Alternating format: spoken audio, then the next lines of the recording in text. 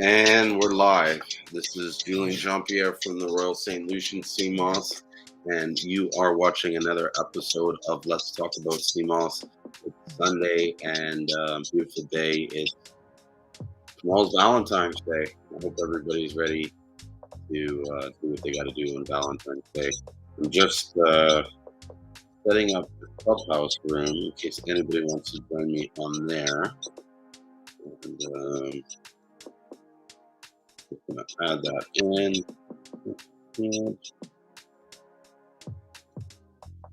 And then let me know if anybody has any questions to start off the room. As usual, I don't really have a set plan tonight. Although I think in the window I said we will talk a little bit about maybe was it pricing? I'm not too sure. I'll have to double check. Let me double check what we wrote. That's something that's always a popular topic.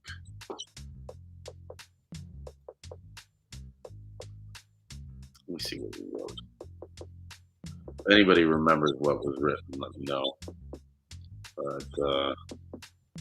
But we'll talk about some of the Seamoss myths that need to be busted.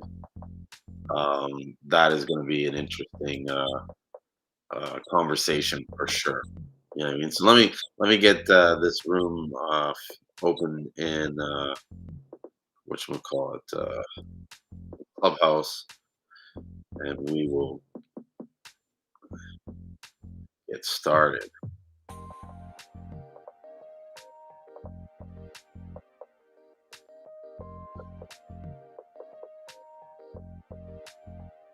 You know, and I think in the future, I'm going to start working on trying to do some things to get more of an audience participation. I think it's important that it's not just me up here doing stuff and everybody sitting back and just absorbing what I'm saying. I think it's important that like we all share information and get up and you know what I mean.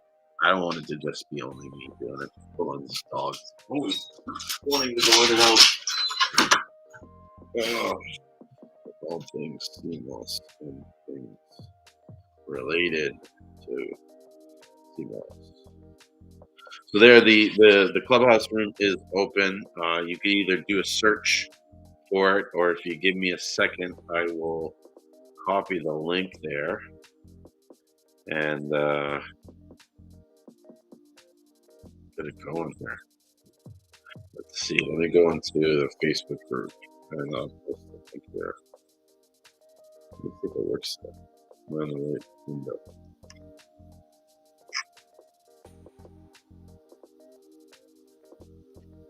That's weird. It didn't show up. Something's all buggy with this.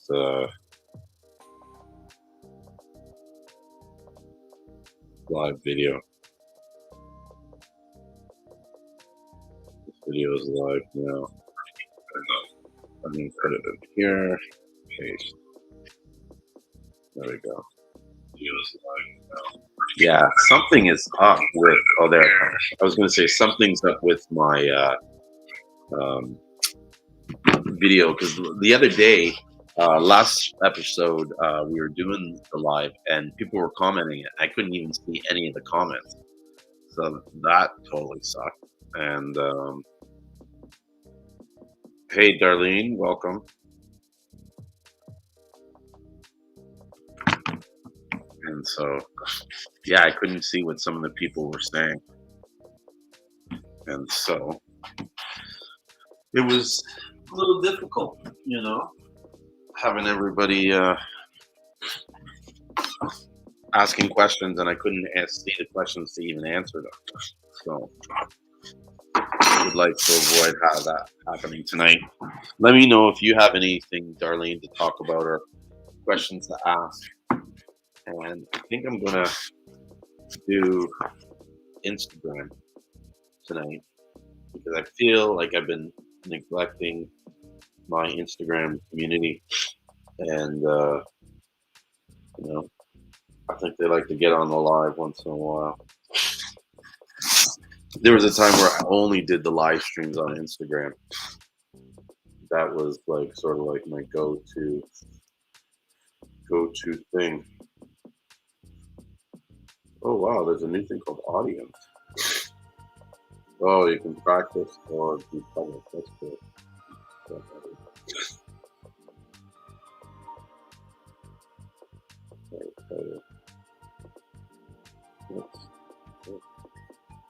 Hold on. Excuse me.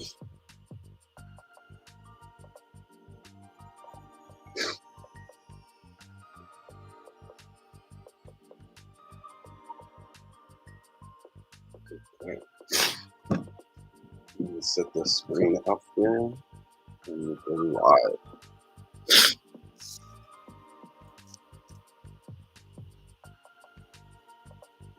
And we're live on Instagram now. Welcome, guys.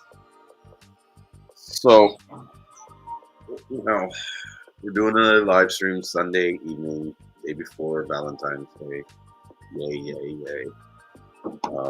What do you guys want to talk about today on Seamoss Talk?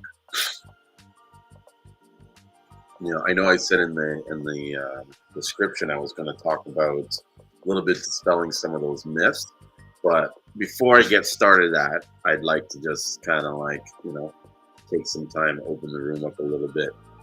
What's up, Ty? How's it going, big bro? I shipped out your Seamoss. You should be getting it any day now. Thank you so much for the business. Appreciate that greatly.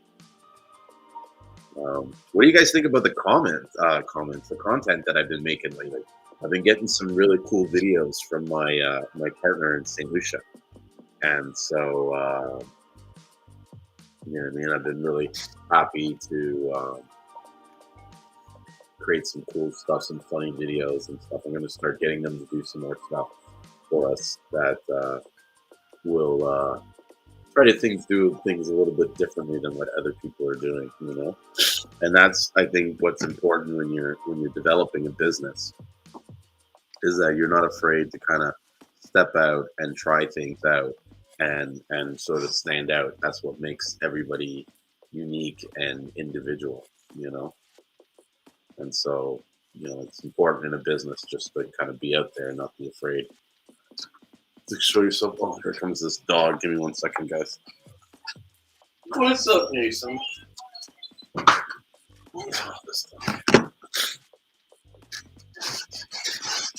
might end up eating tonight on TV because I took a nap earlier and I didn't get enough rest because I've been just going all weekend.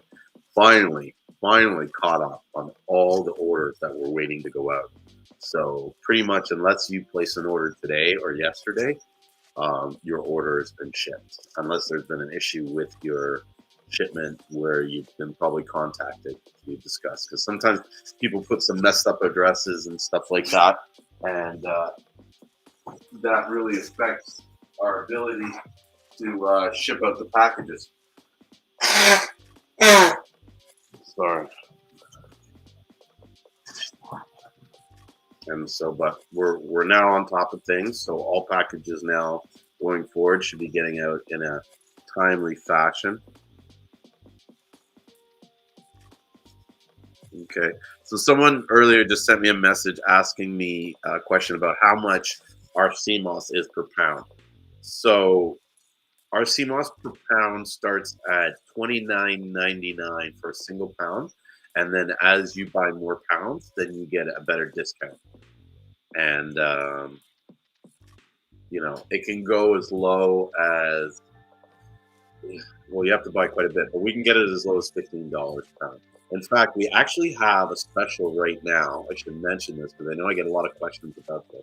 We have a special on our website where you can get not a pound, sorry, I lied, 10 pounds of dried Seamoss for $169.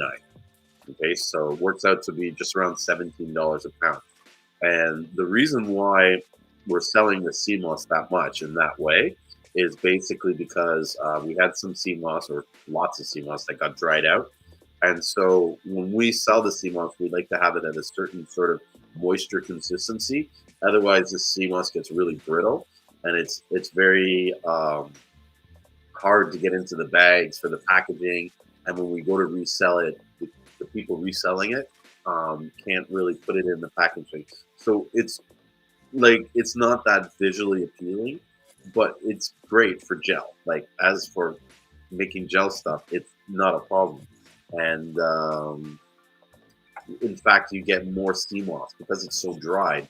The volume of sea moss that you get for that price is pretty. It makes it balances it. It's actually a really good deal. I mean, I should price it a little bit higher now that I think about it. But ultimately, you're getting um, probably like the equivalent of maybe 12 or 14 pounds of sea moss if it had been at the level of moisture that we normally sell at. Yeah, exactly. What is it? BCSWNC. Um, what should we call it? That has the best yield. So for a person making gel, that is the best value by far. And so someone also asked what kind of oh, just lost the video there. I got to get a better stand for this iPad. It's huge. So someone just asked me what kind of CMOS, what types of CMOS do we sell? And so we generally sell a mixture of Euchaetuma cottonini or Capsaicilla averez. A lot of these species have different names, but they're almost identical. It's very hard to determine. Oh, what's up, Matthew? Um, what should we call it? This it's very hard to tell the different species from some of these species names. Like even Garcilaria and Euchaetuma, my experience, although I could be corrected wrong, but my experience was that depending on the water conditions and the temperatures and even the time of year that you're looking at it, the sea moss can change and mimic other species.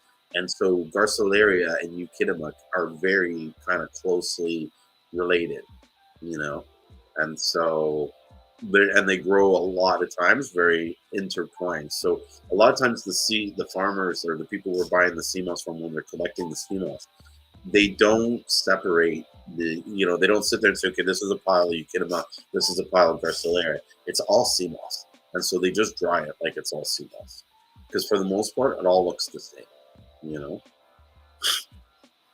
And then another question was, do we have soursop leaves? Yes, we have soursop leaves, but we don't have soursop leaves on our website.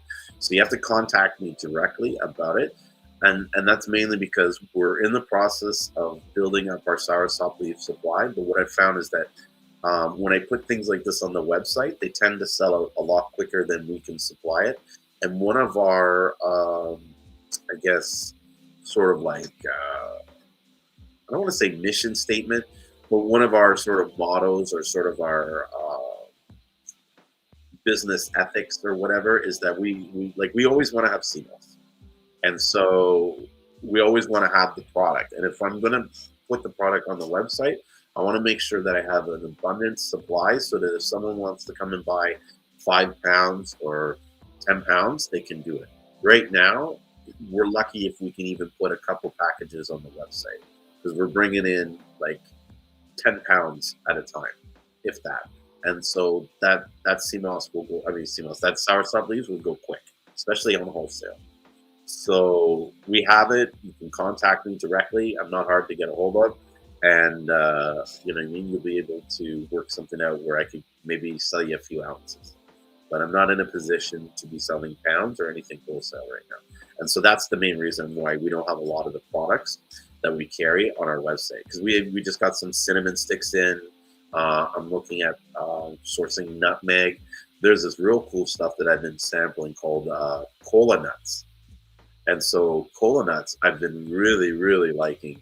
I've been adding it to my coffee, and with my coffee, it just kind of gives it this extra like boost. And the boost is more in the forms of just being very energetic, very like clear thinking and alive, kind of like. And so yeah, I really like cola nuts. And so if you want to redo any research on cola nuts, you can look it up. I think it's spelled with a K, Kola nuts. And I read somewhere that they actually used to put it, or maybe they still do put it in Coca Cola. It's like an ingredient in there. But the stuff I have, actually, let me go grab stuff right now.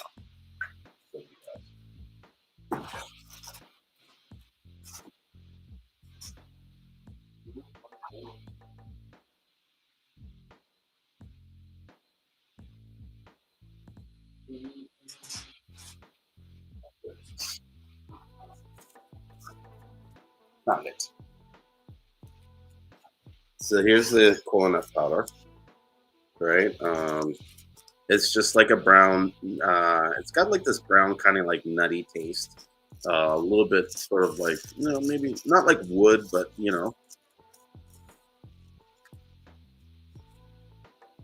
powder is really fine. It's got a slight earthy smell to it. So that's what it looks like. It's hard to see with the bag in it. So that's for the gram. That's for you guys. Although, oh shit. This spilled some on the computer. Not good. Not good for the keyboard. So yeah, that's cola nuts, and I've been trying them for the last couple of weeks, and I've been liking them. So another question I'm getting in here on the chat here is, what's my information or what's my phone number? So we don't really publicly put it. So although I should put it out more, is we actually have a toll-free number if you want to reach me, reach the company. It is 1-866-681-4247. That's 1-866 681-4247. I actually think I have it written down. No, I don't. But I'll throw up my website here for those that are looking. And yeah, so that's our phone number there.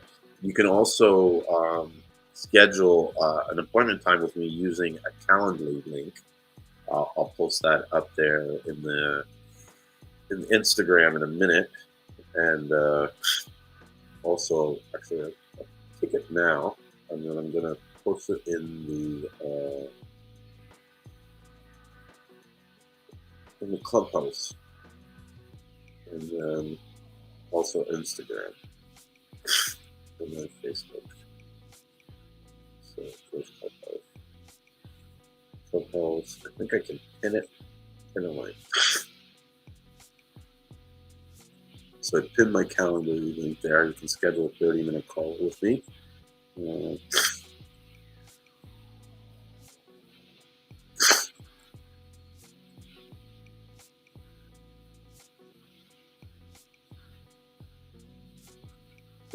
I'm not sure what you mean by seeing us. Clubhouse, Darlene.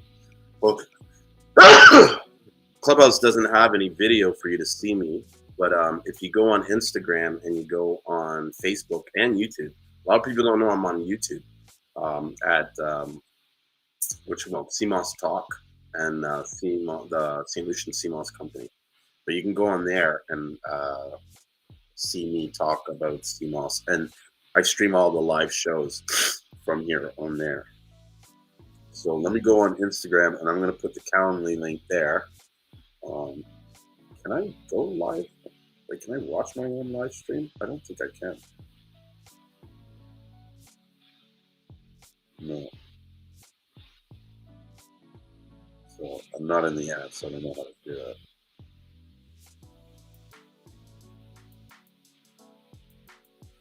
Okay.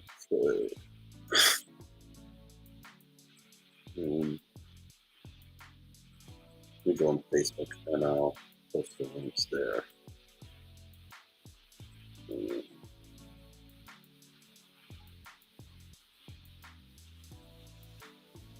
It's my Calendly link.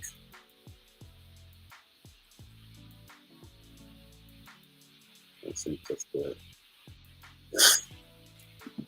Maybe that will show up.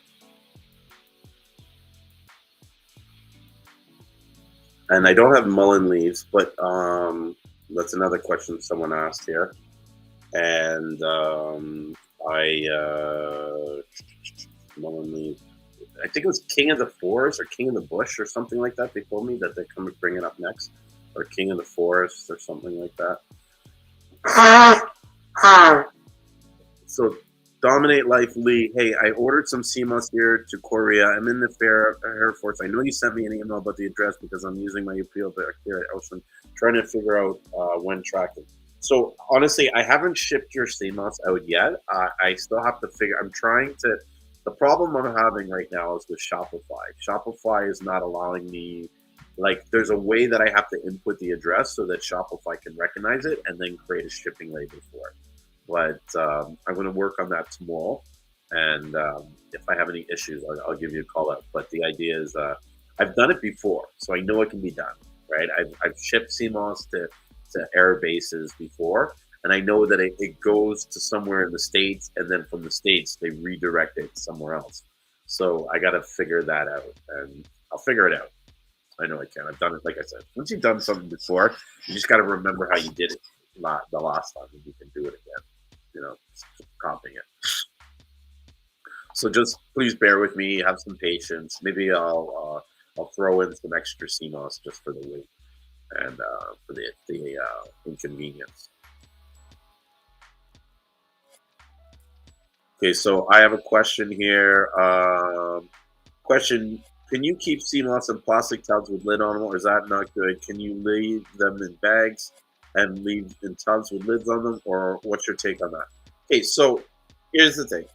For the most part, we keep our stuff, we ship our Seamoss in boxes, right, that we line with plastic liners that are wrapped up tight to keep the moisture locked in it and just keep it, what can we call it, intact.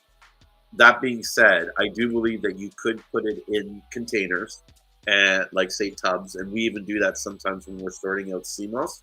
We'll separate them in different grades into tubs, and we will usually have a lid on that tub. Now, that being said, I don't believe that you should have an airtight seal on the Seamoss, especially if you're dealing with an environment where there might be temperature fluctuations. You want to keep the Seamoss, especially when it's dried, in a cool, dry place, dark, preferably no light, because I think light will affect the color and the appearance of it. And so, yeah, I mean, I think it's okay to leave them in the bags and to leave them with tubs with lids on them, but don't make it sure it's kind of like sealed. You want the Seamoss to somewhat breathe a little. Dominic Life says again, sounds great. My family's excited for the Seamoss. We appreciate the clarity. Looking forward to the full spectrum Seamoss. Great. I hope you enjoy it. Yeah, it's late. I think the Seamoss we sent you, this full spectrum, the last batch we got was really, really, really pretty. And, like nice balance of colors and a good mix of the different types. And yeah, it's just great. So I'm happy with the Seamoss that we've been getting as of late, especially this last order. It's been pretty awesome. Hey, what's up, Gabriel? It's glad to see you join in. Let me know, Gabriel, if you want to come in and give a little talk. Gabriel's here on Instagram, but he works in the advertising business, and they deal with a lot of Facebook marketing and advertising. And so they're good people to sort of work with if you want to try and scale your business and grow it to scale it, like grow business, make more money. A lot of people are afraid to kind of spend the ad money, but when you have someone that understands how to identify audiences and then take those audiences and leverage it with the ad spend that's optimized to make sure that every dollar count. I think that's the biggest mistake that a lot of people that get into doing their own advertising is that they don't spend the time to understand the importance of targeting and having good creatives and having good just the marketing, just a good overall strategy for the advertising. A lot of times everybody just wants to kind of throw it in on a boost campaign, and they spend their $5 advertising budget, and they burn it out quickly, spends the money because what they don't realize what they're doing is that they're just throwing the ad out there. And it's the equivalent of like going into a room where people have no idea what you're talking about and trying to explain to everybody, get everybody on board to the idea you have. It's like you need to first identify people that are like-minded and that would be even interested in hearing what you have to say before you spend all that time, because otherwise you're just going to spend a whole shitload of time talking to people that aren't interested, wasting it.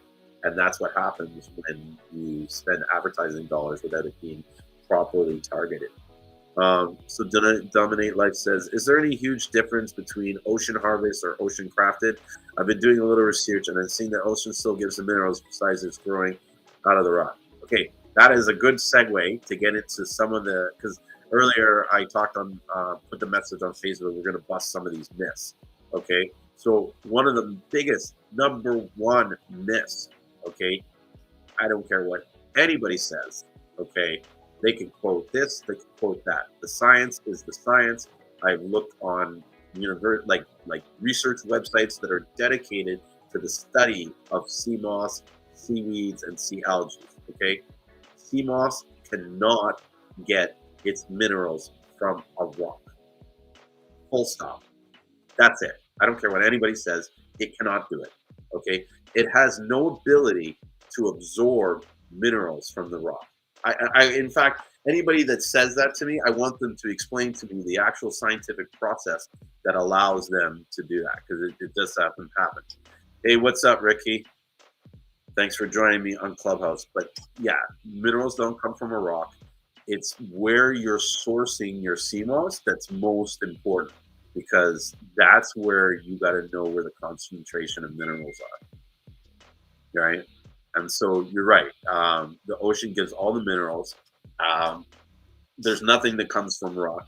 In fact, if you try to go through their theory of saying, like, okay, the minerals get from the rock, in order for that to actually hold any actual truth to it, then each rock needs to have almost the same amount of concentration of minerals. Otherwise, different sea mosses is going to have different levels of nutrients and different qualities, and you'll have something that's not standard. And in fact, that might even be worse for you to have than actually having sea moss that was cultivated that has this a consistent minerals throughout its whole product. Okay, and with that, let me know if you want to talk about anything, Ricky. I know I'm gonna ramble on a lot. No, I just got in. Hey, how you doing, man? Good to hear from you. Good to see from you. You all ready for Valentine's Day? I hope so. Yeah, I think that's every guy's like. How do they plan it? Like Super Bowl today, like it, Valentine's Day tomorrow. That's like a double whammy. Yeah, it's pretty much.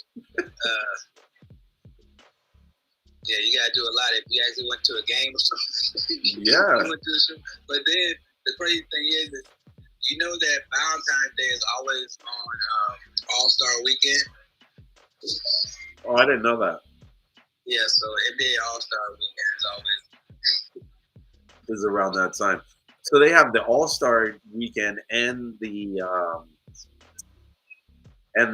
what is it? The not NBA, like an NFL. You know, dude, I am totally out of like things when it comes to sports. Well, the Rams just won. Did they? Yeah. I don't even know what that means. I didn't watch it. Yeah. So there's the Rams and the Bengals.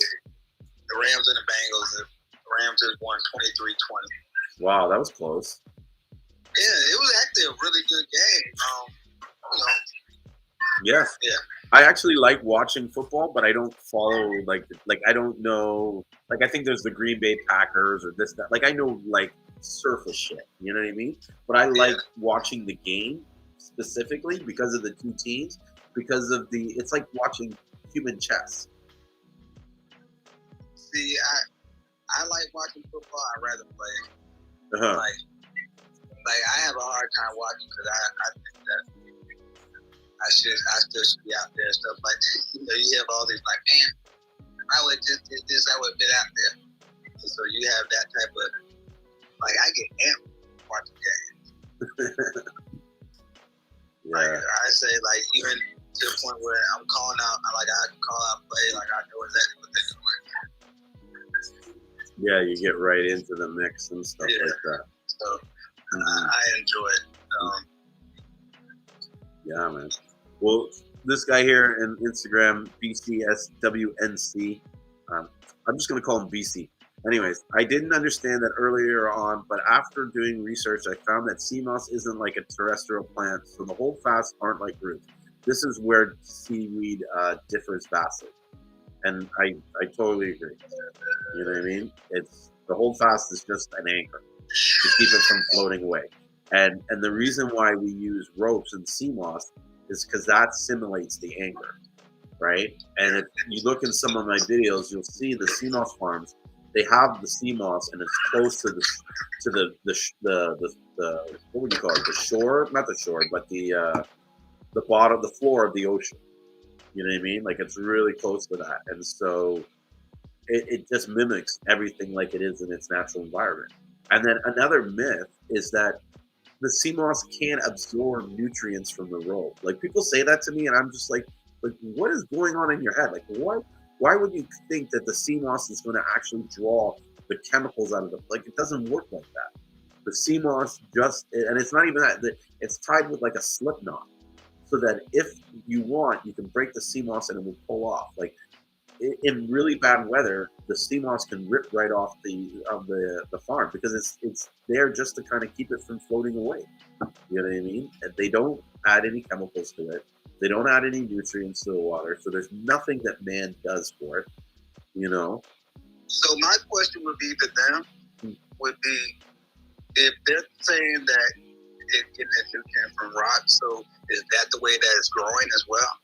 Is the rock making it grow? Like what's making it grow? What's making it go from being just a little speck of Seamoss to a whole new plant? Like the rock is doing that? Yeah. Rock's doing shit. Like that's what I really want to ask them, is the rock doing that? So I've never heard of that. Mm-hmm. Like I ended up getting into a marine biologist group on Facebook just to ask the question, and they looked at me kind of crazy. Like they were like, "Huh?" I'm like, "Yeah." They're saying that, and I gave that word I went in with the word and everything. They were like, "No." They were like, "I'm gonna have to look into this." Dude, when you Google that word, it like, and you like the Google the meaning of the word, it like has nothing to do with anything that what he's saying that it has to do with. Like, because he's saying it's the transfer of the electrical energy and stuff like that. And so this has something to do with electrical energy, but there's never even a discussion about rocks having the ability to do that. You know what I mean? So it's just. Okay, so this is the thing is that when did he make? I want to know when he made that recording. Mm-hmm. And if he made that recording, say, because it looked like it was an older recording. So if you made that recording in early 2000s, then that means you could have actually expanded on that. Mm-hmm. So I want to know who can expand on it. Like, because somebody had to be around for the teachings to expand on what he's saying. Like, when I ask everybody, and this is my biggest situation, when I ask everybody to expand on it, nobody can. They say, if you don't know, you don't know. Like, just look it up yourself. You can find it. Like, I'm asking you. You say that you know. Yeah. Like, tell me so I can go. So I don't have to read all type of BS to get to the source. Like, that's the biggest thing I'm asking. Like, okay, just show me where he expands on it, so we can have a better understanding. Because the only thing right now we're doing is getting clips. Yeah. But that's the thing. Clips is not working for us as far as what we have read and what we have studied compared to what was said. And that's the thing. They can't go like beyond what these guys are saying. They can't say anything beyond the clip.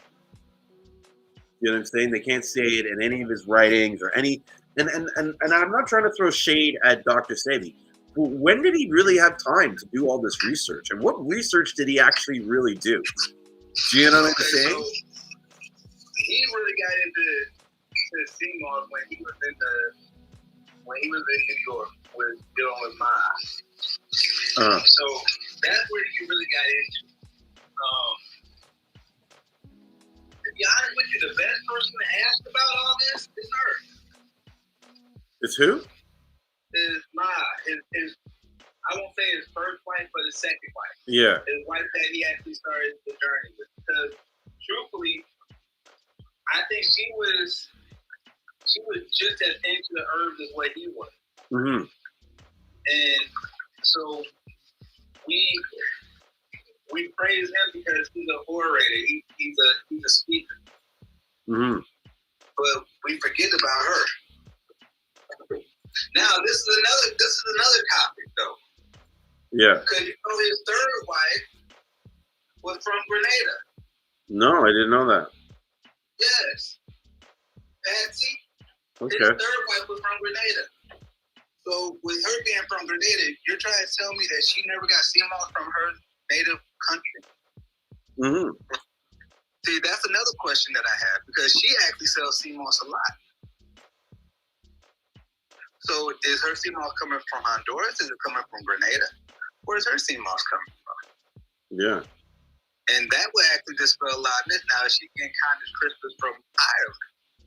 Like, so that would be a good question to ask is, okay, so where's your source coming from? Where are you saying the best Seamoss? Because truthfully, these are two women, direct sources to him that would have most of the knowledge, I would think.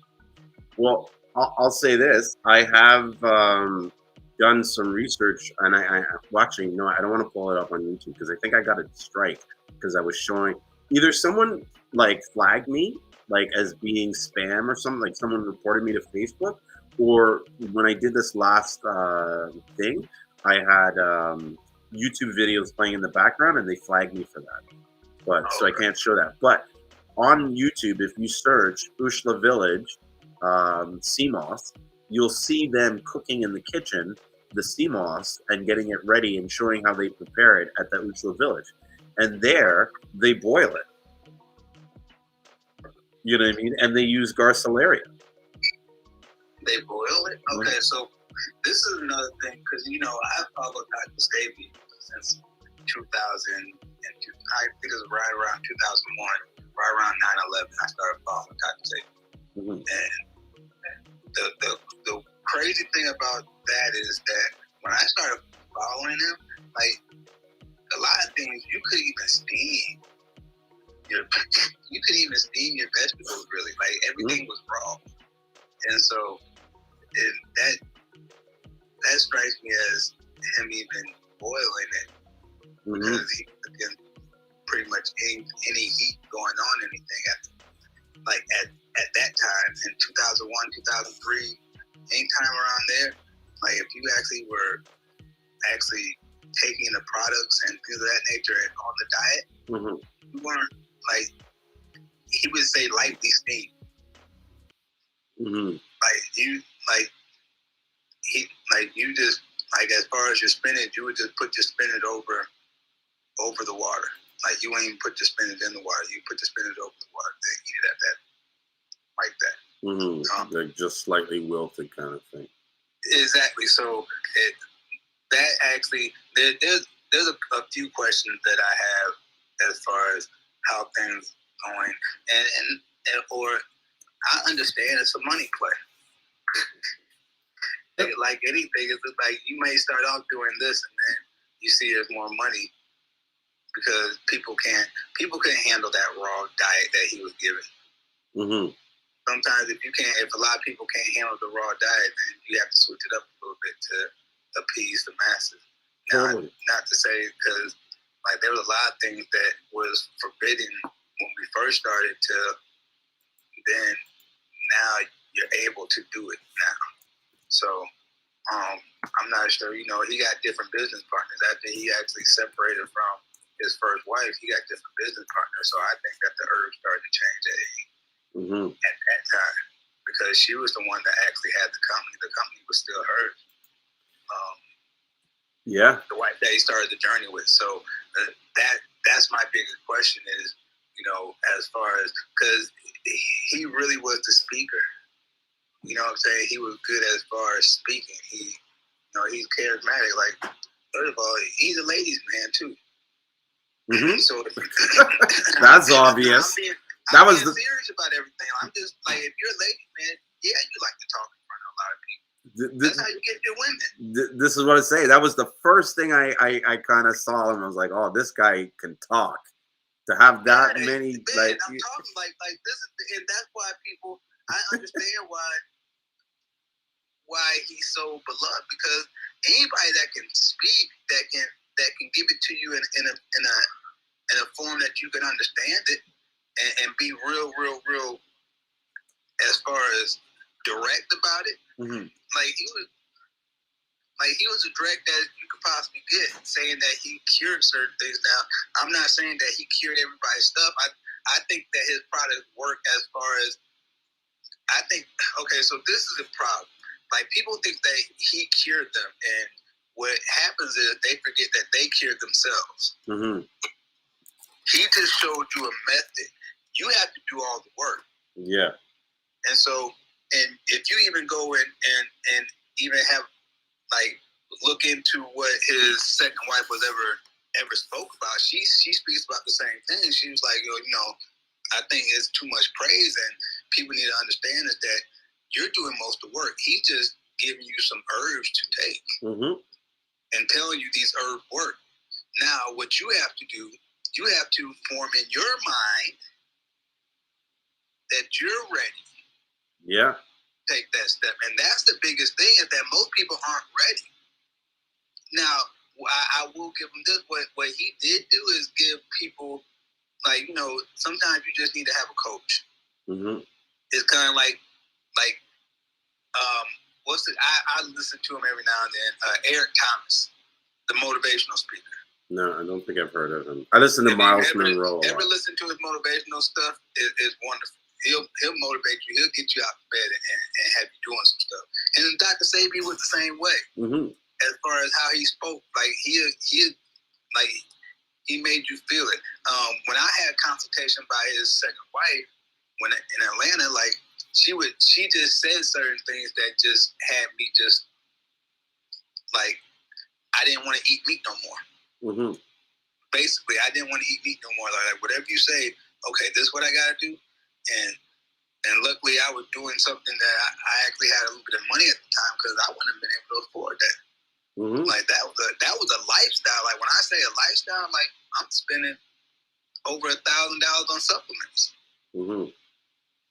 So, like all the stuff this stuff costs $1,000. I think I might have paid even more than that. I think it might have been $2,500 for the month. Mm-hmm. It was something ridiculous that and after about 2 or 3 months, I was like, man, I can't keep going through this. I'm like, I think I got all the stuff out of my body. I'm like, I think I can go back to just being a regular vegan. And that's something that I've questioned myself. Like, a lot of people say, "Oh, Dr. Sebi healed me," but when I really look into it, a lot of times it's like the healing came after he was gone. So it was like you just read one of his books, or you know what I mean, you took some advice or something that someone resent to you that they learned from doctors. It never really came directly from him. Like, you didn't pay the Dr. Sebi organization. You didn't pay him for the consultation. Like, you didn't pay him for the consultation and him telling you, because, like, I can go in and break down, like, what it is that you have a regular consultation. Now, if you have issues, like they would ask you if you had any STDs or anything of that nature, and they would get specific with you as far as the cleansing that they would actually prescribe. So, like, they were really kind of specific with the cleansing that they were prescribing. Like, they would kind of get real, like, okay, so, all right, so we need to add a little bit of this, we need to add a little bit of this. And truthfully, it wasn't anything that's kind of different than what, like, the herbs that we deal with now. Mm-hmm. Like, it's just, at that time, they knew. They had the research. Like, we have the research now because it's easier to obtain it, via internet, things of that nature. When he was around, there wasn't really, like, you weren't really looking to get the information like that. Mm-hmm. Like, you were just you were just starting to get the information because internet was just now something that you was going to Google and finding everything out. Yeah, it wasn't as easy. So yeah, when he first came in, it wasn't as easy to figure out what all these herbs were. Like you had to do some major research and some major studying.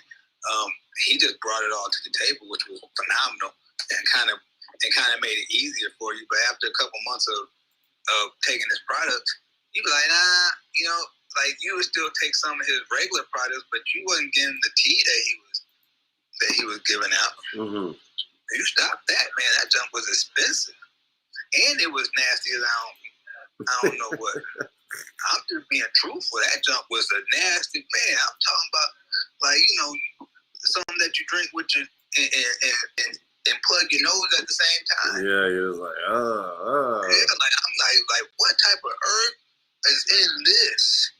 Like, it was wow. Yeah, but yeah. And truthfully, like it cleansed you out. Like that's the thing, it cleansed you out. But one thing I did realize as well is that the best way to reset yourself and cleanse is just do a 3-day fast. Mm-hmm. Like that's what people don't really understand. That 3-day fast that you do, that resets your whole entire body. Mm-hmm. Do a 3-day fast. Just drink some water for 3 days. Do a 3-day fast, and then get on the diet that you want to get on, mm-hmm. or start the process that you need to start.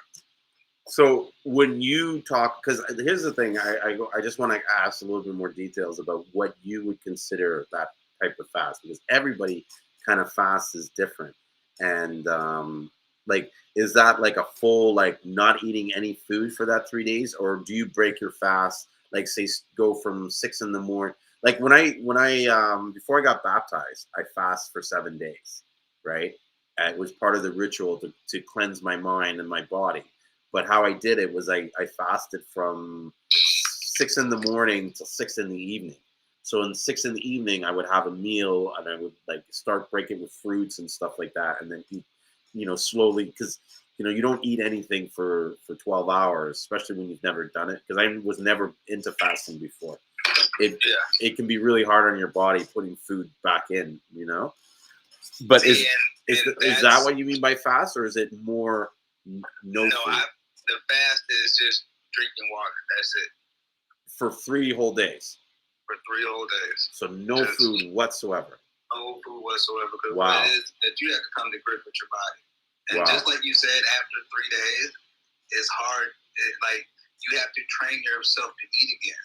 So what it is that you're like, you can train yourself to eat anything after the 3 days. Yeah. You see what I'm saying? Like what it is, like you have no palate anymore. Yeah. Like it's kind of like it's almost like a reset. So like I've done it a couple times to where I knew I had to. Like I really found it out because I used to wrestle back when I was younger. Mm-hmm. And so for me to make weight, I used to have to not eat for days on end. Wow. And actually have to suck oranges, and that was it. So I realized at that time that I could actually change the way that I ate just by not eating for 3 days. So after I stopped eating for like a 3 days straight, mm-hmm. what happened was I was just eating certain things that I knew wouldn't have me gain weight during the wrestling season. So I would eat certain things that I know that would come off me real quick. Yeah. Stuff you can burn real fast. Yeah. And then really right after wrestling ended, I did another 3-day fast, and I started eating whatever. I went crazy. Oh shit, that must. I went crazy, and I gained weight because, like, I wanted to gain my weight back because I was wrestling at a weight that I shouldn't have been wrestling at. Mm-hmm. But you know, I come from Iowa, so wrestling's big, and if they have you targeted at this weight and this is what they know you for, and all the colleges are looking for you, then you have to stay at your weight. Mm-hmm. So it was one of those things that I had to come to grips with. Okay, so, but as soon as the season ended, I gained 50 pounds. Boom, right back up. That's exactly. crazy. I went from 103 to 155.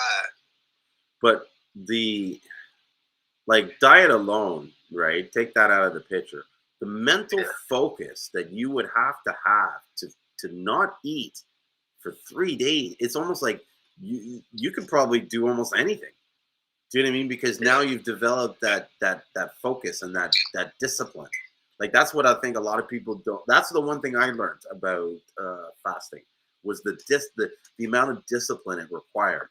Because there were times where, like in the beginning, I would just like start putting things like about to put something in my mouth without even realizing it because I was just so hungry and it was just natural. You know what I mean? And it's like, hold on, it's like I'm not supposed to drink it. And I think when I did, I didn't drink any liquids, right? From 6 in the morning till 6 at night, you weren't supposed to drink any food and any water. See, the crazy thing is that I haven't been able to do it lately. Mm-hmm. I haven't really tried. Like when I was in my 20s and early 30s, I could do it without even blinking. Yeah. Like it was nothing. Now, man, I don't know if it's because I got so many kids and all these other things that going on that, like for me, because it takes a lot of concentration. Mm-hmm. Like you have to be focused on, hey, I'm not eating. But even like how do I say it? Like, do you find that it's easier to not eat that you're like once you're taking CMOS? You know what I mean? Because I find when I'm like, lately I haven't been taking CMOS every day. I'm gonna be honest. A lot of people make it seem like every day they take CMOS. I have some CMOS in the fridge. I haven't taken it for 2 days, 3 days, but I try to incorporate it in my diet every day. But when I do have it on a consistent, like day to day, one after another, I find that I'm only eating one meal, maybe 2 meals a day, if that. And it's more about the sake of eating for the purpose of eating, not that I'm really hungry for those nutrients. Okay, so this is the thing is, gel does not get used in our house really. Sorry, gel does not what? I have gel in the refrigerator down in my refrigerator, and I'll make it, but I just scoop the powder. I'm gonna be honest with you. Mm-hmm. Like it's a different and I actually take it every day, and sometimes don't realize that I'm taking it because it gets put in smoothies and things of that nature. Yeah, just as you're doing it. Yeah, it's the gel is still because I just don't like gel. I'll just be honest with you. I just don't like gel. I don't like putting it in coffee and tea and things I'll put it in a smoothie, but I don't know. I don't know what it is with me and gel. I just put it like that. Mm. Something about gel is that it doesn't. It makes sense, but it doesn't make sense to me. Well, it's got a little bit of how do you say it? There's a little bit of friction when you have it. Like you said, when you put it into the coffee, it doesn't totally blend up. You know what I mean? When you put in other stuff, unless you use a blender, you know what I mean? It's not really mixing well. There's sometimes a little bit of a taste to it, right? That you can see it. It'll alter whatever you're eating. Like I know when there's CMOS in my coffee as opposed to when there's not. You know what I mean? So I get it like that. This thing, I haven't really tried any powder. I should try some CMOS powder to see what it's like, even taking it as a capsule. I have no reference of knowledge for that. You know what I mean? And I really should try it before I even speak on it. You know what? I'm going to send you some. Okay. That's what I'm going to do. I'm just going to send you a whole bunch of different powder. I'm sending you some green powder because I like it. Like, if I need to clean myself out, green powder, yes. Man. Even the multi, I've actually been drawn to the multi powder because it's kind of like having purple, but not really having purple. So that's what I describe it to people. It's like a milder version of what you get the purple. The seed's taste and smell is not as strong as it would be, if it's just straight purple. Yeah, so I've been I told myself I'm gonna freeze dry some purple, but okay, so I did freeze dry some purple, and the thing was that it just looked a little bit darker than the multi. Mm-hmm. Like when I say a little bit darker, I'm talking about like a smidget darker. Yeah, it almost looked the same. I was like, why would I? I was like, why would I make the purple where the purple looks like the multi? I was like, you know what? It's probably all the same. They're very closely similar. I mean, the multi is for the most part like it's 80% purple. Yeah, it's purple that didn't go fully purple. Purple with a little bit of green and some purple that turned into some gold tips. And that's really Yeah. That's it. That's exactly it. And some of it that, is still a little brown or whatever. Like it's a mixture of it. I mean, and it all depends on who you get it from. You know what I mean? Like different farmers.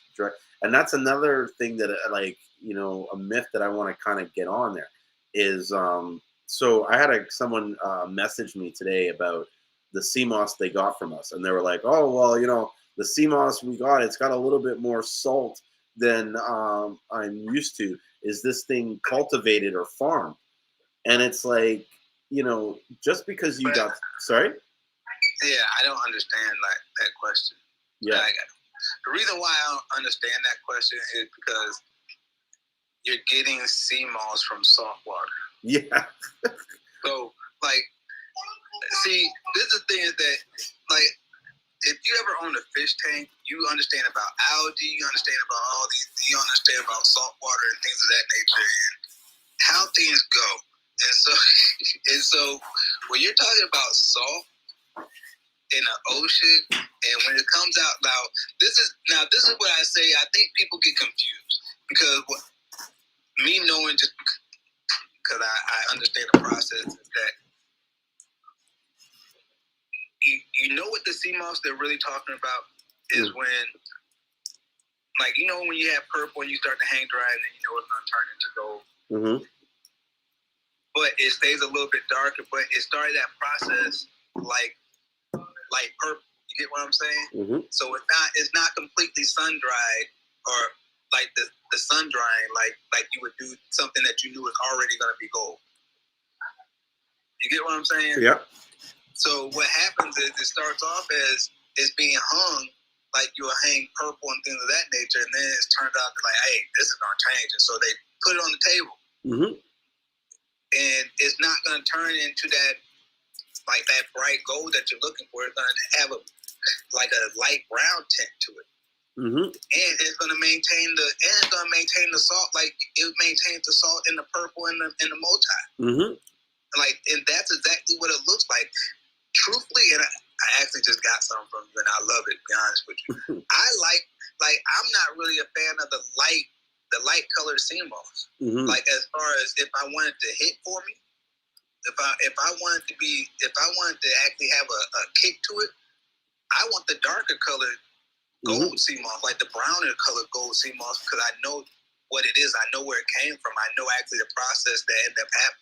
And they end up putting on the table halfway through the process because they already knew it was going to turn color anyway. Yeah. And so I like that. That is the strong. And I kind of tell people if you're looking for it to be that light gold, I don't know, it's cool. I give you what you want. But if you want to say, hey, I want that thing that's going to hit,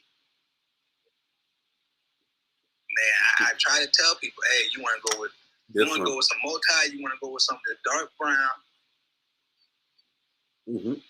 some darker brown that looks wildcraft. Yeah. Because that's the stuff that was hanging up on a line. And then they say, you know what, this is going to turn colors. Let's just go ahead and put this on the tarp. On the table, yeah.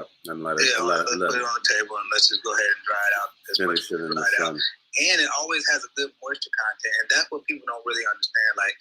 Now I kind of understand it. The good sea moss has a good moisture content. It has to have a little bit. It can't be too dried out. Yeah, not too dry, not too wet, just right there. Yeah. And the light sea moss dries out a lot quicker. That's another thing. Like you leave the light sea moss out, it's gonna get brittle after a while. Yeah, it's gonna dry real fast. And you lose weight.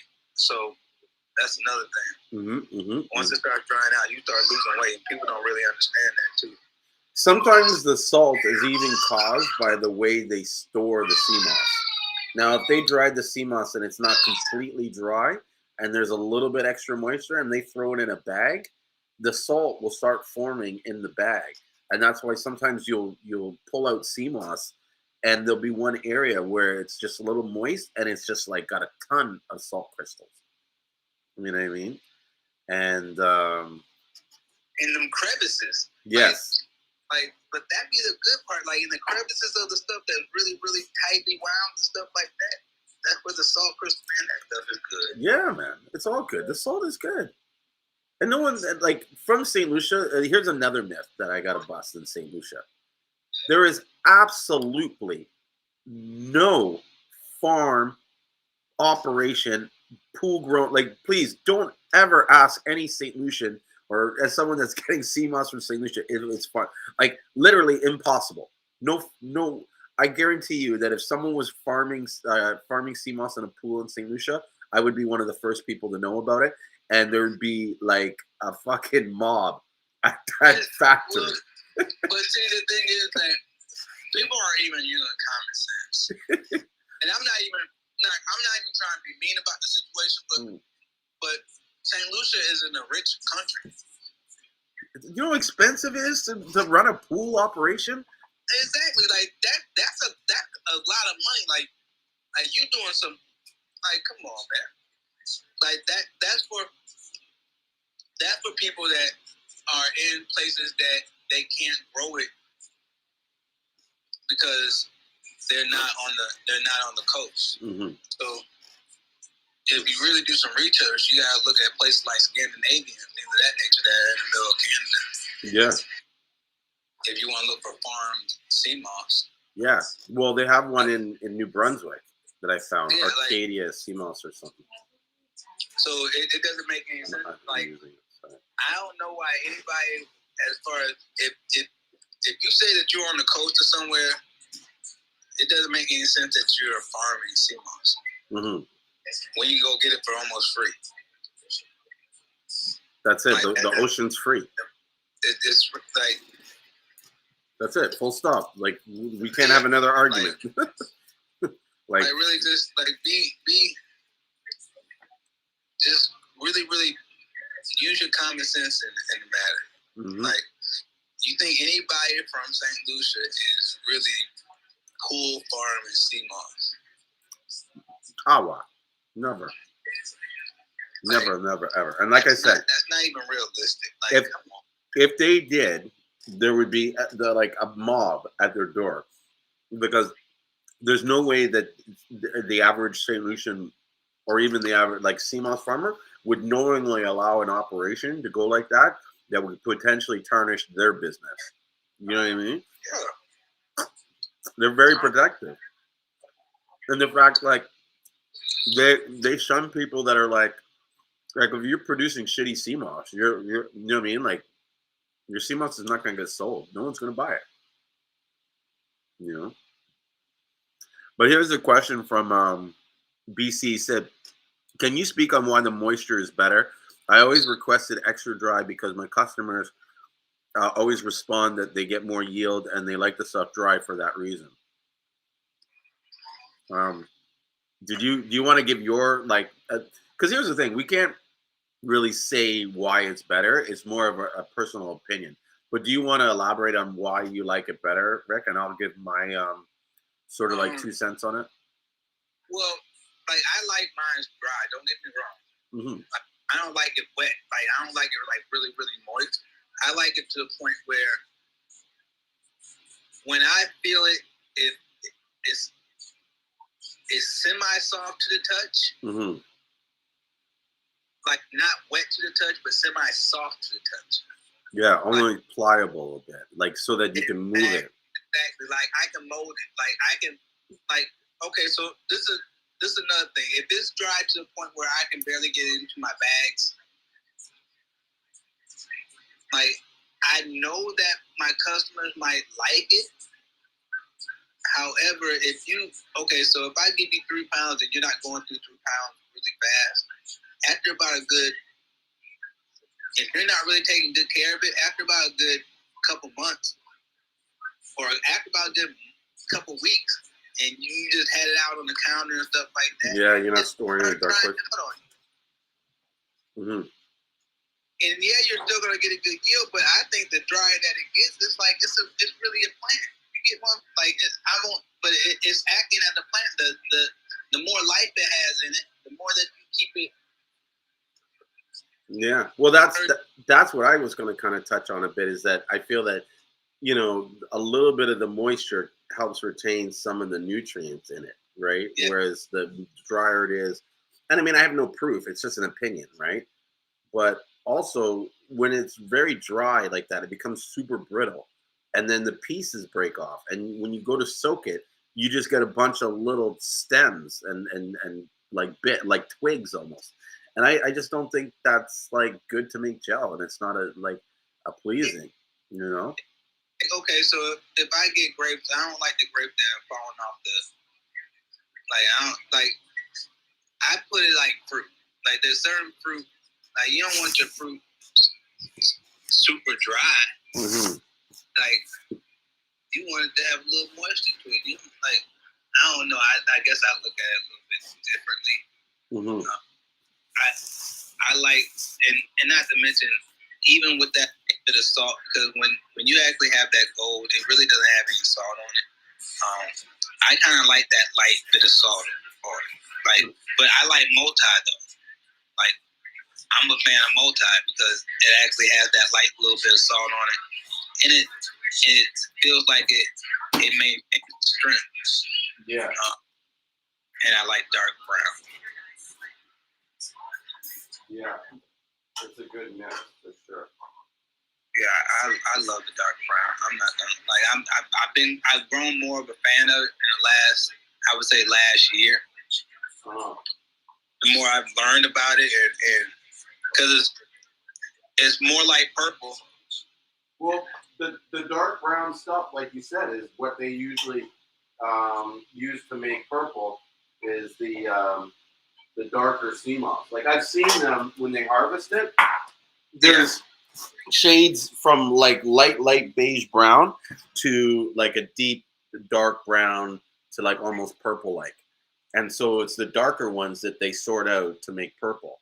And it's like as soon as like it's left out, like not, you don't even have to put it in the dark, but as soon as it's not in the direct sunlight for a few hours, you start seeing it get a deeper color, right? And this is something I think we need to like kind of mention, is that, and it's something I kind of came to the realization, but I don't have the proof to really support it. But people would always come to me and say like, "Oh, are you sure the Seamoss is not dyed? It's the colors are running and stuff like that." And I always kind of was like, "Okay, so why is that the color is running?" When the Seamoss changes its color and goes through that sort of change from brown to purple, I believe it's the liquid in the Seamoss that's actually changing the color. It's those that are changing the phytonutrient, not the actual cellular structure of the Seamoss. Yes. And so that's why when you soak it, it will sometimes get light. Like, ever you notice when you soak it goes back to the original. Yeah, or it gets original state. Yeah, or it gets really light or brown. Yeah, it seems to go. It wants to go back to its original state. Like it gets like because. Okay, so I think if you would put it back in the same water, it will probably end up going back to that brown state. Probably. Like just because you actually have in the bowl and the it's not getting the nutrients that it would off of the water that's in. Then you see it turn. It's almost like a how would you say like an ashy color, like. Yeah, really like grayish, right? Like a grayish, yeah, it's like a grayish color. Mm-hmm. Like it doesn't. But I think if you left it in the water, even if you left it in the water for 2 days, then your purple won't be purple. No, it won't be as purple as when it first started. And that's why I think it's because it's the liquid that's dyed, not the actual cellular structure of the sea moss. I mean, I have no proof of that, but that's just an observation that I've had recently because of, you know what I mean? Because it's like, well, how would this happen? Like, how could the color, you know what I mean? And I don't know. The idea that people are dyeing sea moss to make purple, it's just like, do you know how hard it would be to dye the sea moss to get it a proper purple? Like, it would be almost more work than it would be just making the purple itself. Like, there'd be no sort of advantage or you know what I mean? Like leverage by doing that. Like, it'd be like, but I don't even. Yeah, what would be the advantage?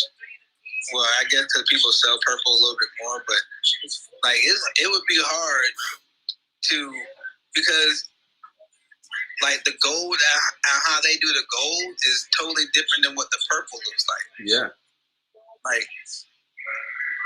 like even the process doesn't allow it to look the same. yeah. And, like, and so yeah, like gold and purple does not look the same. yeah. What just happened here? Something just happened with my Instagram. That was weird. Bro, like I'm talking, and then the next thing you know, the screen changed, and it's like they want me to re-log in or something, like confirm I am who I am. Log into another account. What the hell is this about? Wow. Yeah, now I have to update it. Instagram? Yeah, I think I just got booted off Instagram or something happened. They heard us talking about purple sea moss. They're like, not on our watch. Yeah. Shut it down, boys. Yeah. We said the wrong thing. I told you we can't give out too much information, man. Bro, they watch this shit hard. Okay. I had something happen to my daughter where she did this, like, she was on Snapchat years ago. All right. This had to be about 4 or 5 years ago. She was in high school. And like, this is so funny about my kids, right? Oh, I didn't lose it. Something happened, but I'm back. So my daughter's got the Snapchat, right? She's got to be maybe 16, 17, and they have a PA day the next day. So there's no school, right? So they're playing with this BB gun, and she says something like, she's got the gun and says, don't show up for school tomorrow, right? Because she meant like, don't show up because there's no school tomorrow. But like in the video, it looked like she's got the gun saying like, you show up for school tomorrow, you're going to get shot. She said within like half an hour, her Instagram account was shut down, banned. And then she started getting these phone calls that she didn't recognize the number, right? And we've trained our daughter. You do not answer. Like, if you don't recognize the number, voicemail. Don't answer. Yeah. So she's like, you know, to my mom, my wife, she's like, Mom, these people keep calling me. I don't know who this is. You know what I mean? Whatever. So my wife gets on the phone and is like, well, what the hell? Who is this? Da, da, da, da, da, right? And they start asking her all these questions, right? And she's like, excuse me, who's this? This turns out it's the Metro Police from here. They want, they want her to go down to the station and give a statement. And so what had happened, they won't allude to how they found out, but basically somebody in the States, the FBI contacted Interpol in England, and Interpol reached out to Canada, and they said, like, it was a serious thing, dude. And they were kind of saying to her, like, you have to give this like video deposition or something like that to say who you are. And and they're like, kind of like, listen, you know, don't be surprised if your name is on it, like if you get heightened security or whatever, if you go to the States or whatever, because they've like literally like flagged her. And she has no idea how, like, either someone reported her or they were watching her account. Yeah, like I'm not sure what all they do. Yeah, but it was crazy. It was they got fast. their own ways of monitoring us. Well, for sure. You know what I mean? With these algorithms now and all that kind of shit, they can do almost anything. Fuck, it's crazy. Yeah. It's creepy. Yeah. Hey, what's up, Rio? No, it is creepy, and we're all being watched. And I think this is how they they all monitor us. Do you know what I mean? Like this is how they get the world complacent so that like, you know what I mean? Everything's being watched. They know who you are. Da da da da da. That's why. Sorry. You know what? I feel like you're right. I think they try to keep me distracted. You know what? I like crazy videos like chiropractic videos, right? And so like anytime I see a chiropractic video, I'm like, oh, that's the best. Or even some DIY stuff. And so every time I turn on YouTube or anything of that nature, guess what pops up? Yep. And so I find myself scrolling. And I'm scrolling, and then next thing you know, I look up. I've been scrolling for half an hour. TikTok's like that the worst for me. Man, I don't even go on TikTok no more. Like I'm really, literally, really am trying to just put my phone down, and I only have to pick it up from when I really, really have to. Because as soon as I put it in my hand, it's a waste of time. Yeah. I don't even do no work on my phone really, so that's another reason why I say that. Like I'll go onto my laptop when I really want to do some work. So, like I've been tricking myself saying I'm doing work on my phone. I don't do no work on my phone. I might do a few emails. Yeah. Like that's the gist of working on your phone. Like I don't like you scroll on your phone. That's true. That's true. That's so true. You just scroll and I answer that. Most I do is emails. Like, man, I get caught up in watching other people's stuff as far as Seamoss stuff. I'm like, dang. Like I like seeing people. I like seeing good products. There's a lot of products that are coming out now with Seamoss. Now that you kind of mention it, like everybody's coming out with shampoos, body butters, like creams, tinctures, oils. Oh, I made some tinctures the other day. I got a little bit of everything over here. I'm not gonna lie. Like I've been on a creating process. Like so when I start doing it, I don't call them fruit roll up. They're called leathers. Like they're called fruit leathers. No, it's crazy because I done looked it up and everything. So there's actually a name or a style of fruit roll. It's called fruit. Look up fruit leather. Okay. And so what it is really just basically fruit. You know what I'm saying? Dehydrated fruit put into it look like a fruit roll up. That's all it is. Well, I think fruit roll up is actually like what do they call it? It's like patented or whatever, like trademark. Yeah, like you can't even. Yeah, exactly. You can't. I'm not even sure how it's patented. Like I actually have. I probably need to put these up. I think I got like 5 sheets of leather. And the only thing I do is I make it, and then after I make it, I take it out the dehydrator. I cut it into little bitty like strips. Yeah. And I walk around and eat fruit all day. Yeah, man, that would be tasty. This one's got do-it-yourself fruit leathers with chia seeds in it. Yep, I actually did. I don't know what I put chia seeds with. I think I might have been something. Elderberries. And these would be great products with like fruit that's going bad. We have a lot of like wasted food that it's like if we could properly redirect it.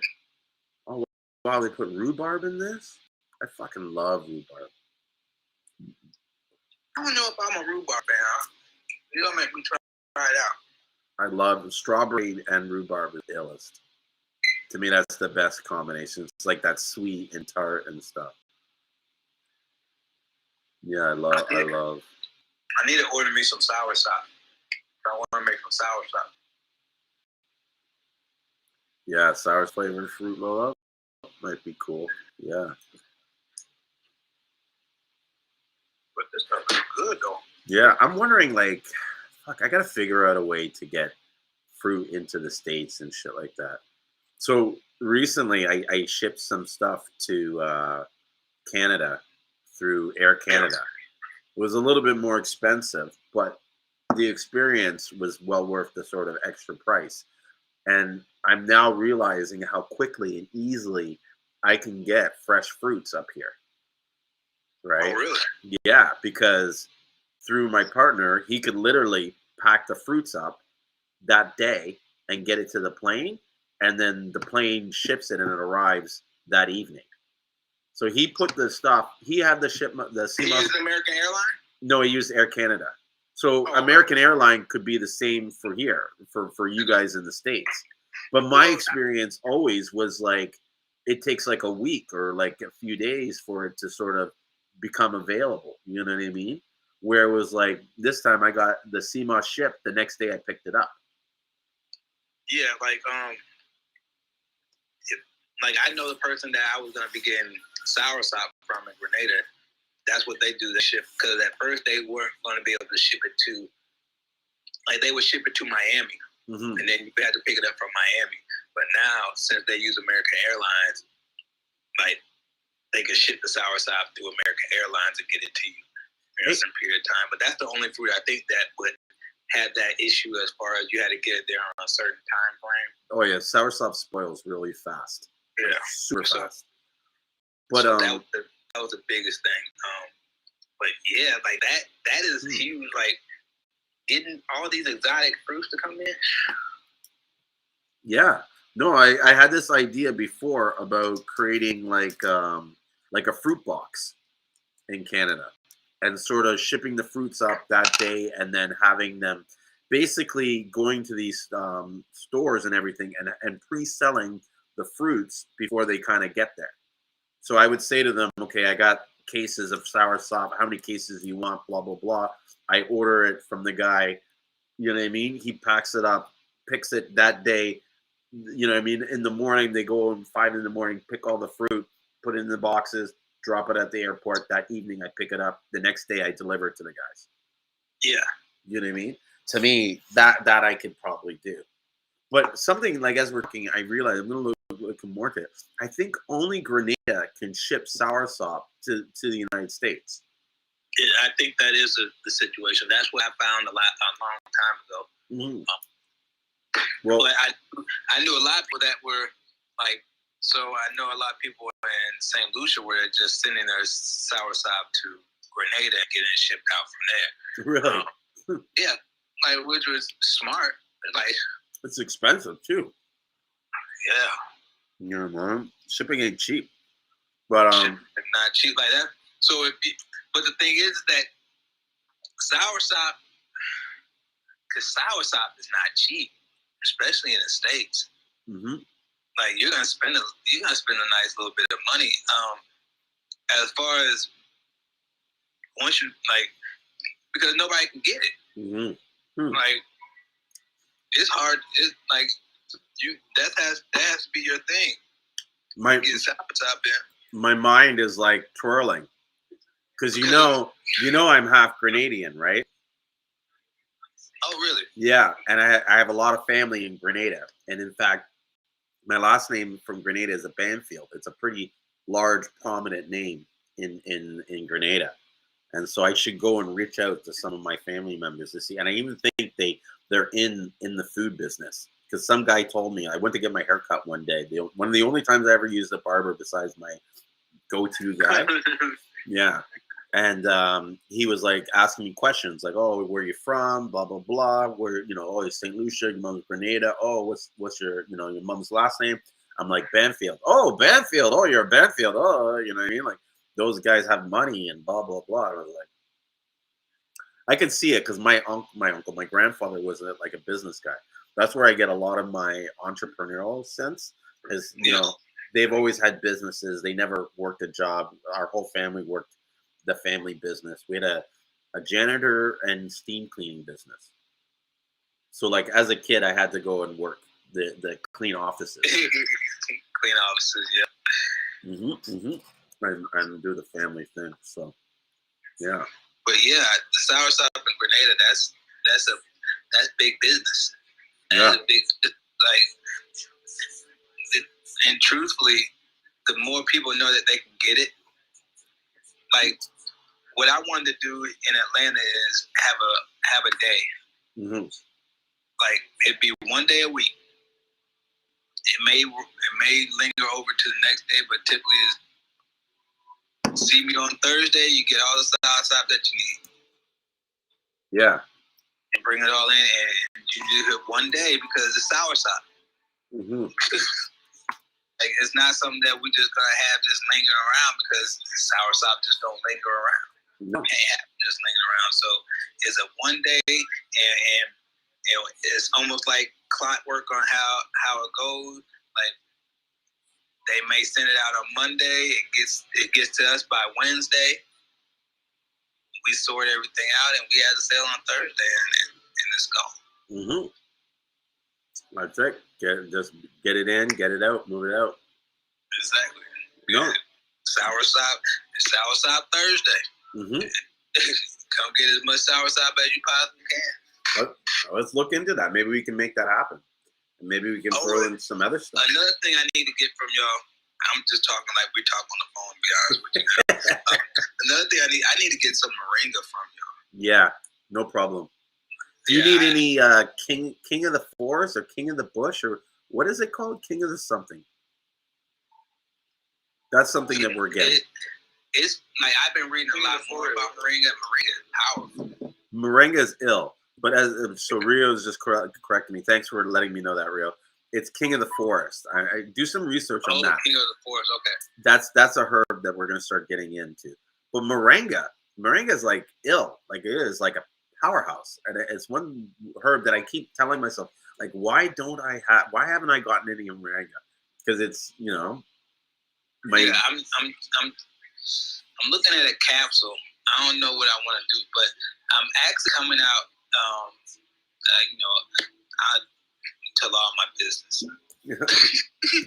I actually have I've been messing with this green drink, so I've been using my green sea moss powder, and I've been mixing it with a green herbal drink that has 10 different things in it. Actually, I think it has 20 different things in it. Like a green juice? But it's like one of those, you just dump it in the water, shake it up, and go. Oh, it's powder. Yeah, it's powder. It's all powder, and so I added the green sea moss powder to the green to the herbal powder, the herbal green powder already. I think I might want to add different flavors, like have a mango one, so you can actually have a different flavor instead of just having a green drink. Because the green drink, I'm not gonna lie, it's not bad. Mm-hmm. But if you're not a green drink drinker and you want to have a little flavor, some extra flavor to it, I want to give it some extra flavor. So I'm gonna freeze dry some fruit, and then once I freeze dry some fruit, I'm gonna just put that into the mixture. So I might freeze dry some a whole bunch of mangoes, and then turn the freeze dried mangoes into powder, and then add that onto the green drink. Nice. Along with the green sea moss powder. So if you want to clean yourself out, that junk is going to clean you out. But then I started thinking about adding moringa to it too, because there's no moringa in it. Mm-hmm. Yeah, moringa would give you a boost of the energy for sure. That was probably one of the most profound. And I didn't eat it. I didn't consume it. I drank it like a tea. Right? The leaves. But I found that was one of the most profound herbs that I took, where it's you know what I mean? It was like you knew drinking moringa. Yeah, you felt it. Yeah. Yeah, I really liked it. And I'm amazed that more people are not into moringa as much as people are in, you know what I mean? People have not discovered it you know what I mean? They should. But I also think that it did have its sort of trending peak, right? Because there was a time a few years ago where, because I did the research, there was an explosion in moringa. Even in St. Lucia, there's a whole moringa farm that was developed. And a lot of guys said to me that they planted moringa, but then, the market kind of dried up after a while. Well, yeah, but I think that's with a lot of herbs. Uh-huh. I even think that's somewhat semi with sea moss as well. Oh yeah, it definitely happens in Seamoss. What I found with Seamoss is that there's only a certain percentage of diehard continued users of it, and that what will happen is people are loving it, but they'll flip flop on it. Do you know what I mean? Okay, so yeah, I agree with that, and so I think it's a situation where, kind of like how you say moringa, there's an herb that comes around every so often. Now the thing is that when these herbs come around and we see that they work so good, we expect people that don't take herbs to start taking herbs when these herbs come around. Yeah. And that's not the case a lot of times. It's just the same people taking herbs. You know, it's like you may get one or two more people that will start taking Seamoss, and that's what they take. But it's not that many. You know, you get what I'm saying? It's not the numbers aren't what you think they are. Mm-hmm. So, like, if you come out with a moringa pill, some of your people that take Seamoss aren't going to be taking the moringa pill because they're like, well, shoot, I'm taking Seamoss. I'm good. Yeah, like that, but because they're not into herbs. Somebody just told them to take Seamoss, and now Seamoss works for them. You know, and so like that's just kind of like when acai first came out. Mm-hmm. Everybody was on acai when it first came out. Now, yeah, where is it? Now it's like it's regular. It's regular. You know what I'm saying? Like it's regular. Like you can get acai at Planet Smoothie and Smoothie Kings, stuff like that. But watch in a minute though, you'll be able to get Seamoss in them same spots. Yeah, it'll be for promoting. I think the thing, and this is me saying it again, I think the thing that's kind of slowing it down is that it's in it. Most people know it in a gel form. Mm-hmm. And so you, like when you go to, like I come from a Planet Smoothie, so I know that we never added no gel to a smoothie. Mm-hmm. But we always had a whole bunch of powder mixes that we would bring into the equation. Like you want an energy boost? Oh, you get some of this da-da-da powder.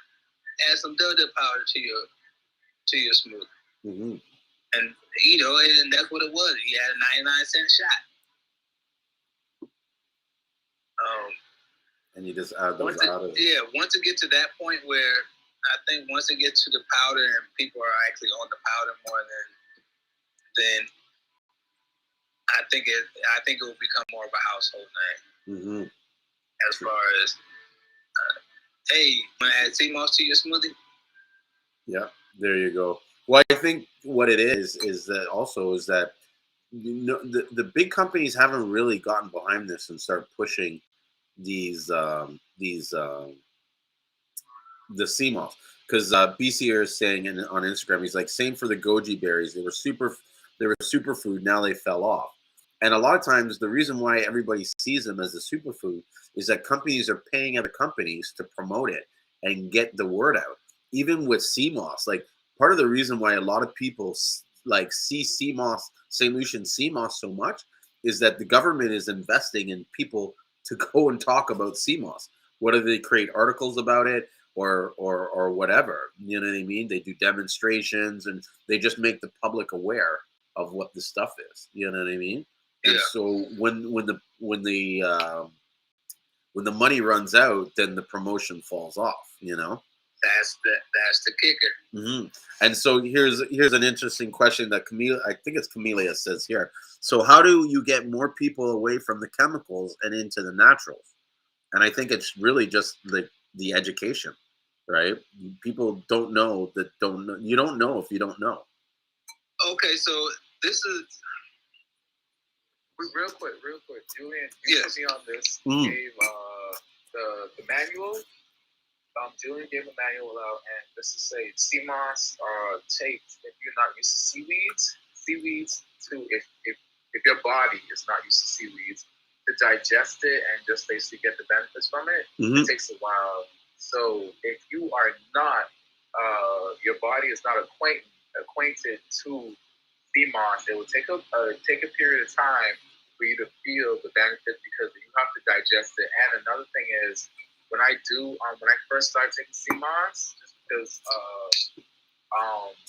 me knowing that my body, anybody like if they're familiar with being vegan or vegetarian, anything like that, and if you're not eating meat, plant-based and stuff like that, you need to take some vitamin C to absorb the nutrients and vitamins that you take inside your body. It helps absorption.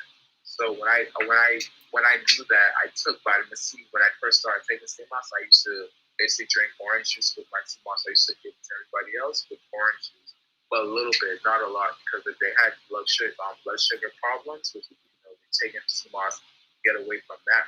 Wow.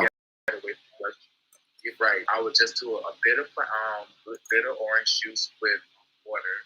I would mix it up with the Seamoss and just give a little sweetness too. And then they would absorb it way better, and they would feel the benefits of it more. But when it comes to Seamoss, it takes a while for your body to get regulated. Yes, that I agree, and that's one of the reasons why I always recommend to start small and get your body sort of accustomed and adjusted to it. Too many people try to like take too much Seamoss at one time, and my first experience with Seamoss, it was like I had like a nutrient overdose because I took so much at one time. It was crazy. And I could have probably hurt myself. Who knows? So how much did you end up taking? Maybe like eight teaspoons at least or more for the first time because I would try it. I took 2 teaspoons and then it was more. And then I tried it in different foods and stuff like that. And then it was like, you're feeling so like a rush. It was like, oh, how how far can I push this? Yeah.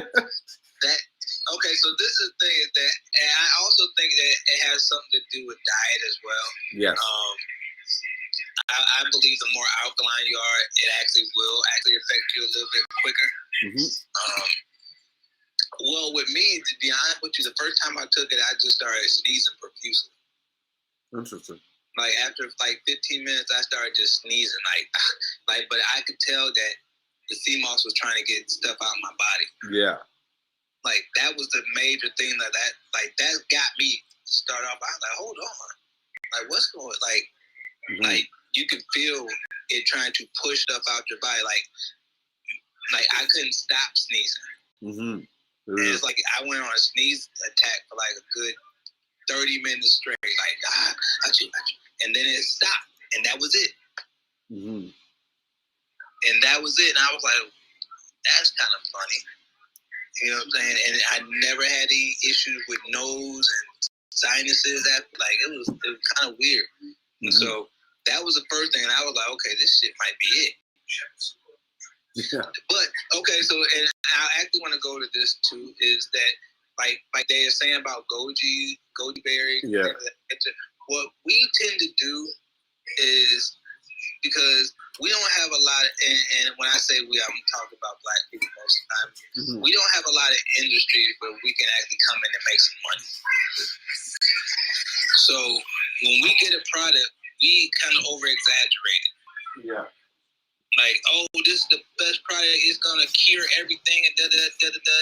And what happens is that when it doesn't cure everything and da da da da da, because most of these products are just supplements. Like that's what we have to realize. Like they're just helping our body cure itself. It's more of a mind frame. So when they say that they'll say goji does all these different things and it's going to cure you of this and this, and it's not everybody, but it's the people that are really trying to catch the play.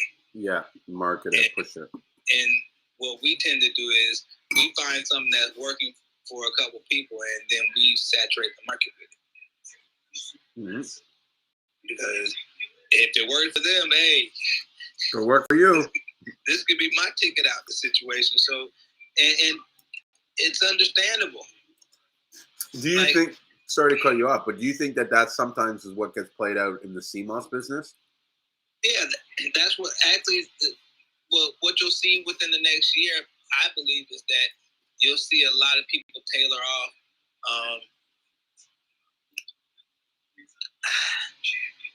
You won't see as many Seamoss businesses by the end of this year as what you seen last year. I just put it like that. For sure. I think that people will realize that it's not because of the Seamoss. It's just because it's the industry. It's like they say about the Goji. Yeah. It's just what happens. Like our industries that we really try to promote don't go nowhere. Mm-hmm. And when they do go somewhere, it doesn't go to us. You get what I'm saying? So it never grows to where it's supposed to. It never has the potential to, like, Goji could have been the biggest thing. Goji could be like next grapes. Like, you could have been getting Gojis from anywhere. Mm. However, is if you don't have, like, their job is to suck all the money that they possibly can out you. Mm-hmm. Like most of the corporations. Now, if you're really into Gojis and this is your thing, then you need to have that passion with somebody that actually has some business sense. Mm-hmm. And says, okay, we need to sustain this and we need to hold on to the industry. Like, that's really what's going on with Seamoss right now. Like, it's really a battle to hold on to the industry. Mm-hmm. How do we grow in a sustainable way without burning ourselves out? Exactly. Because that's big right now, truthfully. Because I agree with you in the cycles of, and it's just a cycle of commercialism. Like, they did it to hip hop. Hip hop is not the same as it used to be.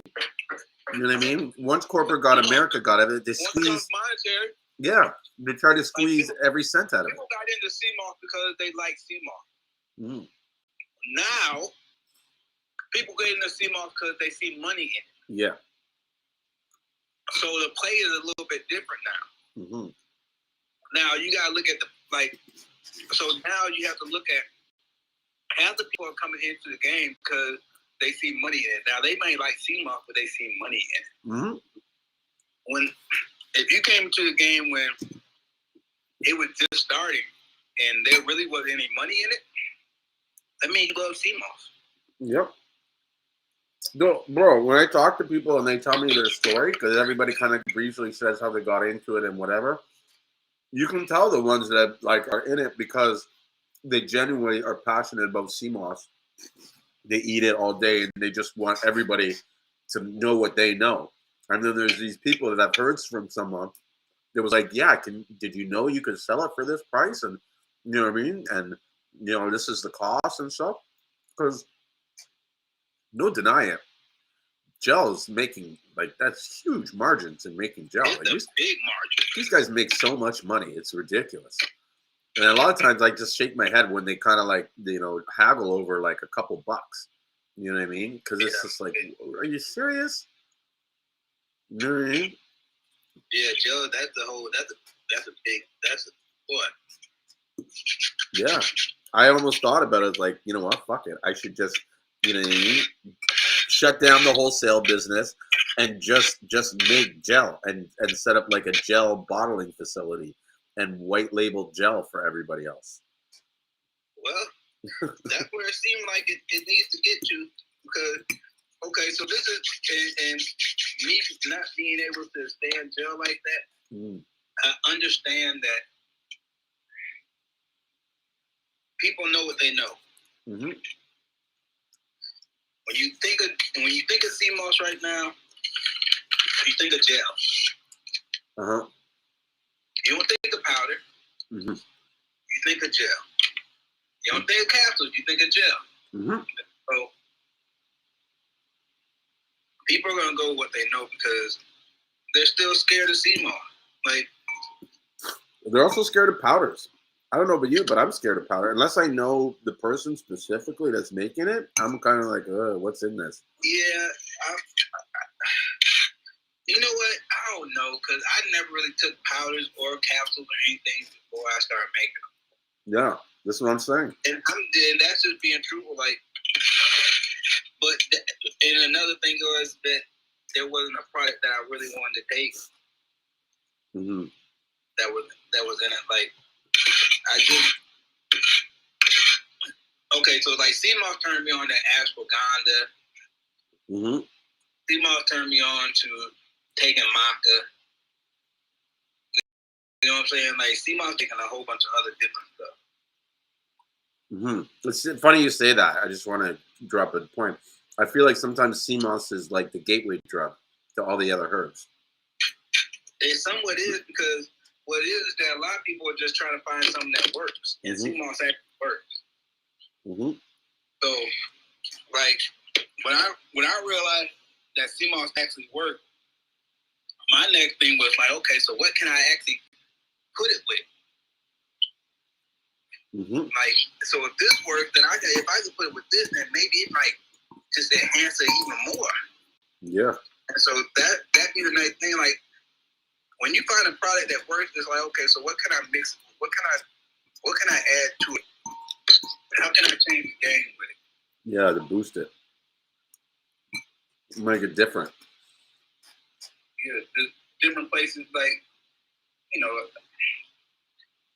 I want to add this shit to everything. Yeah, Seamoss, especially when it's in the powder form. You know what I saw recently is powdered smoothie mixes with Seamoss. It's easy. Yeah, no, I'm just saying, like, a lot of people I speak to talk about doing it. There's one guy now that has it. I'm not sure exactly how he makes it or where he's sourcing the product from, right? Well, my biggest thing is it done. Pardon? All right, so this is another thing, is it plant-based? Is it vegan? Yeah. Like, what type of powder is it? Yeah, because it's not all 100% Seamoss a lot of the times when you mix those other stuff in it. There is some kind of binder, filler, something to help with the mix, to blend it, you know? Yeah, like, I don't really, because, you know, I look up Seamoss products every day. Mm-hmm. So, like, that'd be my question, is because I see it, and my whole thing is, because if you talk to a lot of people that take Seamoss, it's a lot of the vegan community. Uh-huh. But a lot of these new products that are coming out aren't vegan. Yep, that's a good point. You know, Like, even some of these, the capsules aren't fully veganized. Yeah, like, even, like, the you said it actually the correct way, the capsules. Mm-hmm. Like, people have mistaken as far as what's vegan for capsule shit. I had to figure it out my damn self. I thought they all were. Mm-hmm. But you have to get, like, a certain one that has certain things that for it to be considered. I don't even know. Can I explain that real quick?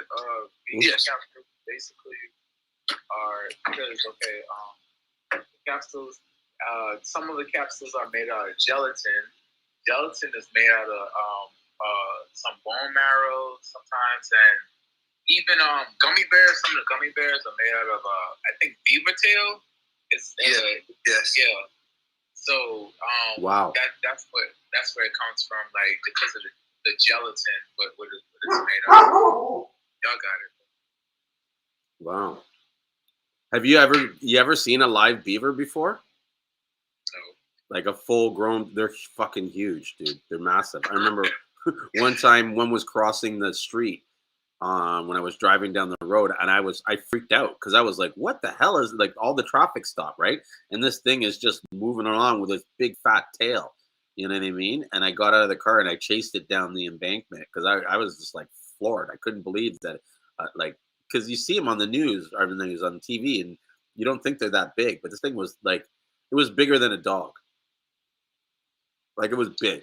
Like I was just like, wow, And it had like this flipper of a tail. So, anyways, that's my story about beavers. It made me think about that. And you say the size of a dog? Yeah, like they're big, like a full-grown one. At least this one, like that's what I'm saying. Like I've never seen a live beaver right in front of me, and that was I was just like what? Like even moose, like moose are massive. I saw a video where a moose was running on water. Crazy, eh? Like there was a boat, and the boat was driving on the water, and the moose was like keeping pace with the boat as the boat was skimming across the water. And the moose was running so fast that he was just like literally skipping on the surface of the water. Crazy, eh? Let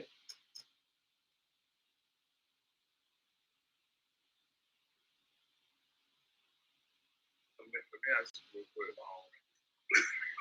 What? Would you thought that was Jesus? Jesus move? Yeah, no, dude. At first, I was like, okay, this is a fucking joke. Like this. Okay, I'm waiting to see like the edit or the, you know what I mean, like some kind of proof that this was fake. Well, at least I wish I could pull the video up because it's like I have to show people so that they can understand what I meant, what I'm saying. But it was crazy. Like I showed my wife. I'm like, look at this, and she's like, how is that even possible? Like, what's even amazing is like in the mind, I'm like, how did the moose even get started? Do you know what I'm saying? Like he had to be booking it from land and run right across water to get like that. Do you know what I mean? Like, you know how you skip a stone? Like it already would have had to have that momentum going. But I think like I have to Google this to be sure, but I think moose can run like 60 miles an hour or something ridiculous. Like they're big. They're bigger than a human. They're like something like 8 feet tall or something ridiculous. And that's why, like, if you hit a moose, you're like your car is like totaled. Like I once had a client who died because he hit a moose. He was from Winnipeg, and he was driving on the highway, and the moose ran out in the road and did like totaled his car, and he was done. Now I believe it because the pictures I've seen of moose are ridiculous because Huge. even the horns, when I see the measurements of the horns, it's crazy. So you know the hair's gotta be big. Yeah, you don't want to fuck with those guys. No, at all. Yeah, it's crazy. Hey, Julien, you have what's the supplement that you just got? The energy one that you replaced with your coffee? Oh, cola nuts. Yeah, the cola nuts, man. Have you tried mixing that with the Seamoss? Have you tried that yet? Yeah. So when I make the the coffee, I add Seamoss to the coffee and the cola nuts. So you gotta explain the cola nuts to me, because I heard you talk about it a few times, but yeah, I mean, I don't know too much about them yet, to be honest with you. I know it's a nut, and they have it all over the world. Let me just see if let's just do some research. So what do cola nuts do? They add energy. It's like a stimulant, a natural stimulant. And they enhance your coffee, pretty much. So it pretty much is like a coffee enhancer. Yeah. So you already taking coffee and you put a cola in it. It's pretty much you done 2.0 your coffee. Yes. Okay, makes sense. Yeah. So it says here the cola nut contains about 2 to 3% caffeine and 1 to 2% theobromine, both of which acts as stimulants when consumed. Coffee is a stimulant often found in other coffees and cola drinks. Let's go to this thing. Cola nut uses benefits. So they actually, I think they use it in colas, like Coca-Cola and stuff like that. Okay, that makes sense. Yeah. So it says cola nut is used to flavor sodas and a supplement to increase your energy or improve health. But what are the health benefits of a cola nut? It comes from the evergreen cola tree, which is found in the rainforests of Africa. The star-shaped fruits are white shells, which contain the seeds or cola nuts. In Nigeria, it's an important cultural symbol. It's given to guests as well, and it's used as medicine. The nut is relatively large, the size of a chestnut. The cola nut has a bitter taste, but becomes sweeter as it is chewed. Um, the cola nut may be beneficial for certain health conditions. Whether taken in supplement form or chewed, cola nuts can have certain side effects. So it's got a boost to metabolism. Um, it has an aids in digestion. Um, it's thought to promote the production of gastric acids, which increase digestive enzyme effectiveness in the stomach, and then increase in circulation. The caffeine and the theobromine in the cola nut may speed up the heart rate, which increases circulation. It's a boost to energy levels, stimulates the central nervous system, which may increase alertness and boost energy levels. That was the main thing that I found with it. I was more alert and sort of like my mind was more clear. You know what I mean? Like it was just, and I had more motivation. Whereas, I would be looking to take a nap in the afternoon. It just was, I didn't feel like that.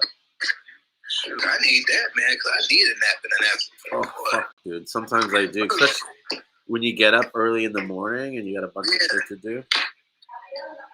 My brain going 100 miles an hour, man. I think I don't be needing a nap. My brain needs a nap. Interesting. So it helps with metabolism. It also helps with reducing migraines.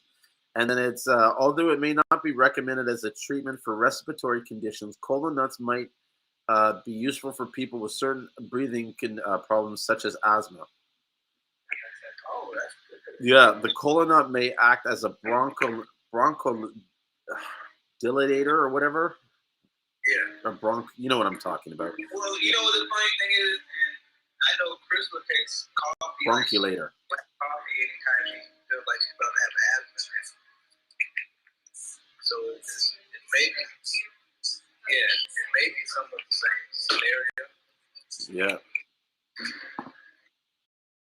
So yeah, it helps with the asthma, and it's chewed for ceremonials. Let's see about nutrition.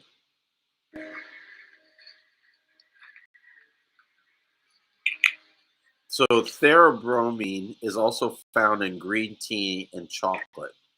So it has similar properties as what you would find in green tea and chocolate. It also contains micronutrients, including potassium, magnesium, and calcium.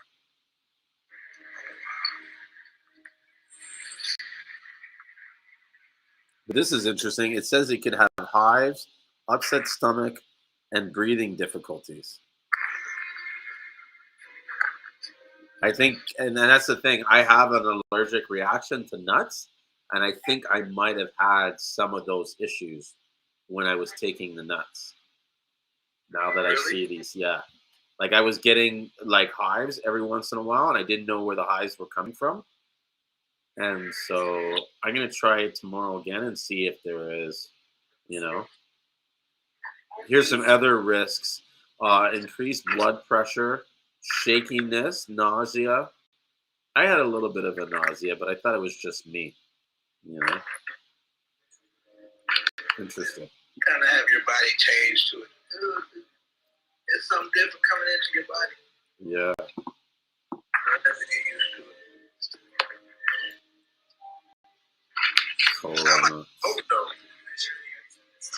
Pardon? Sounds like it's potent. Yeah, it's good stuff. I like it. You know what I mean? Like I said, I'm going to continue trying it, even though I might have a little bit of allergic reaction to it.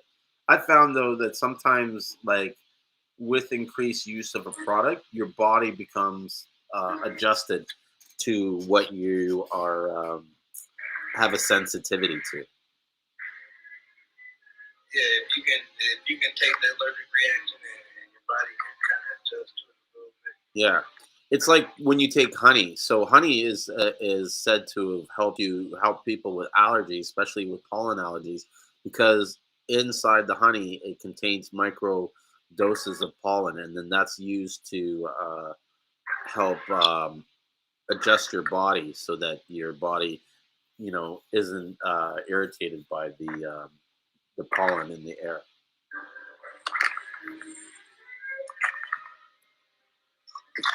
So, yeah. Honey. So when you guys gonna start selling y'all honey? This year coming, I think I'm gonna get really, really, really into it this year. I'm gonna expand our apiaries here in Toronto. So for the most part, we'll be selling honey here from Canada. But Yeah. I am working. Next time I go down to St. Lucia, I'm going to bring back or send back some honey. I'm gonna, get all the paperwork done and stuff like that. I've already linked up with like one of the biggest beekeepers on the island there. So it's almost like when I'm ready to go, I'm gonna go like fucking balls deep into the honey. And I have like I gotta test it out and see, but I have a sort of like a strategy on which I can aggressively grow the honey industry in St. Lucia. Basically, by partnering up with farmers and allowing them to put our hives on their properties, and so it'll be like a win-win kind of situation because with increased bees in an area, fruits will yield. You'll have more yields for your fruits because they'll pollinate better. And then we need space and areas for nectar. That's one of the reasons why the honey industry isn't as big as it could be in honey in St. Lucia is because there's a limited nectar source. And when they do have the nectar flow, it can be interrupted very easily by having a bad storm. Like one bad storm can knock all the flowers off all the trees. And so, or a huge portion of the trees. And then therefore the bees, their food source is drastically limited.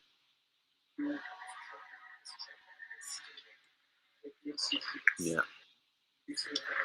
But yeah, I'm going to come out with the honey. We already have a company name for it. We're going to call it Sutherland Bees because of the town that we have the apiaries in Canada. It's in Sutherland. Okay. Yeah. Nice. Yeah. So we'll do that. The Royal Sutherland Bee, not Sutherland, Sunderland. Sunderland. Sunderland. Sunderland. Yeah. So the Royal Sunderland Bee Company. That's what we're going to call it. But for short, it'll just be Sunderland Bees. And yeah, honey is great. Do you take honey every day or? Yeah, no. Yeah. Like I try to find alternatives to honey. Mm-hmm. Like I love dates. Mm-hmm. But we always have honey. But like, why? If I have tea, I use honey. But why have an alternative to honey? Honey is good for you. It's when I want to say I'm vegan. But I never understood their argument. So you can't say you're vegan and do honey. So like I'll get away from it. But isn't vegan like it's kind of like I'm against the use of animals as food or something like that. No, it's just in the use of animals in anything. Like it's weird. Okay, so when it comes to it, he's right. Like if you come into a purist of a person who's talking about they're vegan, they don't use honey because it's a byproduct of an animal. Yeah. So when it comes to milk, honey, breaking down, that's the only thing that is but yeah. So it since it's a byproduct of animal because they go against when it comes to veganism, It's basically, and let me say it right now. First and foremost, I'm Rastafarian, because they are the original vegans. They've been on it and they understand it, and that's what ITAL is. That's original vegans first and foremost. But when it comes to honey, just because of the byproduct of the animal, and people the industry of taking from the animal and not giving back. So that's the big problem of it. People have a big problem, and I'm with it too. Especially like if someone was to take 95% of a honey or like all of the honey and don't leave enough for the bees, that's a problem with me because you're gonna kill the whole colony. That is a problem.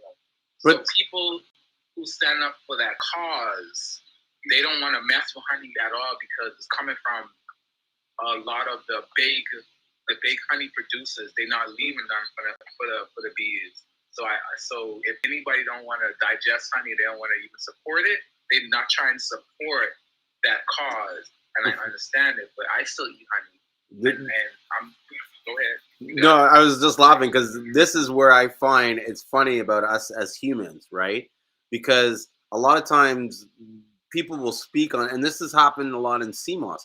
They will develop an opinion about something without really understanding what is actually happening, and they will take that opinion of what they think is happening without doing their research and act. So we always. The funny thing is, excuse me, cut you off. The funny thing is that actually a Rastafarian was the one that told me about the honey as well. So it actually exactly what he said is actually pretty much the but they 100% the facts on how they feel about it. But they leave honey for the bees. Do you know what I mean? At least like any sort of I guess sustainable beekeeper, like me as a beekeeper, I make sure that there's enough honey for these guys to go in for the winter season. You know what I mean? Now there's times where I've seen situations where they have to feed the bees outside of that. But even for the first year, like we didn't harvest this year because we have to make sure that there's enough resources for next year for them and to run into so they'll last this winter. So there is like a resource management on the system. And when you look at dude, we have to take this honey. Like the bees, they produce that much honey, but it's not good for the bees to have that much honey stored. Do you know what I mean? And the reason why they're pushing that much honey is because we've given them the space. If they didn't have the space, then the bees would do with this thing called swarm. And they would just half the hive would split and they would go find another space so that because they have to continually grow. That's their sort of like their genetic purpose is to grow and build the hive. And you know what I mean? Once the hive gets too big of that space, then they go find another hive and another hive. And so in some ways, you putting on these extra boxes to which they fill, that's fulfilling their purpose.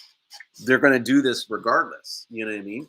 Now this is where I say the flip side is, like, if you have that feeling about honey, then you should never eat an almond because the bees are used to pollinate almond trees in California, and that's more damaging to the bees than it is them taking honey from their hives. Yeah, it's a rabbit hole. This is what I'm saying. Like, you're never gonna win. Because, and just how you kind of said it, and I agree with both sides on the scenario. That's why I kind of flip flop. That's my the reason because so I understand that there's a lot of how you say beekeepers that are actually one with the bees. Like they love bees. Yeah. Like that's their passion, and they make honey because they feel like they're one with bees. and how am I supposed to say, you know what, I shouldn't buy from you? Yeah. Now, but I understand what they're saying as far as the corporation going and just saying, hey, this is what we do, and we don't really care about the bees, just like any food corporation, really. And I think that's how their mentality is about it. Yeah, I agree with that. There is a lot of like the commercialization of almost anything degrades the quality of that product. That's my argument with the CMOS industry, is that a lot of this poor quality CMOS that people are seeing that they're calling fake, it's really just commercialized CMOS Or that's been selling for the last 20 years. You know what I mean? or like people selling bad weed. Like that's really what it is. It's like, okay, so like when and this is actually an issue now, is that now that you have a lot of new farmers out there, you know what I'm saying? They're just now learning what they're doing. Mm-hmm. But they're trying to get the same price as the person that's been doing it for 20 years. Mm-hmm. So that's where it all goes wrong in that industry. That's you can get some good looking green right now and it will be garbage. Yeah. Because they know how to grow, but they don't know how to get it potent. Yeah. You know what I'm saying? And so I think it goes the same way with CMOS as well. Is that like there's some farmers out there that know how to farm, but do they understand the process? Like you're going through the process, and do they have a love for it to go through the process that you had to go through, and you know how much it takes. Mm-hmm. Like I know how much it takes to be a farmer. That's why anybody that says something crazy about CMOS or St. Lucia farmers, I'll go at your head about it. Mm-hmm. Because I know how much it takes to be a farmer in St. Lucia. Mm-hmm. I know what you have to do. Even the drying process, I know what that takes. Mm-hmm. You know, and it's not an easy thing to do. Mm-hmm. Like you have to have a love for CMOS to be out there doing it like that, day in and day out, to produce the best quality. And you have to, and almost like your name's on the line, to produce the best quality. That's how the farmers are down there. Mm-hmm. Like they got to the point where now, you know what I'm saying? Because I was asking, and this is a funny thing, because I said, hey man, who produced this CMOS right here? And so my person wouldn't tell me. Mm-hmm. Because he's like, man, you can't blow up these farmers. Like, no, he told me, like, you can't blow up these farmers because then, you know, you can't give them a name. Yeah. Just let them, and he was like, just let them farm. I kind of understood it, but I was like, okay, so, you know, I was like, but man, y'all need to pay him a little bit more. Oh yeah. Somebody was coming out with some CMOS, I was telling you, and he would send me these batches, and these batches would just be the prettiest CMOS ever. And I'd be like, where did you get? He's like, oh, we got this one farmer. I'm like, man, who's this one farmer? Mm-hmm. That's why I was saying the other day where they were talking about the minerals from the rock.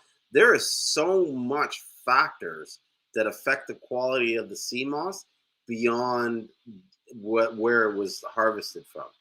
Like just even how it's washed, how it was dried, how long they took to from the sea to the drying table can affect. Yeah. You know what I mean? Like if you leave it out for too long, it's not going to have the same kind of quality and consistency.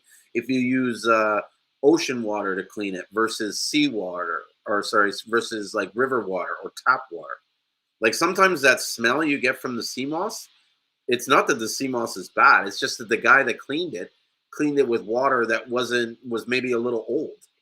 And so it left a little bit of that sea smell, or he didn't rinse it off properly. So some of that moisture like stuck on the CMOS. And if the seawater is, there's too much if there's too much seawater on the CMOS, then the seawater is going to go off and smell. It's not the CMOS, it's the water. Yeah, you're right about that. Yeah. Definitely right about that. Yeah, it goes back to them farmers, boy.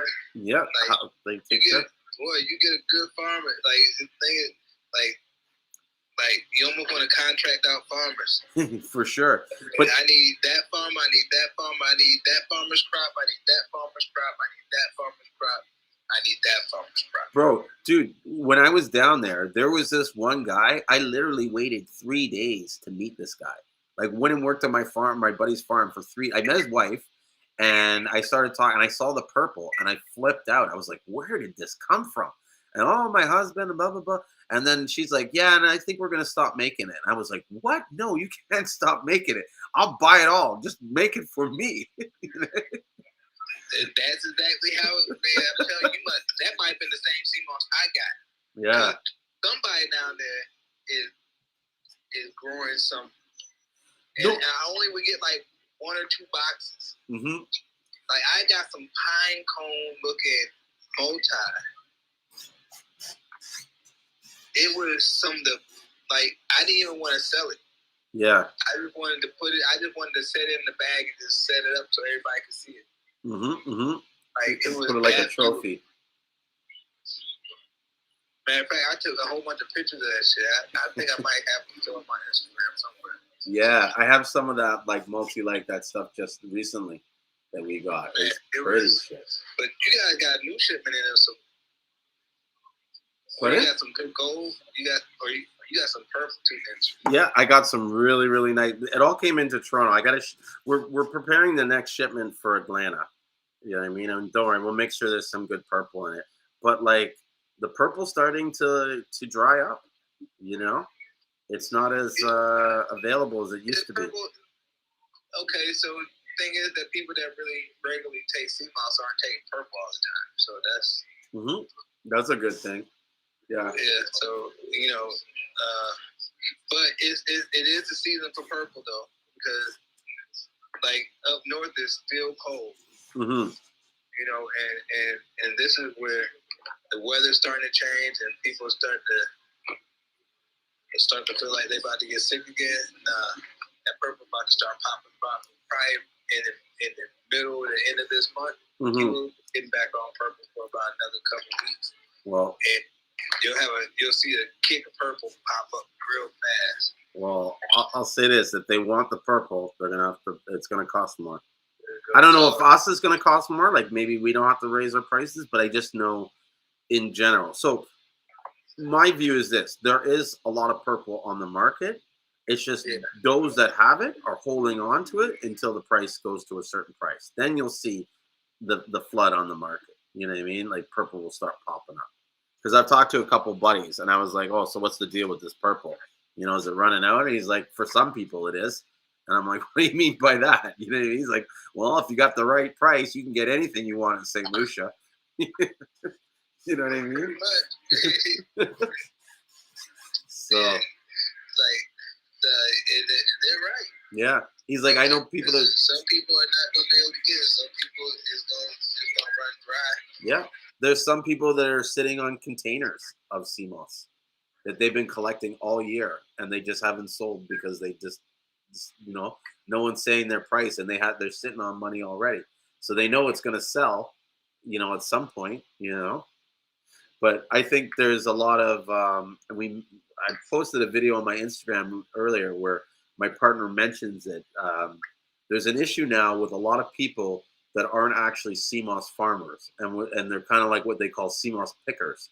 They'll come up to the ocean, they'll come up to the beach and try to pick all the CMOS that kind of washes on the shore and stuff. And so lately, there's been the sea has been giving up a lot of CMOS, and so. Yeah. Most of these CMOS farmers are actually just diving for the CMOS instead of they're paying people to dive for it, than actually using their own CMOS farms. So whereas people used to say that the CMOS from St. Lucia is farmed, that's not so much the case at this point in time. Most of the CMOS is really like nobody really using their farms right now. No, most of the CMOS is coming from the wild. Because they speculate it's because of what happened with the volcano eruption in St. Vincent, that it released a lot of minerals in the water and stuff. Because the batches right after that was some strong CMOS. Mm-hmm. And I believe it because the water kind of circulates. There's currents that go in between St. Vincent and St. Lucia. I see it from my house. That's what's crazy, bro. I literally used to sit there in the afternoons and watch things flow. Like you could see the current carry shit, especially like Sagassum. Yeah. Yeah. Like imagine like a plume as the size of maybe 20 football fields of sargassum slowly moving across the sea. I would watch that. It was just like wow, you know. And that's where like I was like, it's true what they say about the currents here in St. Lucia, that the it's constantly bringing fresh water in and moving all the dirty bad water out. And it was like watching that sargassum kind of move and travel. It kind of like it really illustrated it and and showed proof of it. Yeah, That's deep. yeah, that was really cool.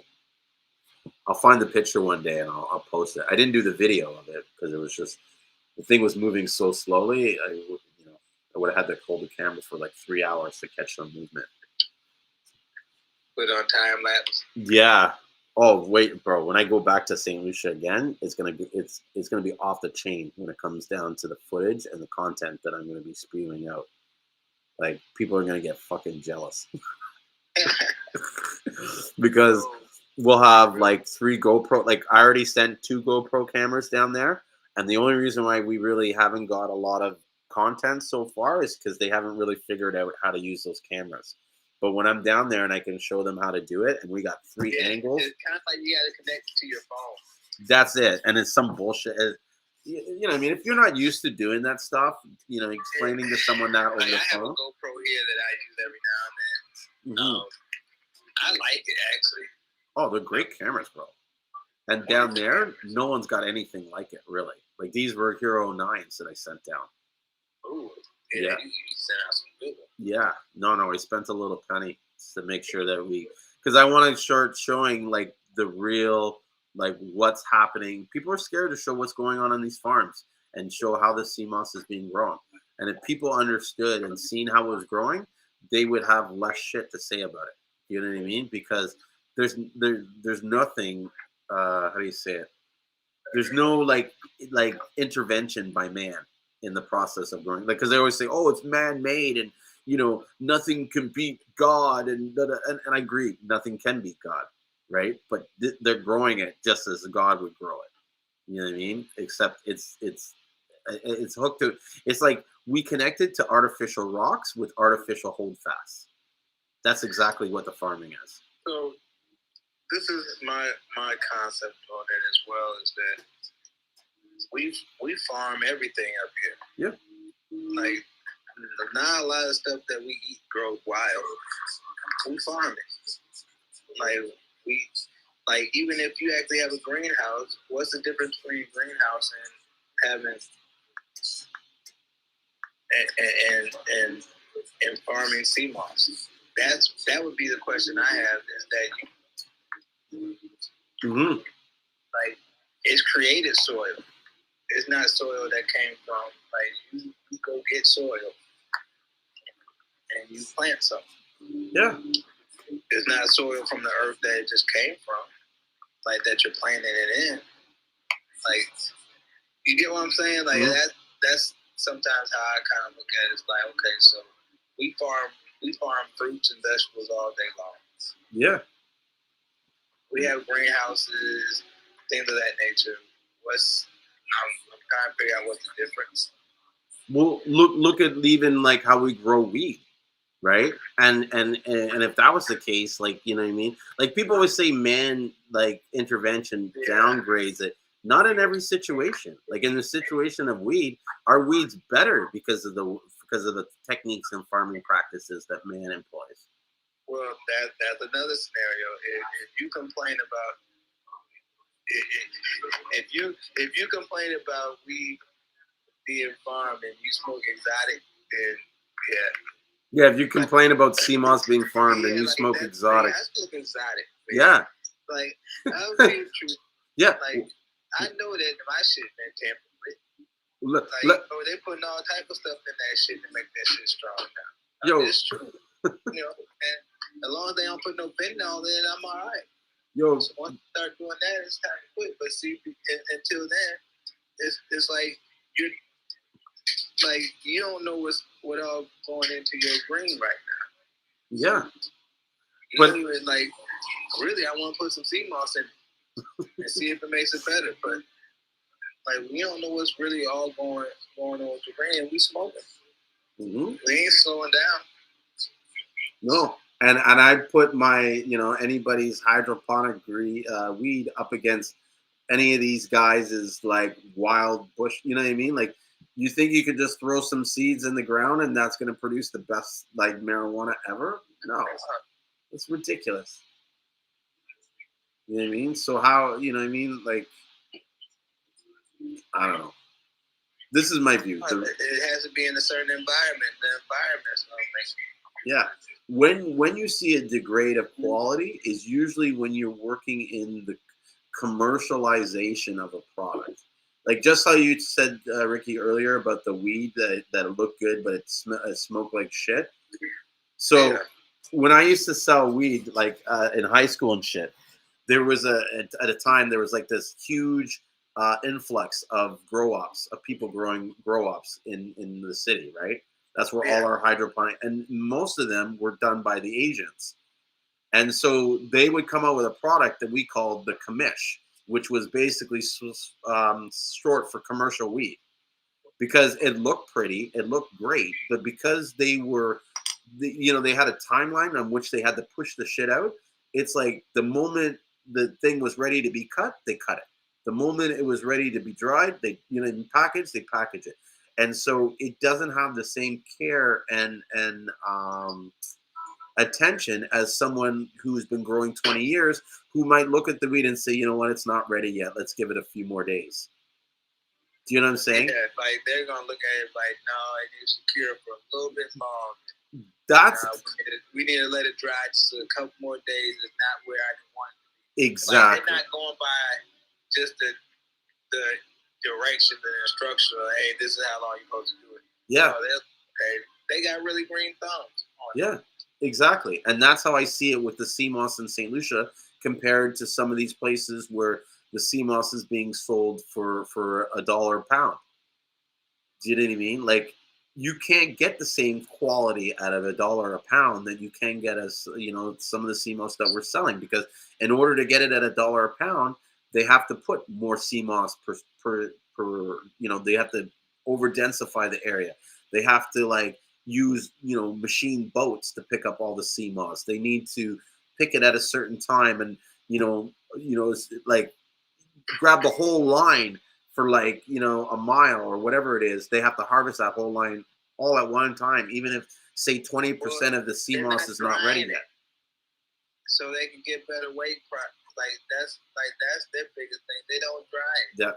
Like, it's not dried, it's still moist. It's still you get water weight, man. We call that water weight. Yeah. Like, they don't let they dope dry. Yeah. Like, they sell wet work. Come on, man. You can't tell me you didn't know how to use carrots and potatoes, right? Man. Like, I'll be looking at him like, man, but you know what? Okay, so this is the issue with that, and the reason why they keep on doing it is because they have a market and people keep on buying. Mm-hmm. Well, you go to the Asian market and it's sad, but they are going through Seamoss. Tons of it. Tons of it. I went to the market and I might have watched probably about 10 to 15 people buy Seamoss, where they restock. And I was just like, damn. And I couldn't do nothing but look and just shake my head. Like, the first time it happened, I went in there, had a conversation with somebody, and like, man, you shouldn't be out. Like, you know what? Like, yo, you want this. This is what you want. Mm-hmm. Like, I can't stop you from doing what you want. Like, this is what you want, and so I gotta let you. Yeah. Go get it. You know that there are different places to get it from, but what happens is that you, and I don't like to say it, but you trust them more than you trust us. Yeah, I think it's also too. They're choosing with their pockets.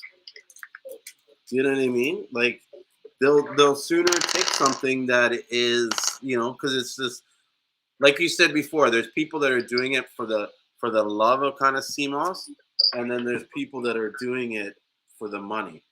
And if you're kind of doing it for the money, then you know what I mean? You're going to think about, if you're kind of doing it for the money, you're going to think about just the dollar value. You know what I mean? Like, oh, I'm saving $1 a pound. I'm, selling 1,000 pounds. That's an extra 1,000 pounds in my pocket. But if you really wanted to make that extra 1,000 pounds, why don't you charge your product $1 more and show people why it's worth more money? I don't know. So when it comes to down to all Asian,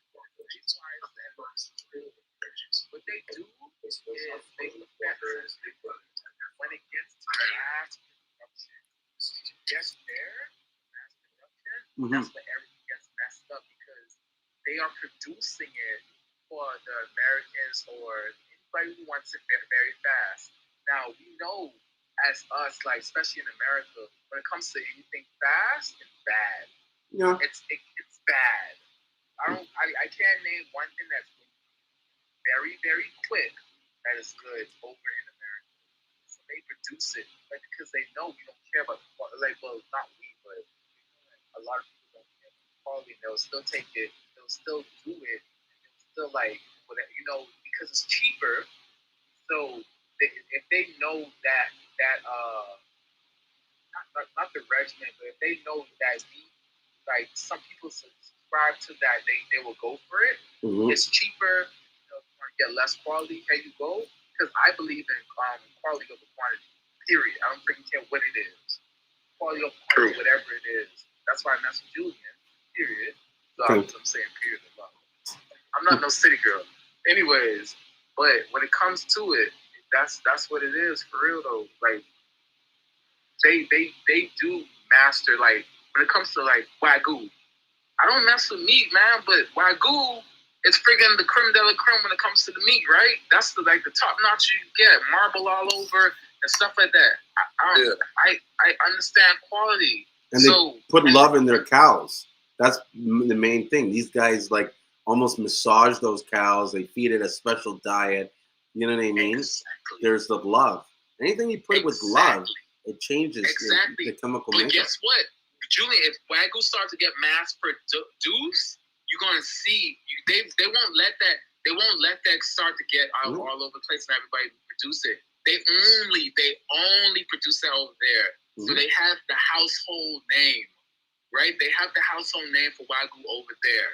So that's what I'm trying to say. If it stays over there and it's coming from there and it's not produced anywhere else, they're going to keep the stamp on that. But if it's adapted and they're like, well, we can make it just as cheap and we could get it out there, they're going to go for that. Everybody else going to go for that. Well, a lot of people are going to go for that because that is something like that's option. Because they just want Wagyu.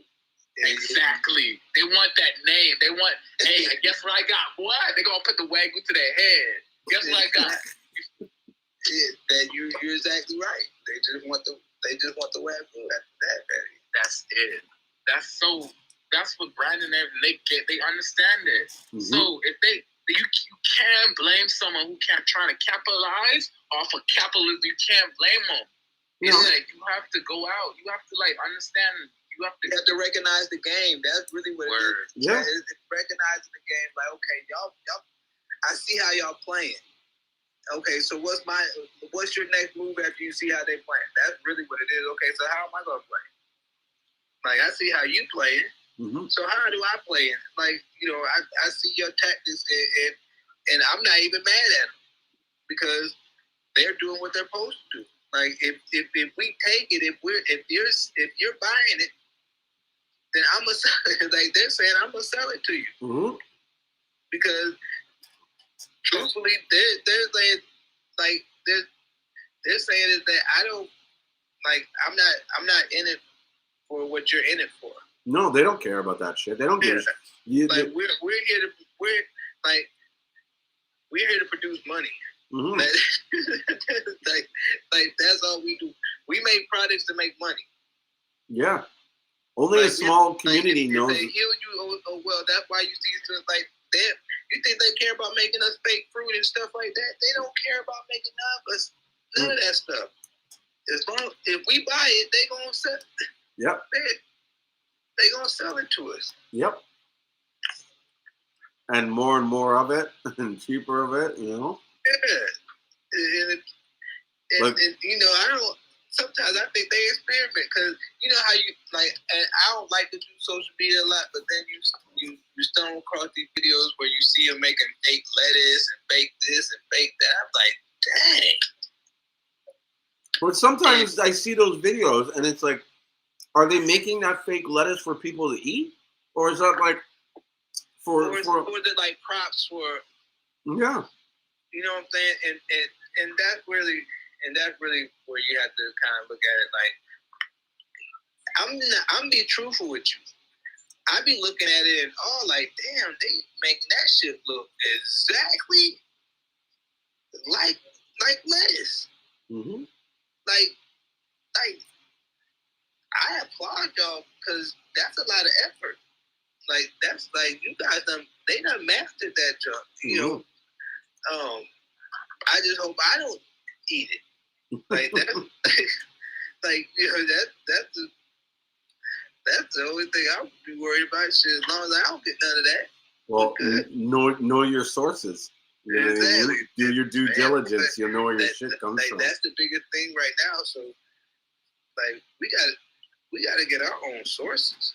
Like, we gotta get our own industry. Like, we gotta get a little piece of something.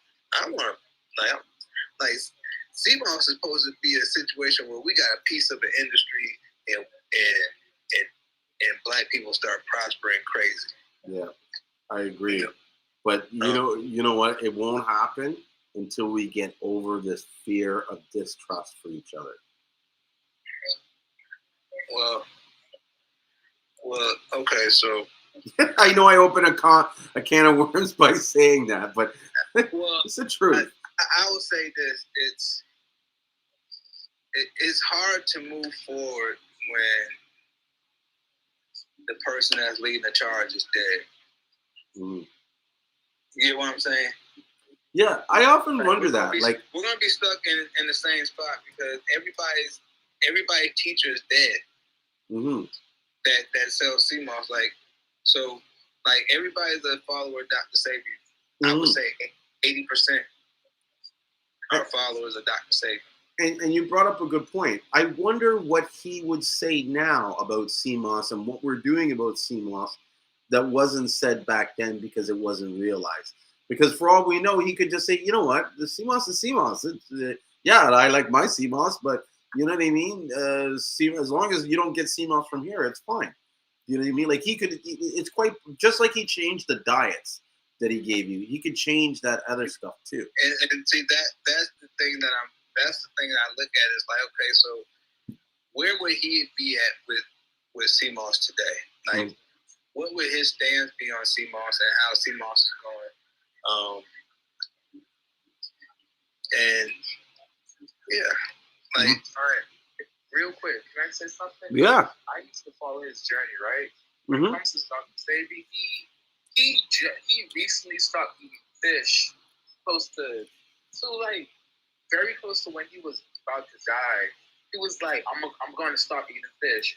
He was not 100% vegan, just letting y'all know. And he was like, listen, I used to eat fish and stuff like that. I don't know, I'll find a video and send it. I've heard the video. It's him talking, I think it's in Barbados, and they're talking. Exactly. Okay. They're talking to Miles Monroe. He's talking to a bunch of religious leaders. One of the voices I recognize is Miles Monroe, but there's a few other people. You know Miles Monroe? Oh, I follow him like religiously. That guy is amazing. Really? My mom just let you know, yo, I'm gonna link you up. My mom was like very close to him, very, very close to him, man. She is a minister and all that, but she's like, because of Nassau, but she went to the church and everything. She was like, she studied on there. But all right, keep on going. Go ahead. Sorry. Oh, I forgot where I was at. I was just basically saying, Monroe, yeah. You he studied. He was one of the people there. Yeah, he was one of the people there in the thing. And so yeah, I heard that interview where he talked about his wife she's gonna cook him some fish when he gets home because the fish in Barbados is so good and stuff like that. Okay, so he did. Listen, he was. Or maybe it's Bahamas. Huh? Where's Miles Monroe? Is he from Bahamas or Barbados? It's from Barbados, right? Miles Monroe is Bahamas, man. Okay, so that's Bahamas. So yeah, it was the Bahamian fish. That's right. Sorry, I just like to try and be correct. No, it's fine. Man, shoot, the islands, I get it, bro. Like, Mm-hmm. yeah, I was in a whole debate with my mom was about Spanish needle and shepherd's needle because they call it shepherd's needle in Nassau. I know Spanish needle over here in the States. And me and her had a whole thing, and she was telling me, "Listen, I grew up with it in the yard." I was all right. Well, it was like easy.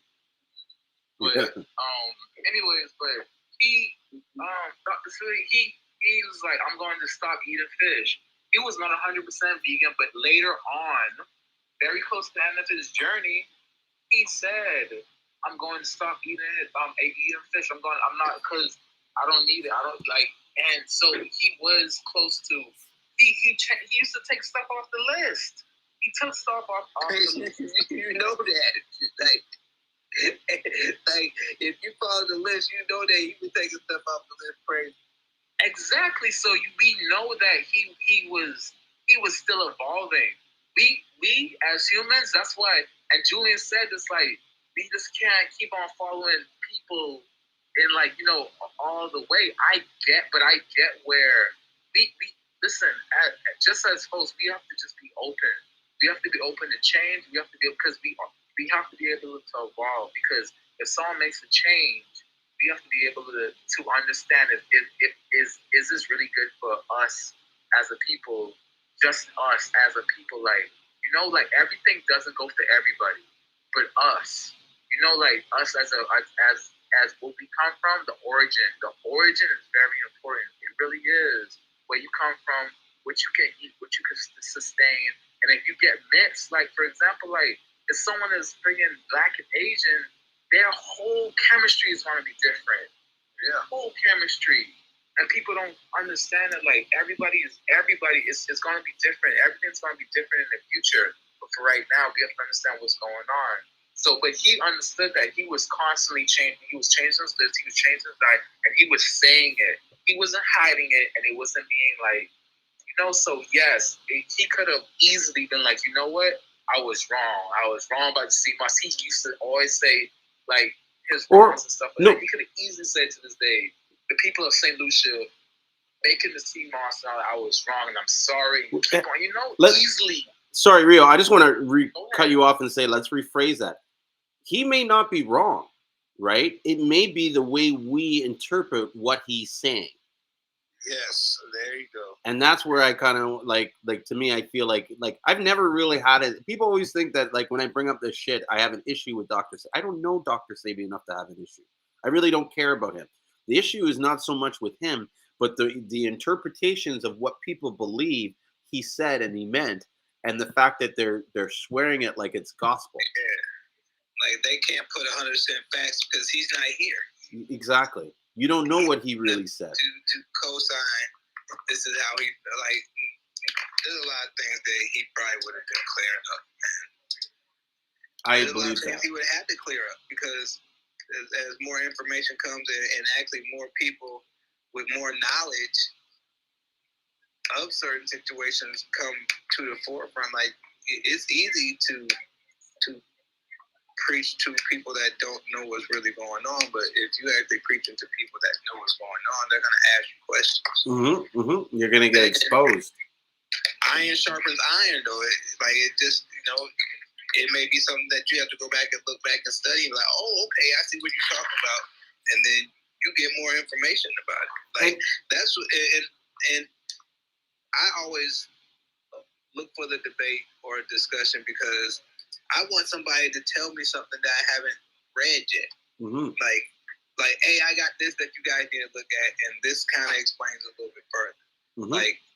Like that's the reason why I even keep the debates open. Other than that, there's actually no debate because what happens is that we actually continue to like if we're gonna stop with it at Dr. Sabi, then we're not gonna grow that much. No, because it's kind of like nobody wants to give.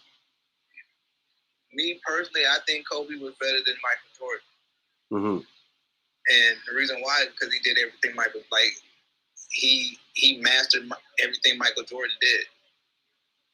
Now, Michael Jordan was a better winner because he actually had a better scenario set up for him.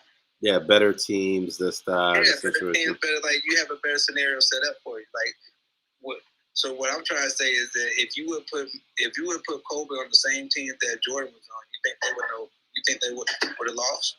Or you think they would have won the exact same way? Yeah, they would have won the exact same way. Mm-hmm. He was the exact same player as Jordan. He just elevated, like, he took what Jordan did and did it at a higher level, to be honest with you. Mm-hmm. The game evolved into more athletes instead of, you know what I'm saying? So now you have to be an athlete. You have to, like, Jordan went through the first part of that because he was getting beat up his first couple of years, and so he had to get bigger. Mm-hmm. Instead of having to, like, he couldn't be a skinny basketball player anymore. He had to turn into an athlete, and that's when he started winning. Kobe was an athlete from start. That's an interesting point you make because when you look at some of these old basketball players like Kareem Abdul, like Larry Bird and stuff, they're all like fucking skinny, lanky. Yeah. They don't look like athletes. Yeah, they're just a bunch of tall guys. Like, it's a different game. Like these guys' first step right now, none of them guys would have been able to guard them. Mm. But what happens is just with technology and advancing and things of that nature, and even the ways that you eat come into play. Mm-hmm. Like, if you didn't know back then, like that's really raw athleticism. That's just being raw talent. That's what both of them were, with just raw talent. Mm-hmm. You know what I'm saying? And develop some skills. Then you get into the Jordan era, where raw talent meant somebody that said, okay, in the offseason, I'm about to work my ass off because y'all ain't gonna beat me up no more. Mm-hmm. And turn them into an even more of a beast. And so he took what Magic and Bird were doing, and then he just elevated it when he started really going to the gym. Because none of them guys were going to the gym like that. He was one of the first ones to start going to the gym, getting his body right. Mm-hmm. Now you have a whole NBA full of cats that live in the gym. Everything plyometrics, this and do this and keep my body right and plant based and you got all these things now. So it's a whole different game of and maybe it may not be as physical, but who says that a game being physical is actually a better game? Like, mm-hmm. like I always hear people say such and such couldn't survive in such and such era. Well, them guys couldn't survive in this era either. Mm-hmm. Like, interesting point. Yeah. There's only a few people that would be able to transcend from one era to the next era. Mm-hmm. You get what I'm saying? So yeah, to grow with it. We can always say that, like, we can always say that this era, but man, some of them guys wouldn't even be able to even hold a candle to some of these, like, pros. I'm curious. So Khaled says he said once again we're gonna have to beg to differ on here, and so I was like, how so, Khaled? He said Jordan is the greatest that ever lived. Okay. Real quick. Let me just chime in on this. The reason why I'm going to agree. I'm getting some ice cream. Huh? I said I'm gonna go get some ice cream. This is gonna get juicy. Yeah. Get some buttercream pecan. But what reason why I'm agreeing with Khaled is Jordan. The reason why I think Jordan's the greatest of all time because he set the blueprint. That's it. Listen, it's going to be a better player. Okay, so I understand what you're saying right now, and right. I agree with you. I agree with you wholeheartedly. Now, he's the greatest of all time. Is he better than Kobe? Listen, so he's the greatest of all time. Right. Is he better than But Kobe? is he Him and better Kobe than was to Kobe? play one-on-one? That's what you or Exactly. Is he better than Kobe? or is he? I mean, even with the team. Listen, even off statistics, like I'm not even going to go off statistics because statistics, absolutely. Okay, so I'm just going to speak for you, Kelly. I got you. Kelly said absolutely. He said he's absolutely better than Trying to say Kobe. one-on-one, he be busting Kobe ass. That's what I'm trying to say. Listen, I'm not going to say that. He be busting Kobe ass. That's what I'm trying to say. I'm not going to say that. Kelly, please chime in. I'm going to speak to you. Like, you know, I'm going to speak to you. Because truthfully, like, and be honest with you, I'm not even a big Kobe fan, but the respect I actually have for him as a player, and like his work ethic was even stronger than Jordan's work ethic. Like Jordan would go play golf and everything in the offseason. Kobe was trying to figure out how he can destroy you even more. Kobe is my favorite player, so you know. So and I agree with you because Jordan changed the game. Jordan changed the game as far as what it is now. Is the blueprint of Jordan, and then you have to transcend into cats like Iverson. Like Iverson, the game changed when Iverson came. You know, go ahead. What is it? Yeah, Iverson showed you how you can make it your own. Okay, so Khaled said this would be an endless debate. Yeah. Like, all time. A lot of things I won't disagree with you guys at. Like a lot of things, but what I like when I see them play one-on-one, that is that certain, like Kobe has that certain like presence. He has a presence, bro. He has that certain. I wanna destroy you. Like okay. Jordan was kind of cool with it. He had that. He was smooth. He was early 90s. He was 80s, early 90s. He like the R&B. Kobe's the rap version of Jordan. You gotta just go ahead. Sorry. So he's the rap version of Jordan. Like if you have a certain age, like you was trying to finesse girls when you was in junior high and high school. That was Jordan. Kobe, like, what's up? What you doing?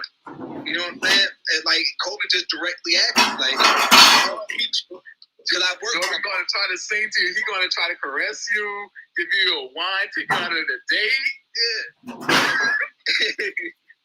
So when you start looking like, and I love Jordan. Like, you know, I grew up in a Jordan era.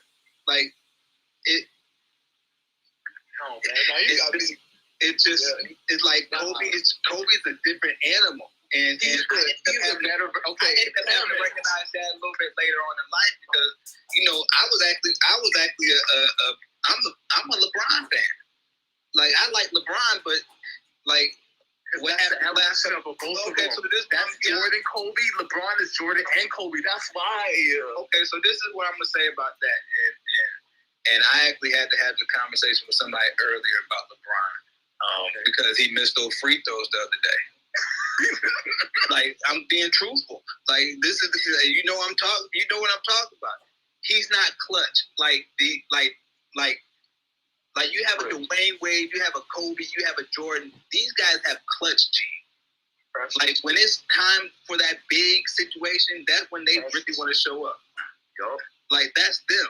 Like that's what they thrive.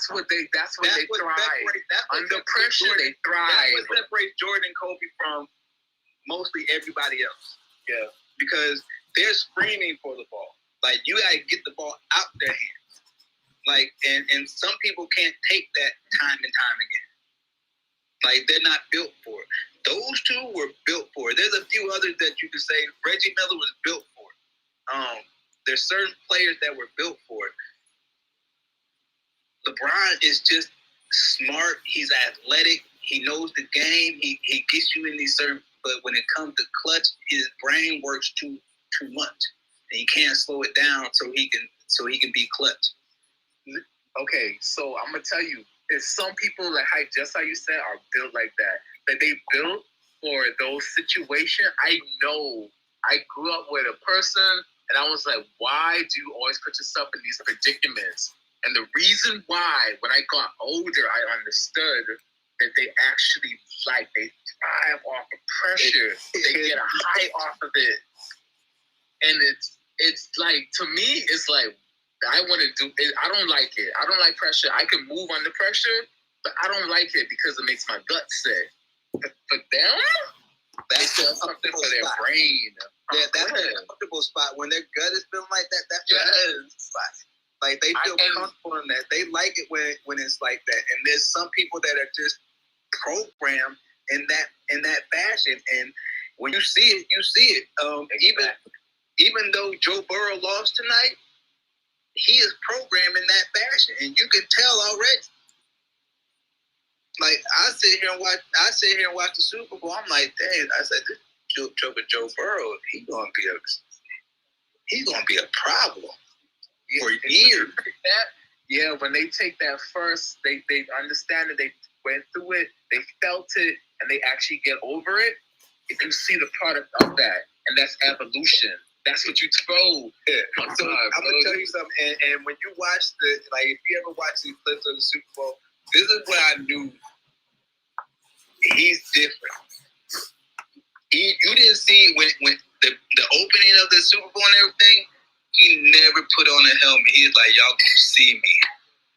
Like, that was you can tell that's what he was doing it for. Because everybody else on the Cincinnati Bengals had a helmet on besides him. He walked out with no helmet on. Like, y'all see me. This is my time. I'm here. You will know my name from here on out. And even though he lost, bruh, he's gonna be a problem for everybody for the next few years if he stays healthy. Because they be sacking him. But man, like, people have that. You see that clutch gene though. Like Kobe was on a whole nother level with it though. And the reason why is because I believe because he felt like he worked harder than everybody else. And too, I'm gonna say it too. Like, Kobe was a brand name.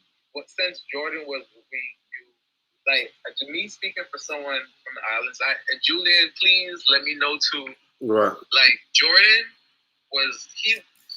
we knew what he was, but when it came to even just basketball as a sport, Kobe. I remember freaking just going to the basketball course. Nobody used to shoot a free throw and scream Jordan, but for sure when we used to shoot a free throw, it used to be Kobe. And goes in. That's what we used to scream. He made a household name just for people to understand what basketball was and get excited over it and stuff like that. And that's the only reason I became a Lakers fan. I was the Lakers fan. That was my first. I don't even know why I'm a Redskins fan, but that was my first NFL team. But when it came to basketball, it was Lakers, and I knew it was because of Kobe. Mm-hmm. So, see, the crazy thing is, and why we're having a debate is, like, I grew up a Jordan fan. Like, I stopped playing with my tongue in my mouth when I was 25, 26 years old. Like, you get what I'm saying? Like everything was mimicked. Like, Joker didn't even know that they were playing with their tongue out for a while. They were like, I play with my tongue. Yeah, you play just like Jordan. Like, it's like small things like that. Like, so the same way that you looked at Kobe is the same way we looked at Jordan. And Jordan was it because, especially, I'm from the Midwest, so Jordan was everything. The Bulls, come on. Everybody loved the Chicago Bulls in the 90s. But Jordan was Jordan, and Jordan outworked you, and Jordan wanted to beat you. Jordan liked to gamble. Jordan just wanted to be a winner too.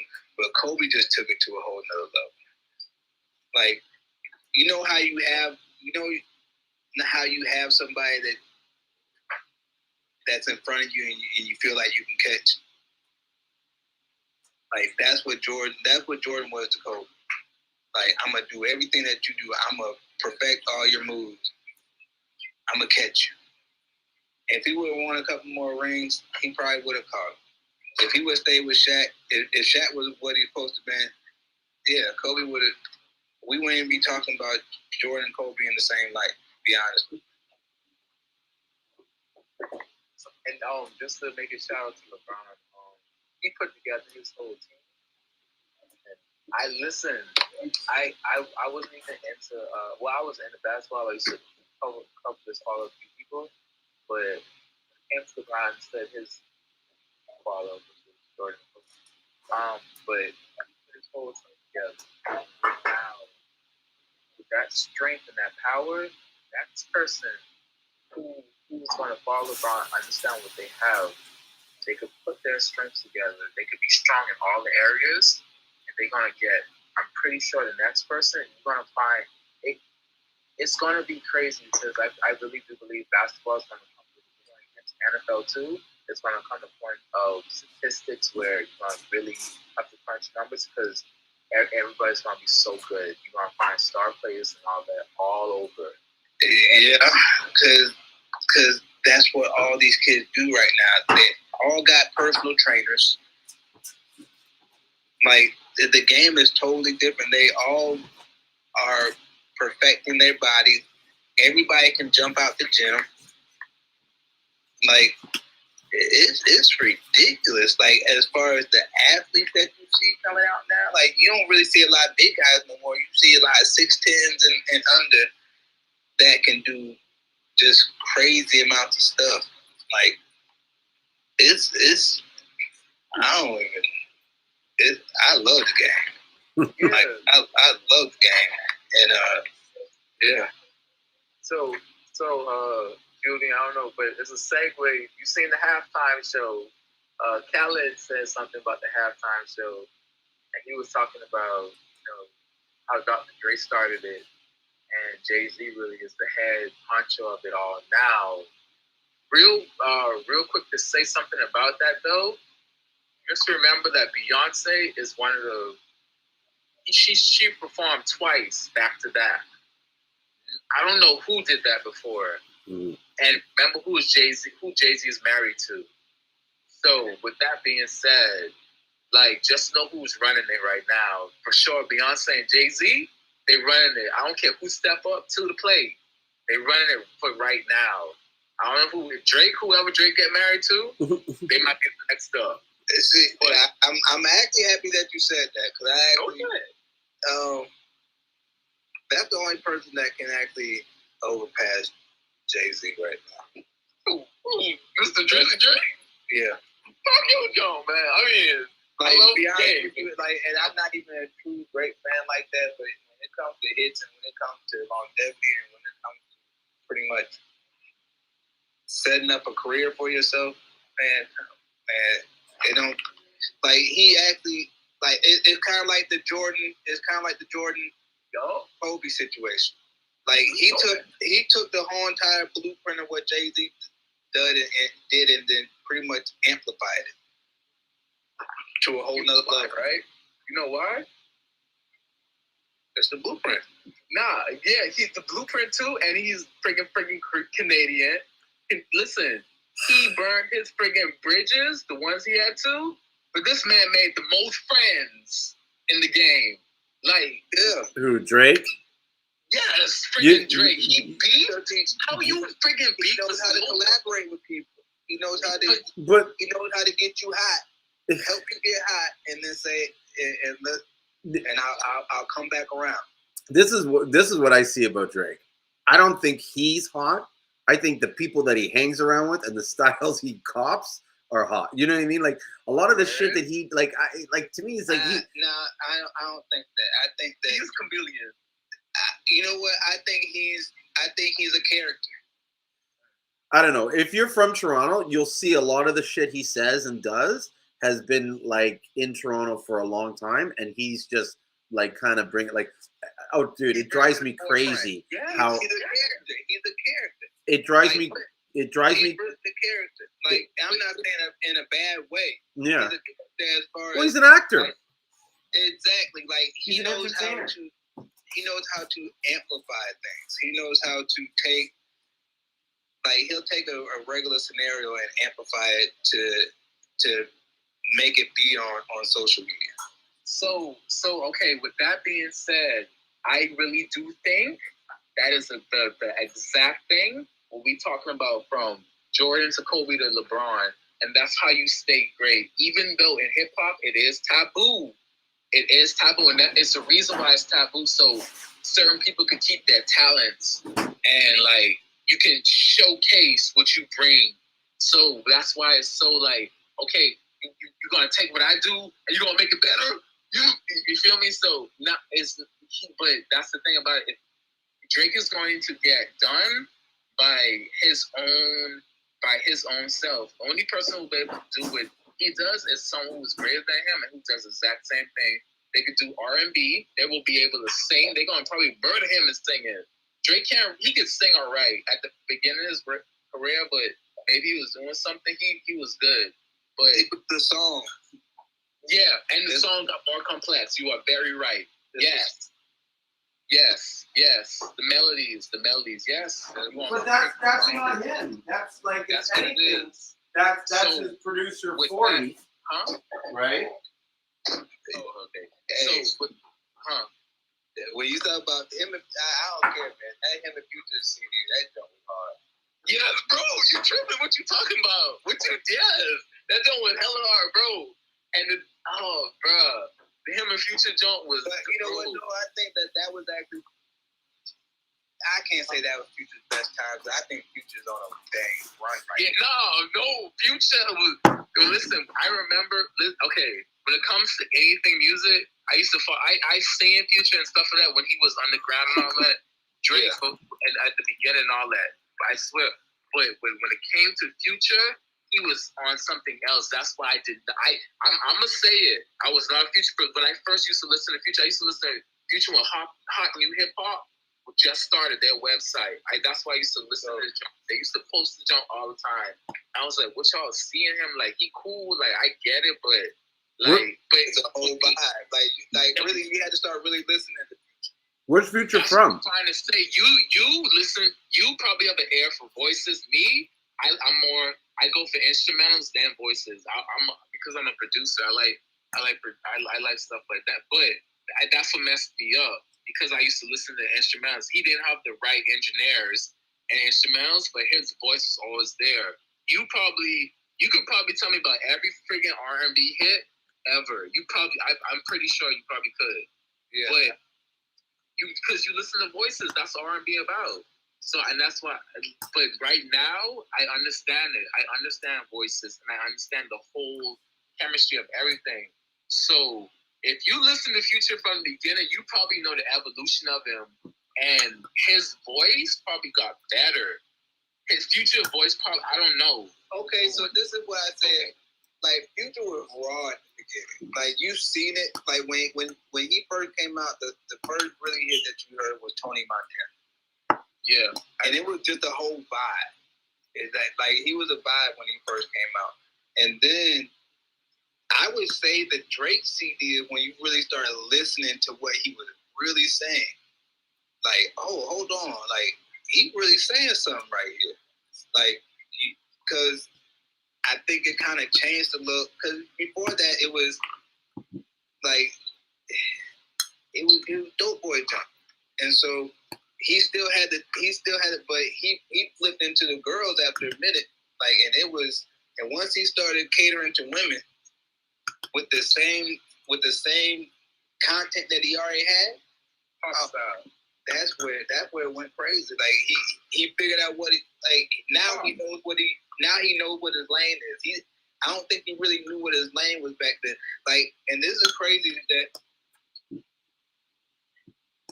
like when he first said what he said about Jay-Z, talking about he's bigger in the streets than Jay-Z. When he first said that, I was like, oh, man, you tripping. But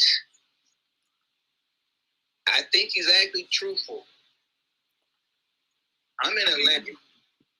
Okay. You in Atlanta, so you know that at a point, Jeezy was bigger than Jay-Z for sure.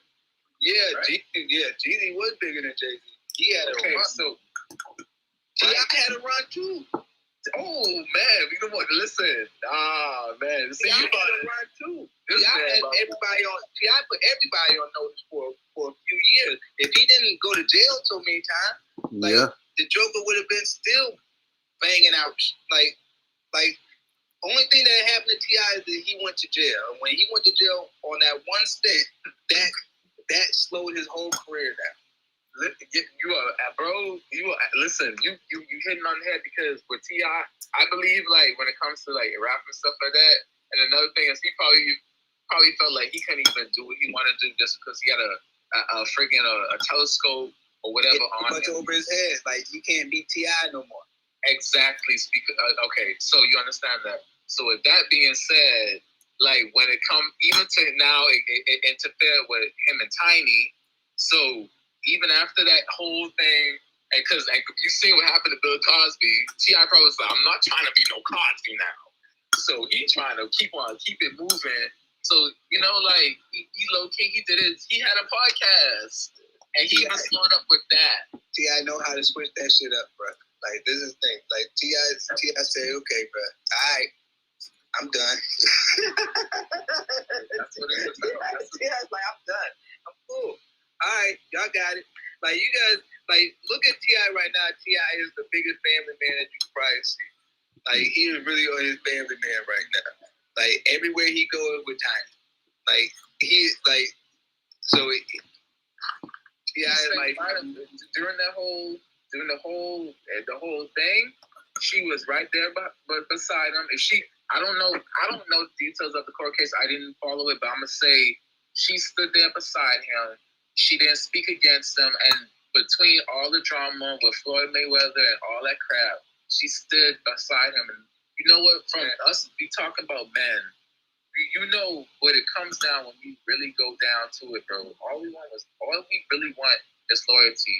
We want beauty and all that stuff. That falls second, but that loyalty always comes first. If someone can stay beside you, no matter what, we fucking man. Okay, so this is the thing about Tiny. Tiny one of them super riders because when T.I. didn't have nothing, like Tiny was there. She was the one fronting everything. Like you gotta understand something. Like she was hot when he was just coming up. He didn't have nothing. Like he had street money. You get what I'm saying? It's different than having industry money. Mm-hmm. Like industry money is a little bit different. She was writing hits. She was writing Waterfall. You get what I'm saying? So it's a little bit different. Mm-hmm. And so Waterfall. Yeah, she's a co-writer of Waterfall. Her and the other girl from Total. They wrote Waterfall and then Left Eye did the rapping version. But yeah, and so that's how she caught a big check. That's how T.I. got on, man. Well, I won't say that's how T.I. got on, but she was a major part of that scenario. Which kudos to her, man. She a real one. And T.I. done roll for her, and she done roll for him. So with that being said, we understand that it comes that partnership, bro. Look, I wish, I don't care, man. Like if I had a Tiny, I know it will be crazy. Like we understand the power of teamwork and coexistence. Because you understand that. I know Julien understand it. Mm-hmm. The power of just coming together and making something like and even leadership when you can fall back behind and let someone else take the lead, and then when your time, you feel me? So that's power right there. All that's power. Yeah, because one thing you can say about Tiny is that anytime it's time to step up, that one thing she's always done. She's always stepped up. But yeah, we talk music all day. I can talk about music all day long, bro. As far as I can't even believe y'all had me talking about Drake. I don't talk about Drake. Like that's and the reason why, and I'm gonna be truthful. Like you know how you're a fan, but like I got respect for him. Like I got respect for Kobe. Like you can't deny it. It's like if you deny it, you a hater. Yeah. Like I'm not a hater. Like I understand. Like man, like you turn on some Drake songs and they hit. Like even though you don't want them to hit, you like man, this dude corny. Mm-hmm. You know, and but it's like it's cool corny. You know, there was somebody in school that you knew was like Drake. That's exactly how I see Drake. He's corny. Like he's got some good like lyrics and this and that, but some of the shit he does and like the cool shit, it's like he kind of just appropriated that shit, and then people like, dude, I hate how everybody is now calling Toronto the Six. Drives me crazy because we used to call it Hold on. Wait. Let's go Julien real quick. Oh, you know where the six came from? What? Do you know where the six came from? Yeah. There's a combination of things. Okay. No, not from Toronto. Nah, Julien, it did not come. He did not get that from Toronto. So where did he get it from? Go ahead. No, tell me then. Where did he get it from? Sir, do you want to tell him about? Because you said you're a native, or you want me to hit him with it?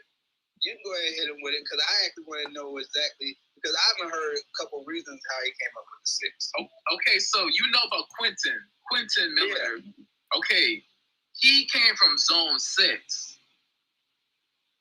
You know about Zone? Yeah, I know that he came from Zone 6. Everybody knows Quentin Miller in the city as far as okay. So I'm not trying to, but the adaptation, everything from just because it adapted, like everything with the six with the area code and everything with Toronto, it just made sense. So after it was able to be adapted to the whole when Quentin said it, because he it's Zone 6 and everything. He said it and he did the ghostwriting for Drake, and he used to he used to say it and it made sense. It adapted to it, so he went ahead and that's where the six came from. But you know what? If Drizzy jumps on this and he's like, "Listen, bitch, let me tell you," like, "Nah, I ain't got it from Quentin." I'll listen, but from my understanding and everything, that whole thing came after the Quentin six. All that came after the Quentin, like that came from Quentin era when he was like, and he was rapping with Drizzy and all that, because he did not say that after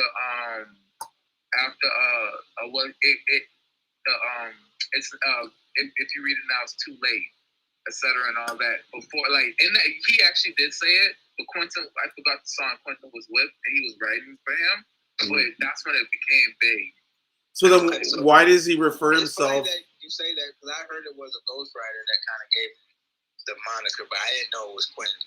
I didn't know that it came from. He's from Zone 6. I think it was and so he must have said in some lyrics, and yes, and if you picked up on it, like, so it's kind of like a song that we wouldn't even know unless we knew that. No, I could show you some songs Quentin rap from. Listen, I follow Drake for so long. I have an air from him. I promise.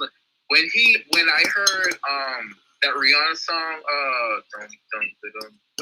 I be forgetting names, man. Work. All right. When I heard Work, they leaked it on a radio station in Florida. I forgot the name of the guy. I heard it the day they leaked it. It was crazy. I was with my baby's mother, like my daughter's mother, and I told her, I was like, Drake Camp wrote this, and she was like, "What are you talking about?" And the guy was like, "We have an exclusive. Nobody heard this song before." They had it leaked. They leaked the song the first day. I was like, Drake Camp wrote this, and it was PND, Party Next Door. And he has, I love that song better. I love Party Next Door versions better because you can hear the passion and him friggin' listen, YouTube that jump, whatever, but you can hear the passion and him singing it to versus Rihanna. But Rihanna version is great. The PND version is friggin' killing it. It's just okay. Anyways, but so you Drake, go ahead. Well, I was just going to ask you, why did they call him Six God then? Is that something that they just did because of Zone 6? Yeah, Or? He adopted it. I mean, think about Toronto. Come on, Julien, for real.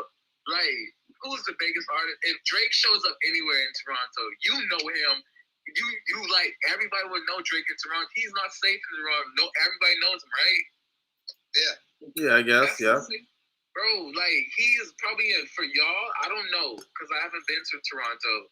But Michael Jackson, if Michael Jackson friggin' went anywhere, we gonna friggin' like friggin'. But with Drake, I mean, over here too, right? But in Toronto, he probably is like the sixth guy, man. Like, bro, Michael Jackson. I don't know. I'm not even like, but Michael Jackson, like, it's a certain point. I don't know, bro. They like Tory Lanez in Toronto. It all depends on where he goes. You know what I mean? Because there's certain places where they're just like, oh, fuck, there's Drake, whatever. You know what I mean? And then there's other places where chicks will be like, ah, Drake. like everybody knows where he lives and shit. But I'm just irritated that everybody calls the city the Six, this, and that. All, you know, like all their company names. Like there's like this, there's a real estate. I can't remember the company name, but it was like they literally copied like the Six something, like the Six sells condos or sells six. And I'm just thinking like, you copied this thing from a rap thing. Like, how are you making this like mainstream? Like, I don't know. It's corny. Okay, so you gotta understand the impact of what these aren't rappers no more. Yeah, they're These not are brands. They're like entertainers. No, they're brands. They're whole brands. True. And so what they do, they're branding stuff. Like, so now that he says Six, it's a brand now. Yeah. Like he it's a brand. Like that owl's a brand now. That OVO is a brand now. Like the only thing they're doing is branding themselves different ways. And you can sell each brand. Yeah. He's like that Six. I'm guessing he making so much money off that. Well, I'm mad. I'm mad that the Raptors won after Drake blew. Like it was like, dang man, like he just getting more freaking like the Raptors won after. Like you feel me? So he is like, he was at the forefront. Like that's just you know he's making the right moves. Like he's at the right places at the right time. It's like Kevin Hart. Yeah. Like Kevin Hart's always at the right place at the right time right now.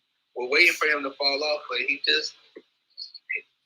always got a job.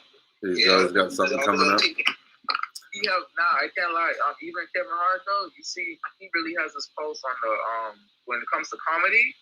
He has his pulse on the veins of comedy. He messes with new comedians, etc. and all that. I don't know why comedians back in the day, it wasn't a competition, but it was Eddie Murphy, it was Richard Pryor, it was Red Fox. It was like those. Yeah. But Kevin Hart, he collaborates with everybody, and that's the thing. See, Drake, oh my freaking gosh, y'all. See, it's I swear it's about collaboration. LeBron is the greatest right now because he got to pick who he wanted to. He has freedom. He has creative. That's creative freedom. Yeah. Kevin Hart has creative freedom. Freaking Drake, he could collaborate with anybody he wants. And someone said that. Someone actually, I forgot who. It was like, and it was someone big. It was like Little Baby, whatever. They was like, why Drake? Young Thug. Yeah, oh yes. He was like, you know why Drake's so big? How Drake is the biggest rapper because he collaborates with everybody. Like the streets love Drake. The streets love Drake because Drake goes to the streets and gets the hot new rapper and gets them even hotter. See, and that's the blueprint. That's what it is. Because if you're able to collaborate with anybody, bro, I can't lie to you. You could dissolve your ego, and you can really bring out yourself, and you can show your creative side. Because even if you don't like this person's personality, you're like, but they made their voice sound so good. You feel me? So you like, even if you don't like this person's business plan, they could make any product blow. So if you in business and you like, yo, this man could make anything move. I'm gonna just go ahead. I don't care if I don't like what he sound like or whatever. I'm gonna take that person aside and I'm gonna go ahead. That's what it's about. You know how much money people probably got invested in Drake right now. Oh, like let's be real. Like, and that's probably why he's gonna be bigger than Jay-Z, because out of nowhere he's gonna become a billionaire, and you're gonna be like, what just happened? listen. He's gonna sign a deal with somebody, and it's gonna be crazy, and you know, like, what just happened? Like, and then because he has an era right now, but his, like, okay, I won't say that his era is coming to the end, but he's about to get to that point where he doesn't have to do as much, and just name alone is kind of like the Jay-Z status. And so what happens now is that you have people like Lil Baby that's coming through, and he putting pressure on everybody. I honestly believe the only reason why Drake isn't a billionaire is because he's signed on the Universal. That's the only reason why he isn't. Well, yeah. No, because look, freaking Birdman is a billionaire. Come on, man. Yeah, I don't think it's universal. I just think that, okay, so with these guys, like, Birdman's the executive, so he actually, like, he's making it different. Now, what I think Drake will actually have more money than. Now, I can't say that because Birdman has the catalog. Birdman has the catalog. I can't have more money than you if everything. If I'm listen, if you my Seamoss supplier and I'm copping and I'm my main business. If my main business is Seamoss and I have you to the forefront, bro, I would not expect to make more money than you. But if I am under you, I will pay respect. No, for real, I'm gonna keep on doing business than you.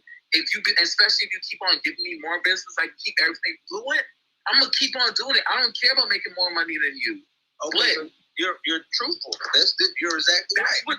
That's what Drake doing. He's staying truthful.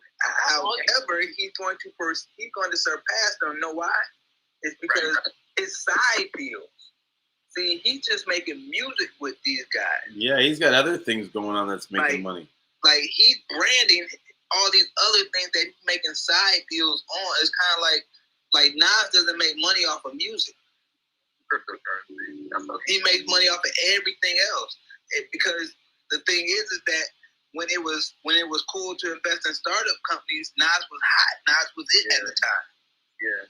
And so he took all that money while he was hot and while he was it, and while he was actually right after he started beefing with Jay-Z, and he took advantage of that and started getting into all these different startup companies, and then all these startup companies started flourishing.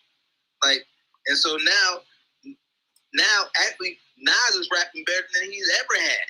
Yeah, I loved his last new album. Because he's so comfortable right now. Yeah. Like, he ain't worried about nothing. Like, you know, when you get to a certain point, like, especially at a certain age, you ain't worried about nothing when you know your money right. Like, for a minute, Nas' money wasn't right.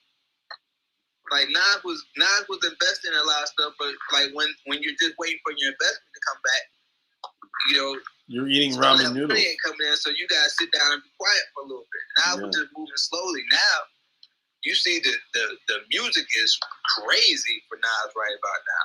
Like, I love this last album too. Just shout out to that Nas and Mike will help him make it. But see, okay, so now you get into something because I know that where this goes is Nas' production. Nas just needed some production. That's it. Engineering and production is bro. I care about the things. The way I it's when everything comes together, when the whole band or whatever, when the right things come together and they make the right soup or chemistry or friggin' whatever, it makes it. That's true music to me, because the production, the engineering, how high it sounds, how low, to everything, to the friggin' to the just to the voice, to the person singing it and saying it, that makes a difference. And that's exactly how I felt about it. Once he had the right producer, engineer, and I'm just saying, Mike Wills, Kanye Kanye signed Mike Will.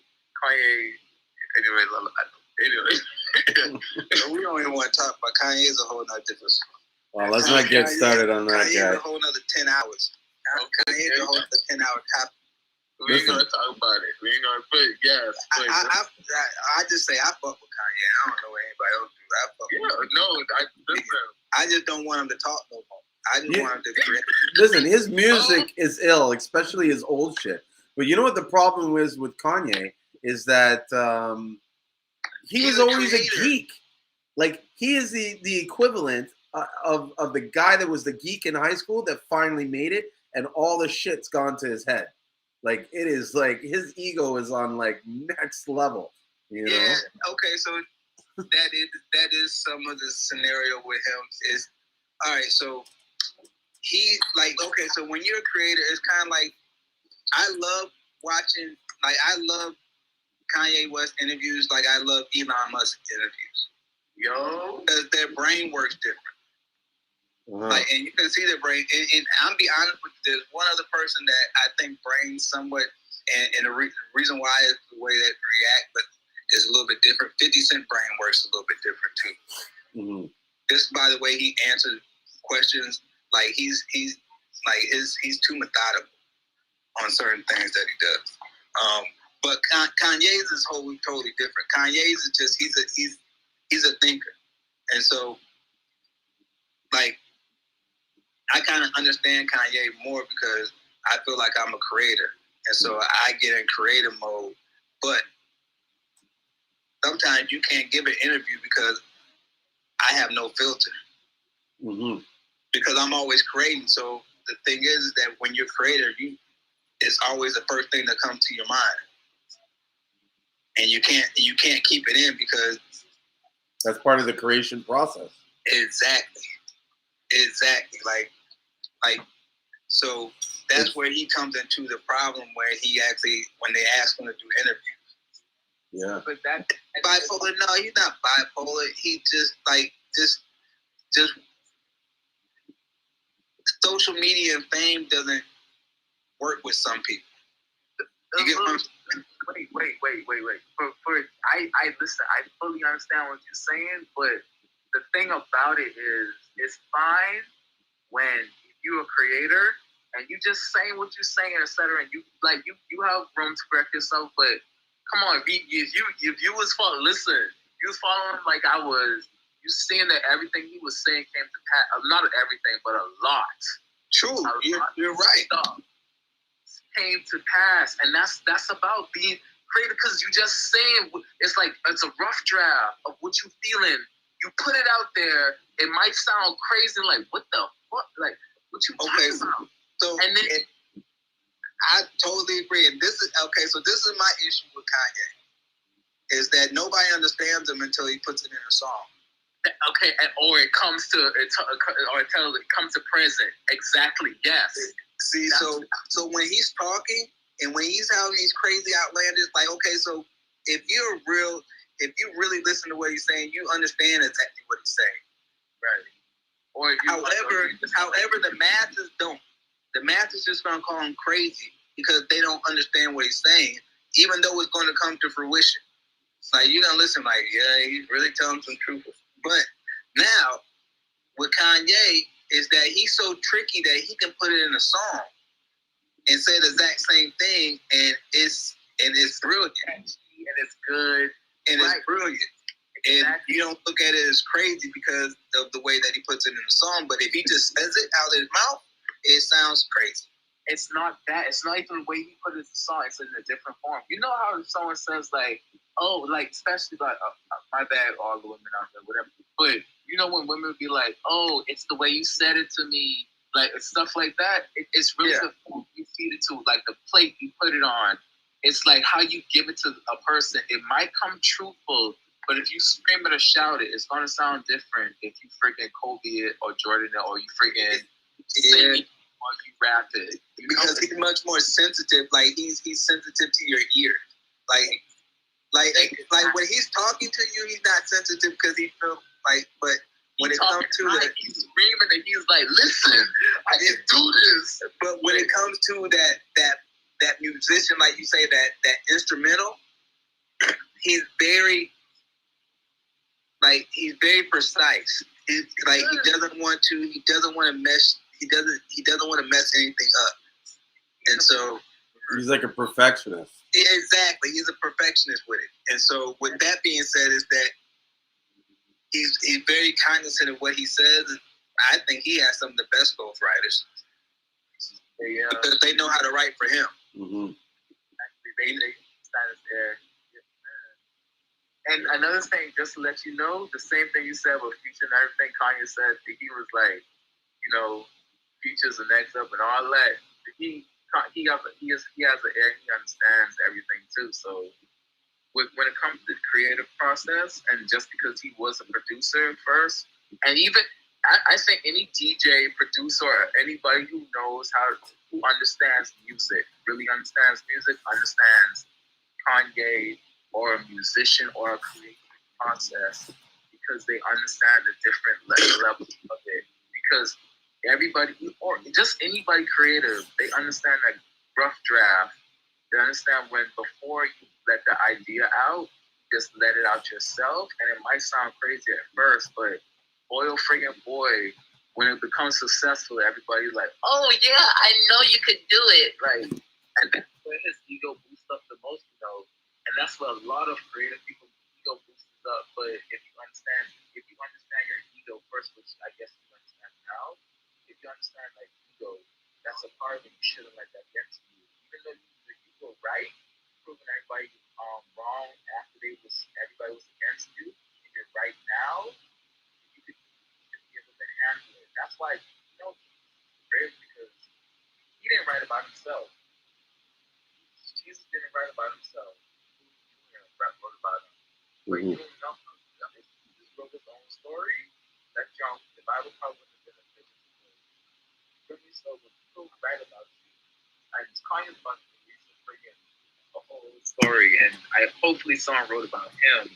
But when people write about you, they always write you, about the good stuff and stuff, and the bad too. But it's from perspective. And I believe perspective is one of the strongest points as a human being. That's what becoming so strong, because we can see from animals to nature to beauty, and we can actually put it out there for everybody to understand. Different languages, we can put it out there for other humans to understand, and we can put perspective in perspective. That's one of the strongest points we can do as humans.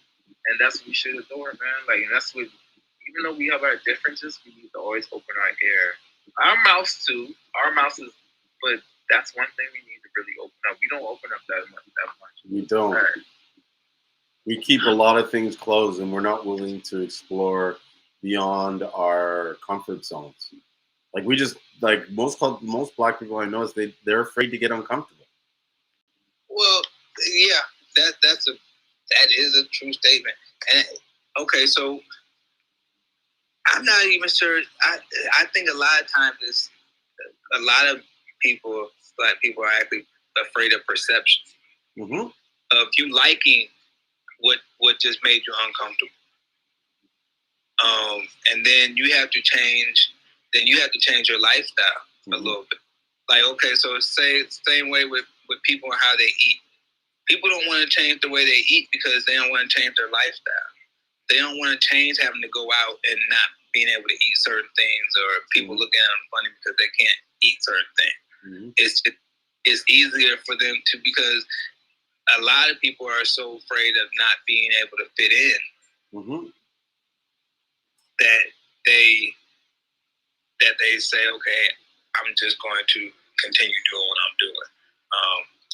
And okay, so I don't see it more I see, I'm in Atlanta, so it's a little bit different. It's really, you can do whatever you want to in Atlanta. You want to be vegan, there's a whole bunch of vegan restaurants that I won't say a whole bunch, but you have options. You want plant-based, you have options, and you can find people that are similar to you. You know what I'm saying? So it's not like it's like you're the only vegan in your area. No, there's a community. Yeah, there's a community. almost everybody vegan and plant based in Atlanta. I feel like, but if you go to if I go to where I'm from in Iowa, nobody's vegan. Mm-hmm. Like nobody's plant based. Nobody's doing it, and so now are you? Like me, I'm different. I'm still gonna. I find the only spot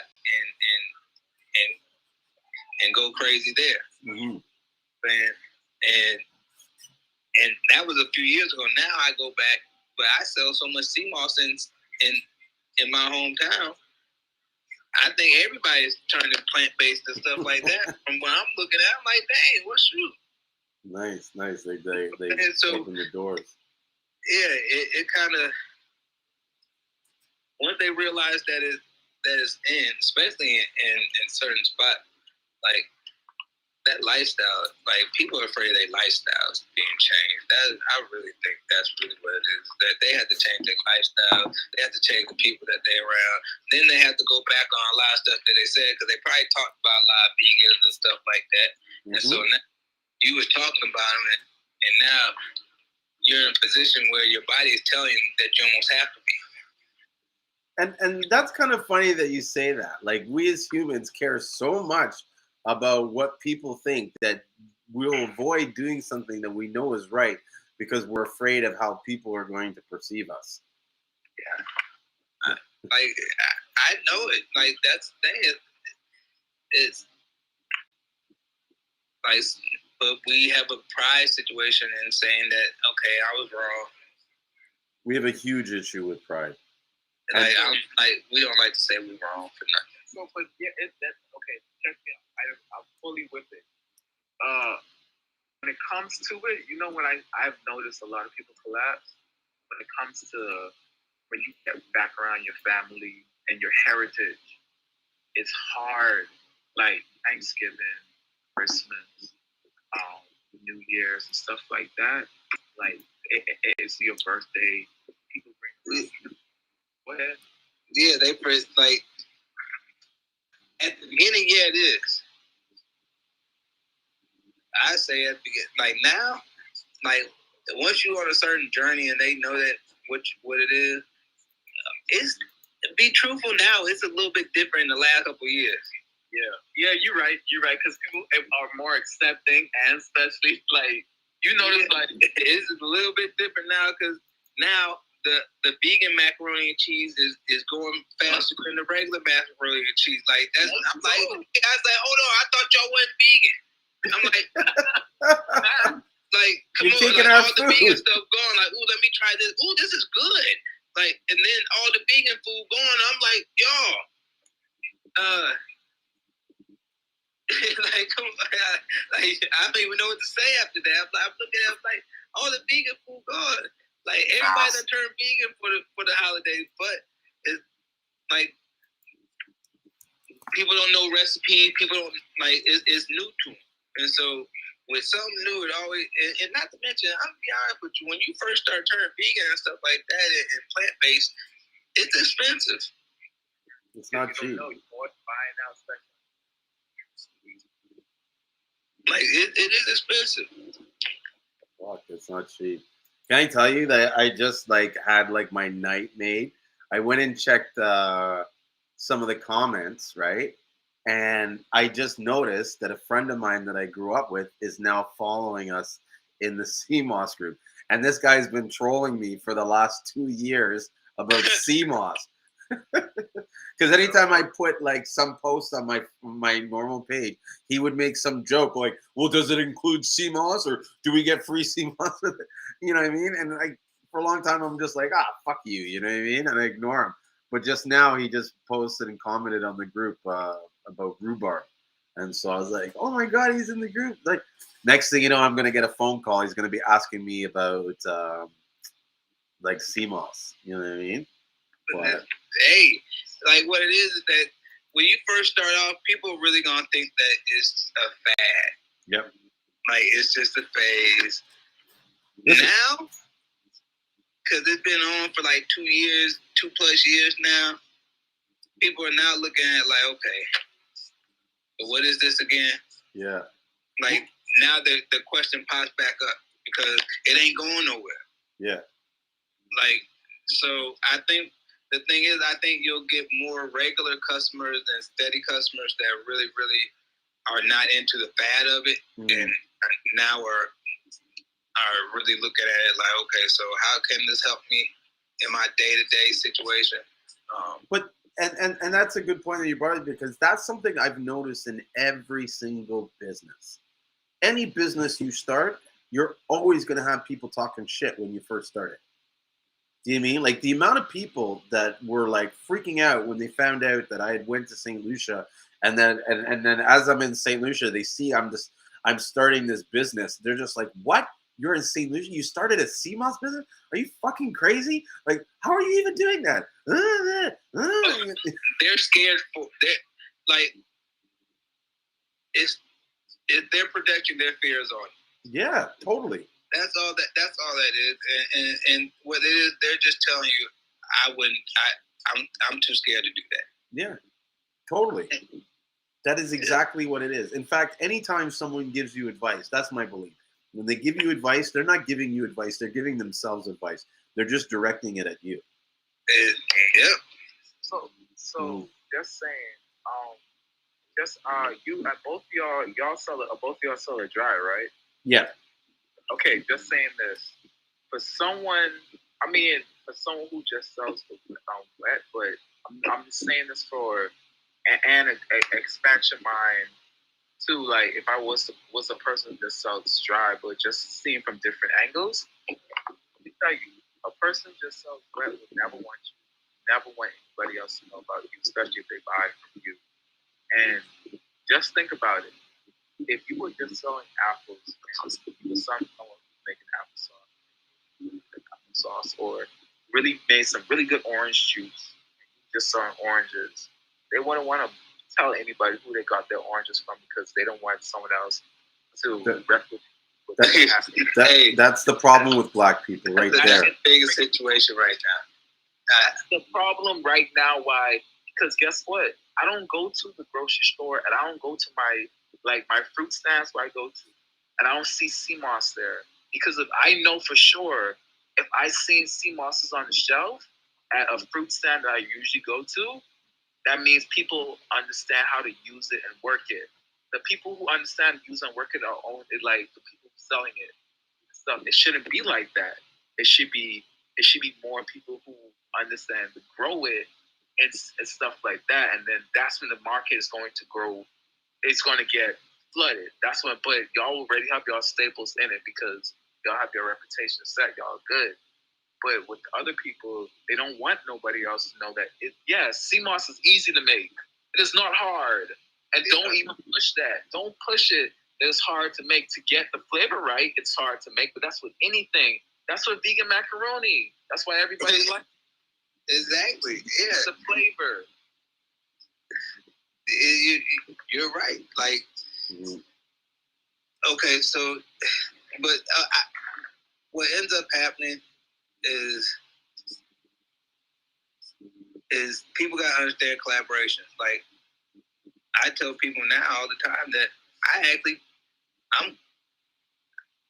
guess I would probably still consider myself one of the biggest suppliers in the United States, but I get my Seamoss from Julien now. Mm-hmm. It just works better for me. And plus, I love the quality.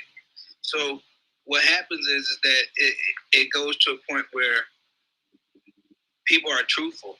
And people will say, hey, look here, like, I'm being truthful. I'm coming from being one of the biggest suppliers as far as I've had 3,000, 4,000, 5,000 pounds of Seamoss just sitting in my warehouse.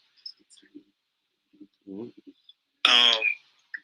I like it better dealing with Julien and not having to have that much Seamoss just sitting around. Mm-hmm. Because my investment's a little bit different than Julien's investment. Julien's invested in St. Lucia as far as on the ground, and he has people, and they have a business that's over there. My business is over here. And so and you have more business opportunities too. You have a you could, man, listen, right now, listen, you can go to Sprouts. I'm pretty sure, bro. I won't lie to you, man. Like, I went to Sprouts so many times. I was like, man, if they had Seamoss, they would blow up because they have the friggin' Whole Foods, right? They have Seamoss in Whole Foods. The Whole Foods is like Sprouts, and Sprouts is just a cheaper version of old school food. They do not have Seamoss and Sprouts yet. If they get it in there, because they have spelt flour, they took spelt flour off the shelf because they would run out so much.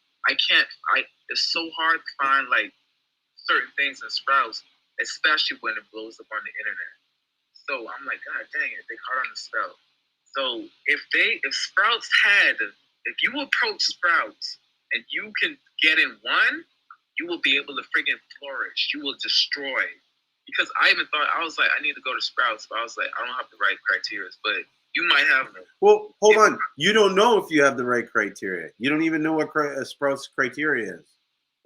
I thought about it too, but nah, man. Julien, I'm telling you, like, it's not that. It's like, if I approach them, they're going to ask for certain things I know. No, you don't know what they're going to ask. Remember that. That's one of the biggest mistakes I see people do. They try to predict their future, and you're not Nostradamus. You don't know what they could just be like, fuck, you know what? We were just waiting for you to come in. When can you get started? Oh, don't worry about that. We got a team. You don't have UPC? Don't worry, we'll hook you up with that. We'll do it. But you got the source, right? Boom, boom. You know, like the amount of times things have happened to me where I went into it without like thinking that something else was going to happen. I try not to. I mean, I do it sometimes, but I try not to guess what the person's going to do unless I know the person well enough to predict their behavior. But you don't know. For all you know, you could get behind the corner at Whole Foods and the guy making the decision is just like you and he's waiting for a guy like you to hook up. Try it. Trust me. Just find out what it is. Then you know. Then you can say, well, I called them and this is what they need. You might, realize too. And here's the thing. It might seem hard to do, right? But then when you start doing it, you realize, hey, this is not as hard as it is. You know what I mean? And you figure it out and then you're stronger because of that. Like, bro, I did not know how to ship Seamoss from St. Lucia. I didn't even know how to fucking ship I didn't even know I've never shipped shit. But I figured it out. Do you know what I mean? And now we're shipping 3,000 pounds and we're you know what I mean? We're shipping like by different methods and you know what I mean? I got custom broker and blah, blah, blah. If I said to myself, well, shipping's too hard, you know what I mean? I don't think I have the resources for it. Then that's your choice. That's your decision. Your whole life and future comes down to decisions you make.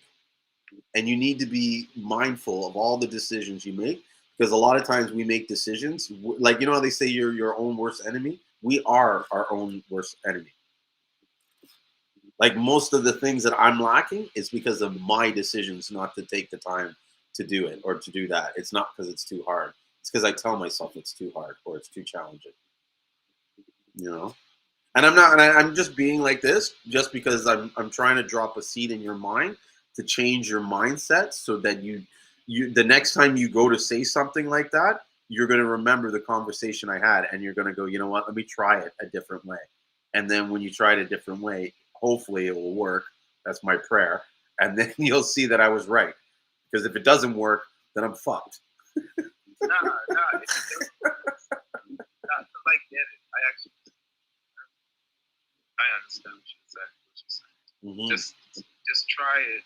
If you have it in you, just try it. If it doesn't feel, yeah. So I have Moss Boss here on Instagram, and he said we need to approach all these stores together.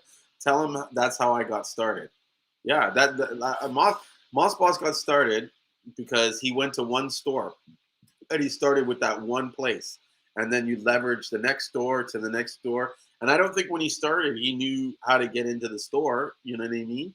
He just went and found out what it was, and then he went and did what it takes. Shout out to Moss Boss. Yeah, man. I know his story because I remember when he came, gave you your flowers and appreciated you. Huh? He did, man. And I swear, like, just just all of that, man. I always appreciate when someone else says it. Mm-hmm. And they come to it. It's a beautiful thing. One, and you see someone else growing from it. You see, like, the seed that something that you wasn't, like, you planted. Is just the collaboration y'all did. Mm-hmm. He's probably going to do something in the future where he could change someone else's life. Yeah. So one of the things he added here was he said, God gave me the confidence, which is a lot of times that's, the relationship you have with God can be so powerful. He said, I made over 100,000 from my first store. Now I'm changing my community. And I think that's why God puts people like us in these positions to give us these opportunities, is because he's looking for us to do something with it. And it's like important that we be mindful of how we can better the people around us to improve, you know what I mean, so that we can fulfill our purpose,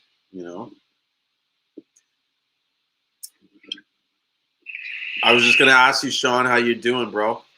Hey, I'm good. I'm in the kitchen whipping it up. Yes. I got my mask on, but yeah, I'm in the kitchen late night. That's it. What are you making? Gels or body butters or what? You know what? I'm in the kitchen making some strawberry seamoss. Nice. Gummies right now. All right. So Nice. Mm-hmm. Good. I'm enjoying this conversation though. Oh yeah, it's been all over the place, from Jay-Z to Drake to fucking, all kinds of shit. That's what I like about these shows. I don't like it if it was all about one subject or this and that. And I think that's what's going to create longevity in what we're doing here. You know what I mean? Because there is no set format. Anything we can talk about, and you know what I mean? Mm-hmm. But I am thinking about, I have been talking with a few people about the possibility of me maybe slowing down the amount of live streams that I'm doing here and then changing some of this into more of an exclusive club, because there is a lot of people that are like literally raping this information, and not to say that I expect anything back, but it's almost like, I know this sounds incredibly selfish, but I'm more interested in helping the cool people than I'm interested in helping the dicks, if that makes sense. Do you know what I mean? So I would rather be in a community where we're all respectful of each other, we're all mindful, and we're all helpful, and we're boosting ourselves up, than someone that comes in like a leech, takes all the information, and then tries to screw everybody else for the benefit of themselves. And that was something that kind of was pointed out, like, could be a possibility.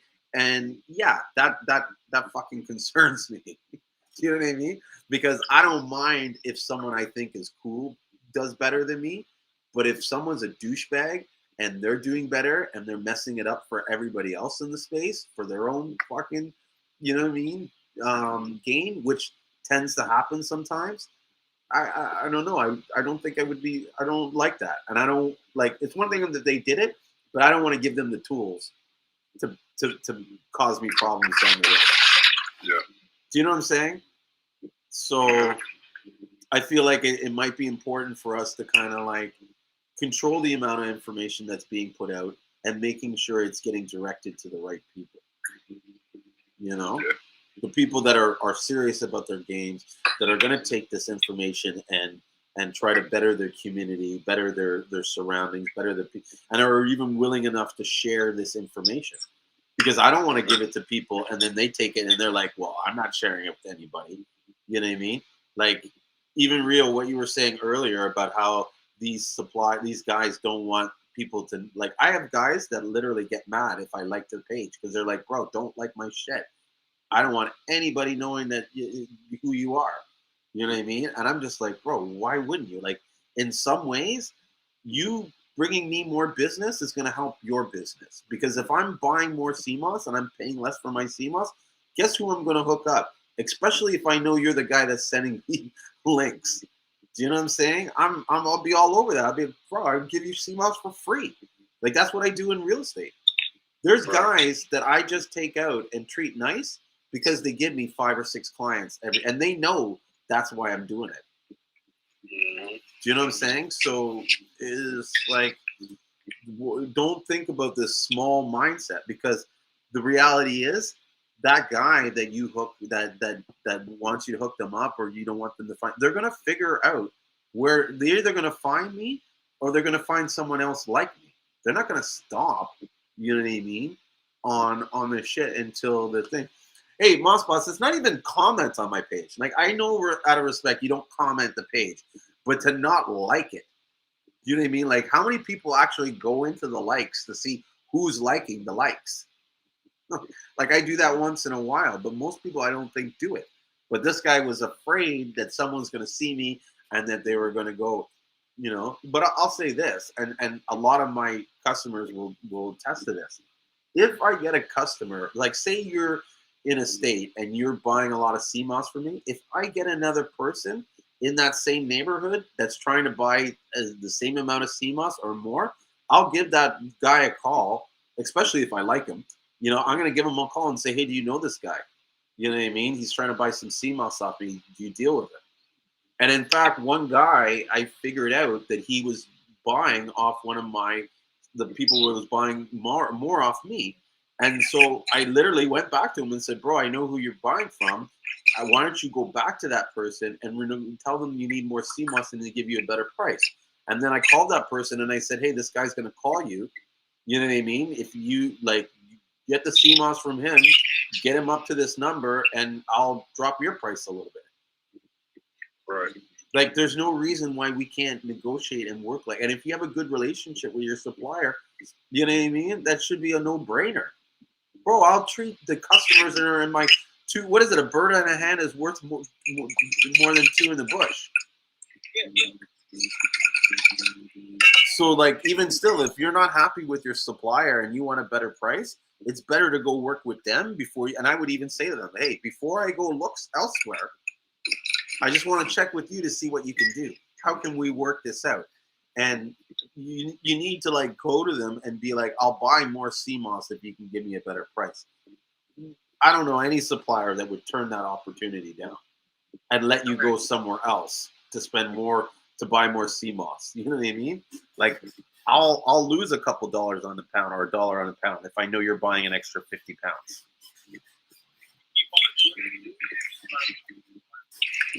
What? Oh, I thought you were saying something, Sean. No, I think it's like in the state, you see that.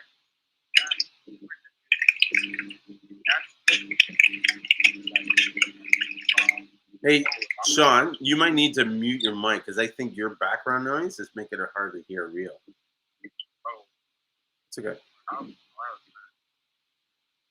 What were you saying, Real? No, I'm saying like the reason why if you keep on doing business like that, you're going to basically you're going to get more business. That's good business in the eyes of I think that's good business. You're helping out someone who's a supplier, well, not just your buyer. You're helping your buyer get more customers. Mm-hmm. That a supplier support. That is good business. Oh, that's all everybody asks for. If I bring you more business, I would, if I'm going to bring you an exponential, friggin' out your mind, I would expect this a little bit on the back end because I'm bringing you more, can you help me out? So that type of business deal, at a certain point, you might have to cut these off because like what you're saying, you're giving out too much game. People gonna start bragging on you, bro. Why are you saying that bro? Chill out, bro. Why are you giving out all of that? You feel me? People gonna be getting on you with all of that. I spend my time. It's awesome. And see that's gold. Well, that's the thing. A couple people kind of said, "Oh, you're giving out too much game," and as further we were discussing, it was like, well, maybe it's just you're not giving out the game, too much game to the wrong people. And then I was like, okay, yeah, I get that. You know? But hey, what's up, Moss Boss? So yeah. I'm good. I'm there. We're just talking about business, I guess, business practices, you know, worrying about, how do you say it, competition, not sharing your plug or your source, you know. I'm big on collaboration over competition. True. But at the same time, I understand the need. If you have a good link, like, I don't know, there's times where I'll protect my link. But it's mainly because I don't want anybody going to my link and fucking, like I said, if you're a dick, you're not getting my link. You know what I mean? Yeah, that reflects you too. You know what I mean? That's almost the thing. That would be my reasoning. Is that I have my reputation to maintain. I'm not going to someone and saying, hey, do business with this guy. And then the guy comes to me and is like, dude, why did you bring that guy to me? Like, that was the worst mistake. Mm-hmm.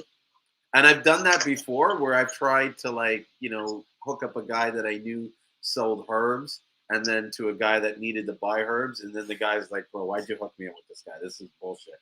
This guy did this, he did that. The herbs were bad. And it's just like, you know, that's why it's like you want to help everybody out, but you also have to be mindful of who you help out and how. And some people are just not helpable. Right.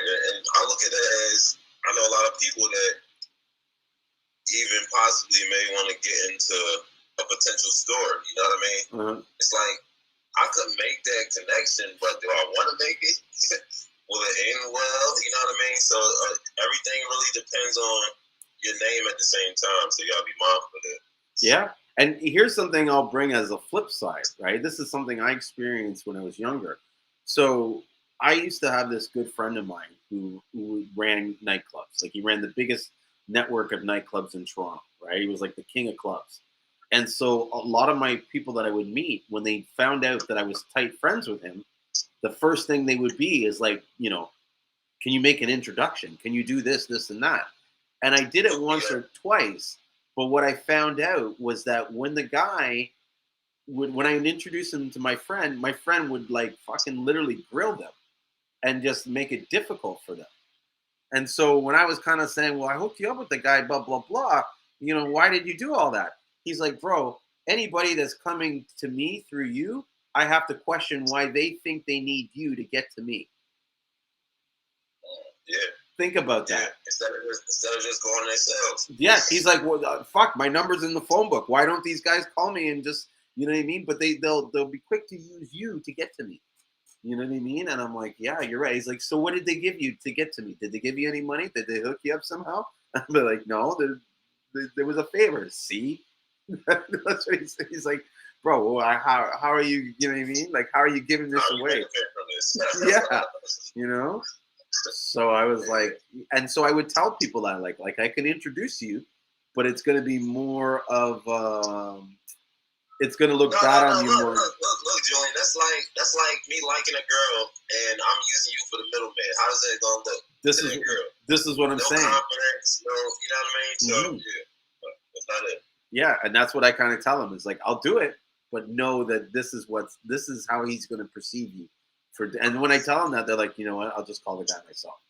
Yeah, I'm like, call the guy and casually mention everything. Yeah, casually mention you know me, but don't make me do the introduction. You know what I mean? Yeah. Because then it's like, right. Yeah, no, it's just stand on your own feet. You know what I mean? It don't, like, because then you're riding out the reputation, and if he sees me as a goofball, he's gonna think you're a goofball. Yeah. You know? That's associated with whatever you got going on too. Mm-hmm. And really, truly, outside of business, like, I can be pretty goofy. I'm a fucked up guy like that. You know what I mean? Right. Yeah.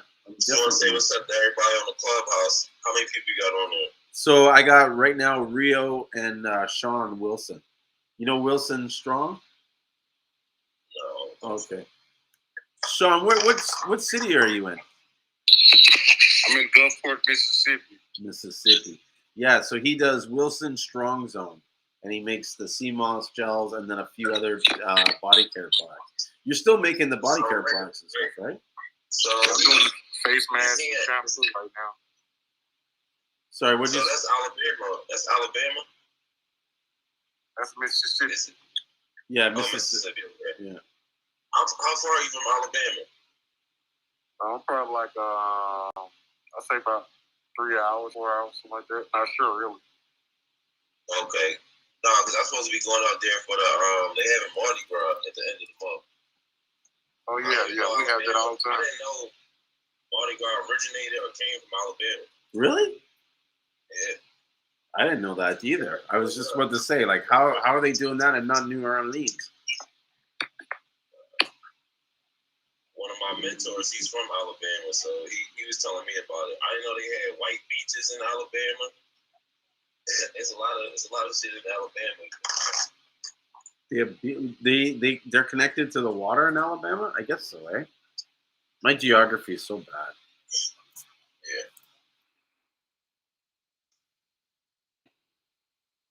My geography is so bad. Like, I know everything in Canada and some of the thing, but States, I'm really bad. Which, you know, most Americans don't know nothing about Canada. Yeah. Shit, I learned everything through you. Shit. I said, you talking about the six? Yeah. So the reason why they call it the six, like, or at least they think that Drake is connected with the six in Toronto, is because of the 416.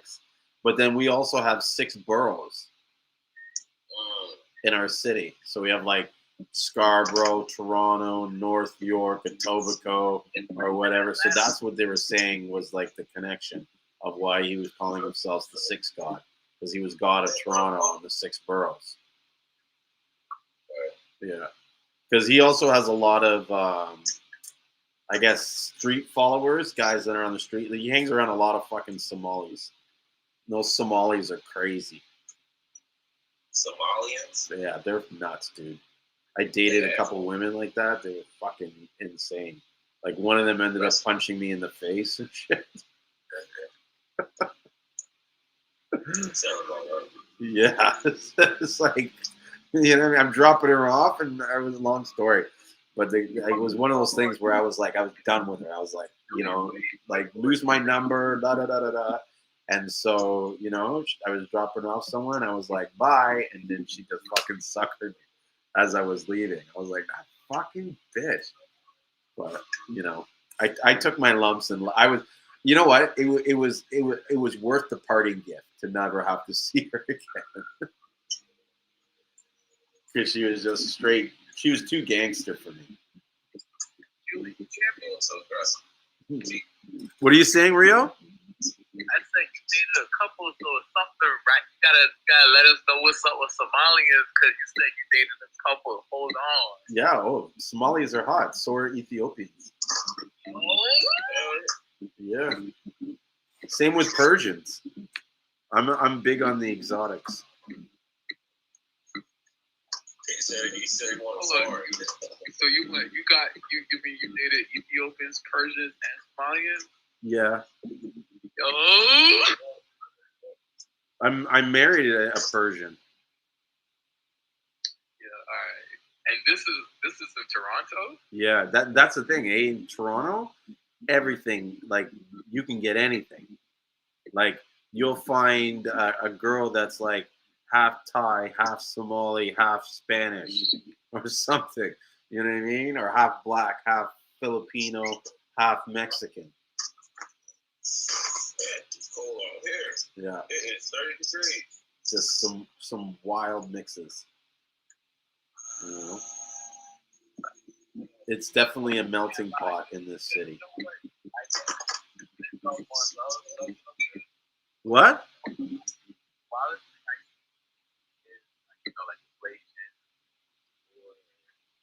You will see a Filipino mixed with black, white, and stuff like that, like Filipinos and stuff like that, but you do not see a combination of like Persian unless you're in like a city like Chicago or something like Mm-hmm. But yeah, you don't see that out all over the Hey, place. Julien, Mm-hmm.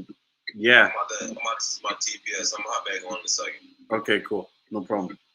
But yeah, you'd get crazy combinations in Toronto, like crazy, and even just all sorts of like variations of one culture. You know what I mean? Like there's all different kinds of Filipinos, or not Filipinos, of Somalis, or different kinds of um, Ethiopians, or even Eritrean. And that's the thing too. The cultures of the foods is crazy. Like I can get the best Eritrean food, the best Ethiopian food, the best like Chinese food, all in like within 10 minutes of each other. Like when it comes to food in Toronto, we're definitely spoiled, like crazy spoiled. Yeah, Yeah, with the I'm different. gonna have to make a trip one day. Yeah, make a trip and just go hang out at the mall. You'll be amazed. You just be like, what?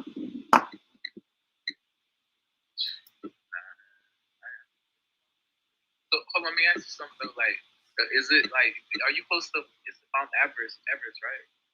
Huh? What's the water? My bad. Lake The water- Ontario. Huh? Lake Ontario? No, it's like a fall. Niagara What- Falls. Niagara. Oh my God! Said Mount Everest. God, please, y'all, everybody. So out of there. Like, Niagara Falls. like man. Mount Everest isn't even in the continent. I was like, what is this? Over here, don't understand that. Yeah, Niagara Falls. Niagara Falls is pretty crazy. Like it's a big, and they can shut it off if they want to. That's the power of human engineering, you know. But yeah, Niagara Falls is beautiful. They have a nice casino out there and shit. We used to go there for all the strip clubs. Which I Totally broke on the last part. You said what? no, I say Niagara Falls. It was known for all the strip clubs. Like we would go there, and as when we were younger, that was like the road trip. You know, you drive an hour. Strip? Huh? Niagara Strip club? Strip clubs, yeah, because Yo, they have all kinds of strip clubs out there because they're so close to the American border. that's like, I can't lie, that's like a fire ass name. Like Yeah. Niagara Strip club, bro. Dude, the strip clubs were next level there. They would have like 4 simultaneous stages going at the same time. So imagine 4 chicks getting naked, like on the stage, and then there's all these other chicks roaming around, like all 10 stunners, you know what I mean? And because it was like the go-to spot because they had all that American money, right? So all the prettiest girls in the province would be there working.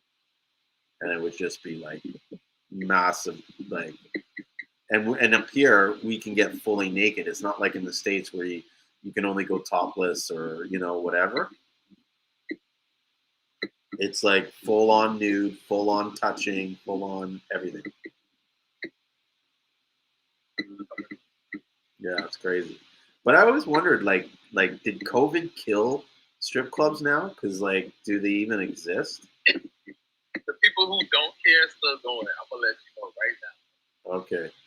Yeah, like, well, over here, I remember, bro. Well, okay. When COVID started and stuff like that, it was scarce, yes. Mm. But as soon as they let the lift up, it was over. And like it was busting. all the strippers came out. It was out there. Oh, wow. Yeah, it was. Some of them were hurting, probably. You know what I mean? Yeah. But and then another thing with, okay, so you remember OnlyFans blew up during this. Okay, so the strippers who were smart, a lot of them got on OnlyFans, started doing their things on the internet and stuff like that. But they noticed like you get way faster money during working on the floor because you're there, you can get You just find your target. They can zone in who they want. Oh, it's a hustle. You know what I mean? There's pure manipulation on that shit. You know? Exactly. But the ones who knew how to work the internet and they knew how to tease, and they knew how to, zone in on, their people. They knew how to get their customers fast. Yeah. And I'm surprised they didn't have it. Well, I think they had OnlyFans. A lot of times when you see these products that come out and they become real popular, it's not the first variation of that idea. It's like the fifth or sixth, to the point where it's been refined so much that now it's become popular, or that so many have happened beforehand that this person's willing to put time in it and invest in it to be proven. Like, even with the Seamoss, part of the reason why you haven't really seen it blow up is because no one's really decided, okay, I'm going to step up and I'm going to put the investment in. Because to do the investment, to say get into Sprouts or stuff, you're talking like $100,000 probably. Like, how many stores does Sprouts have? Huh? Look, right. How much? Hold on. Let's Google that. How many stores does Sprouts have?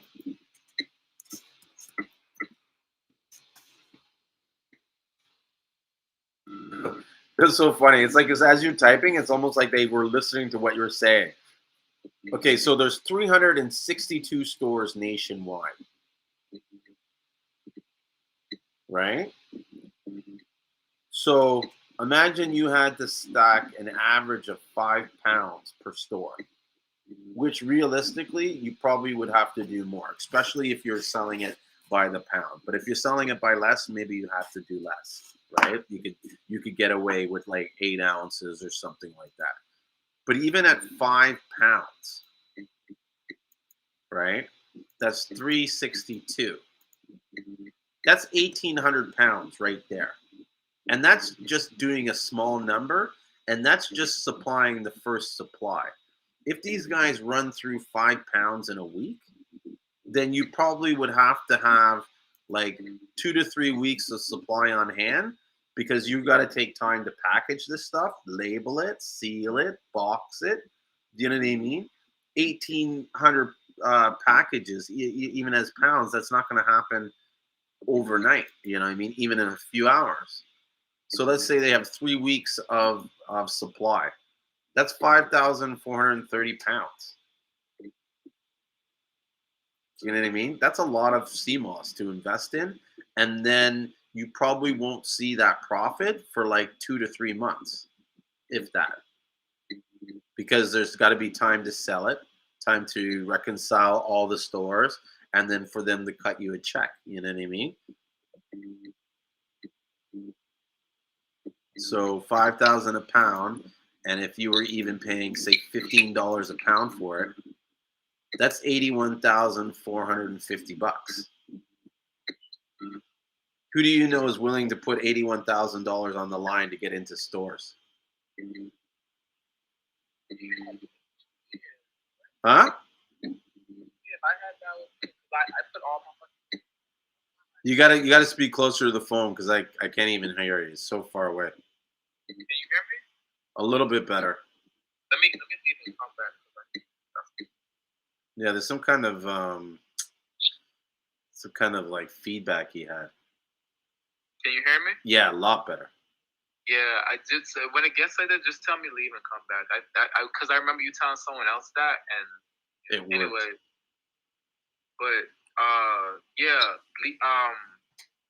I would, if I had 81,000, because I put all my money one time in the Seamoss. Like everything I had, I put it all I had into Seamoss. So if I had 81,000, I would put that in real quick. Yeah, okay. No one's questioning whether or not you'd. If I had $81,000, I'd put it in the Seamoss. My question is, who do you know that has $81,000 and is willing to put it on the line for Seamoss? Do you feel me? What color Seamoss did you buy? Just straight gold with all your money, or you bought different colors? Me? Yeah. Oh Oh yeah, yeah. I just went with gold. I didn't want to dabble. That's because that's all I knew. So. Mm-hmm.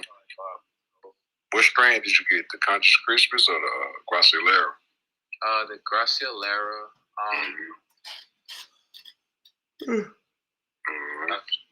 That's all I bought.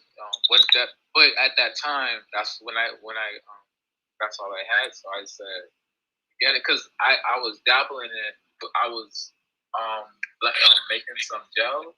I did good the first 2 times, so I said I might as well just go all in and try to triple my money instead of buying little bulks. Because who I was buying it from, I got more. More money I spent, I got it better. Yeah. Right. That's how it should be. You shouldn't be paying the same price for 20 pounds as you're paying for like 100. But that's kind of like how it is in St. Lucia. Like whether I buy 3,000 pounds or I buy 50 pounds, I pay the same price per pound. Yeah, I know. It hurts. It hurts to say that because I work on the volume discount. But what happens is that if you are moving in a lot, then you can save on other things like the cost of the vehicles. We can buy more boxes and save costs on boxes.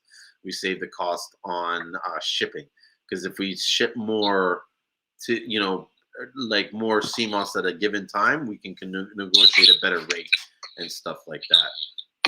I think the only advantage we have by buying a lot of CMOS is that we were able to get we have better selection in our choice because the people will sell us their better CMOS first because we're always buying.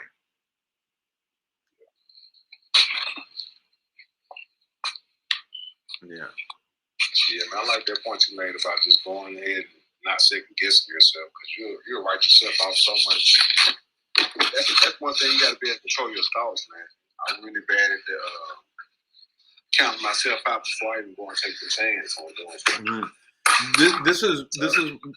Sorry, go ahead. Oh, I was just amen to myself. But this is what I believe. Having a strong faith in God is important because it's my belief that it's the devil or the negative energies that are coming in and putting that doubt in your mind. You know what I mean? That kind of like, oh, you can't do it. Oh, this won't work. Oh, this, you're going to fail at this and that. But it's within God and the Holy Spirit that can fulfill you and give you that optimism. See what I mean? A lot of times, sometimes when I'm talking, even when I'm giving this stuff in the game, as crazy it sounds, there's times where I feel like I'm not really talking. There's someone talking through me, and I'm listening to what they're telling me to say, and I'm just repeating it. So what would you, like, sometimes I'll be worried about, oh, I don't look right, or I don't look the part, you know what I'm saying, stuff like that. And that'd be like some of my concerns, or they're going to turn around like, oh, no, we don't want to buy anything from you. Like, do you think you a certain way to dress, or you just go in there with your regular clothes on and just be yourself, or something like that? It all depends, right? It all depends on how much of the market you want to capture. And the reason why I laugh is because if you saw me in real estate, you'd be like, this guy, like the amount of times I'll go on a showing and the other agent will show up and think that my client is the agent and I'm the fucking buyer. It's so funny because I dress like I don't always wear a tie. I don't dress all fancy. And sometimes it's like I just rolled out of bed, right? But at the end of the day, it's like my skills outshine my appearance. You know what I mean? Okay. And so yes, for me, it's the other way around. Like sometimes when I see guys perfect and they're all dressed right and they're dressed apart, it's like, well, what are you hiding? Do you know what I mean? Like, why do you feel the need to be exactly perfect? You know what I mean? And where I run into someone who's kind of like more like me, who's just good at what they do and they don't give a shit about anything else. It's like, okay, does this guy really know what he's talking about, or is he just pretending to know what he's talking about? And then, I ask a few questions, and if because sometimes people will not give a shit and not know shit, right? But then there's times where guys don't give a shit because they know so much shit. You know what I mean? And so you just got to figure that out. But ultimately, like, you have to dress the part for the market that you want to attract, not the market you think you want to attract. And you want to attract in a market that makes you most happy to serve them. Like, there's part of the reason why not to say talk back, because I don't hate Dr. Sebi. Everybody thinks they do. But I bring up the rocks and all that kind of stuff because I kind of don't want to do business with these guys that believe in that. Do you know what I'm saying? Or I'll ever phrase it this way. I'm not upset when I lose business like that. Do you know what I'm saying? Because in some ways, those guys aren't the people that I like doing business best with. Yeah. You know what I mean? And so I learned this in real estate from a friend of mine who does like extremely well. This girl sells like makes $1 million selling real estate. And I remember she telling me this story about some guy, and I was like, my response was kind of like, well, didn't you go after him and try and get the business, like close the deal? Like, that's a $50,000 sale. And she was like, I think it was something about the guy complaining about what she was going to do for the commission she was going to charge and stuff. And she was like, hell no, I told the guy to step. And I'm like, really? Why? She's like, listen, I don't want to do transactions with anybody that's not ready to high five me and say, let's do this. If you're coming at me like what am I going to do? Like, if you don't know what I'm going to do for you and you're second guessing me before I even started and you want to talk about like reducing my pay, I'm not happy to do business with that. Why waste time? So focus on your time on the people you like doing business and don't worry about anybody else. Do you know what I mean? And then those people, if getting to those people that you want to do business require you to put on a suit, then you put on a suit. Yep. Do you know what I mean? But don't put on a suit to go, be the everything to everybody, because you're going to do business with people you don't like more than you do business that you do like, and those people will steal your energy. And that's the energy you need to it's continue. very important to protect their energy.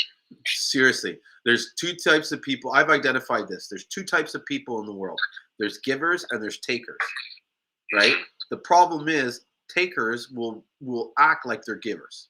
They all act like they're givers. You need to be able to identify the real takers, because as they get into more of your life, they take your stuff and then you run out of energy. You want to focus around just givers, because as they give you energy. Do you know what I mean? And then you give back energies because you want to be a giver too. And it creates a cycle that is like, you know what I mean? It's like energy cycle that's constantly flowing and never, you know what I mean? It's like we never lose energy because we're fulfilling each other up. Right. Yeah. I like the way you put that, because I was just thinking about the same thing. Like, you do something so big, and then here come the energy suckers to come and drain your energy up, all your hard work you put in. And it's like, after you get to talking to them, you feel drained after the next day, like, oh my gosh. Yeah. It's great.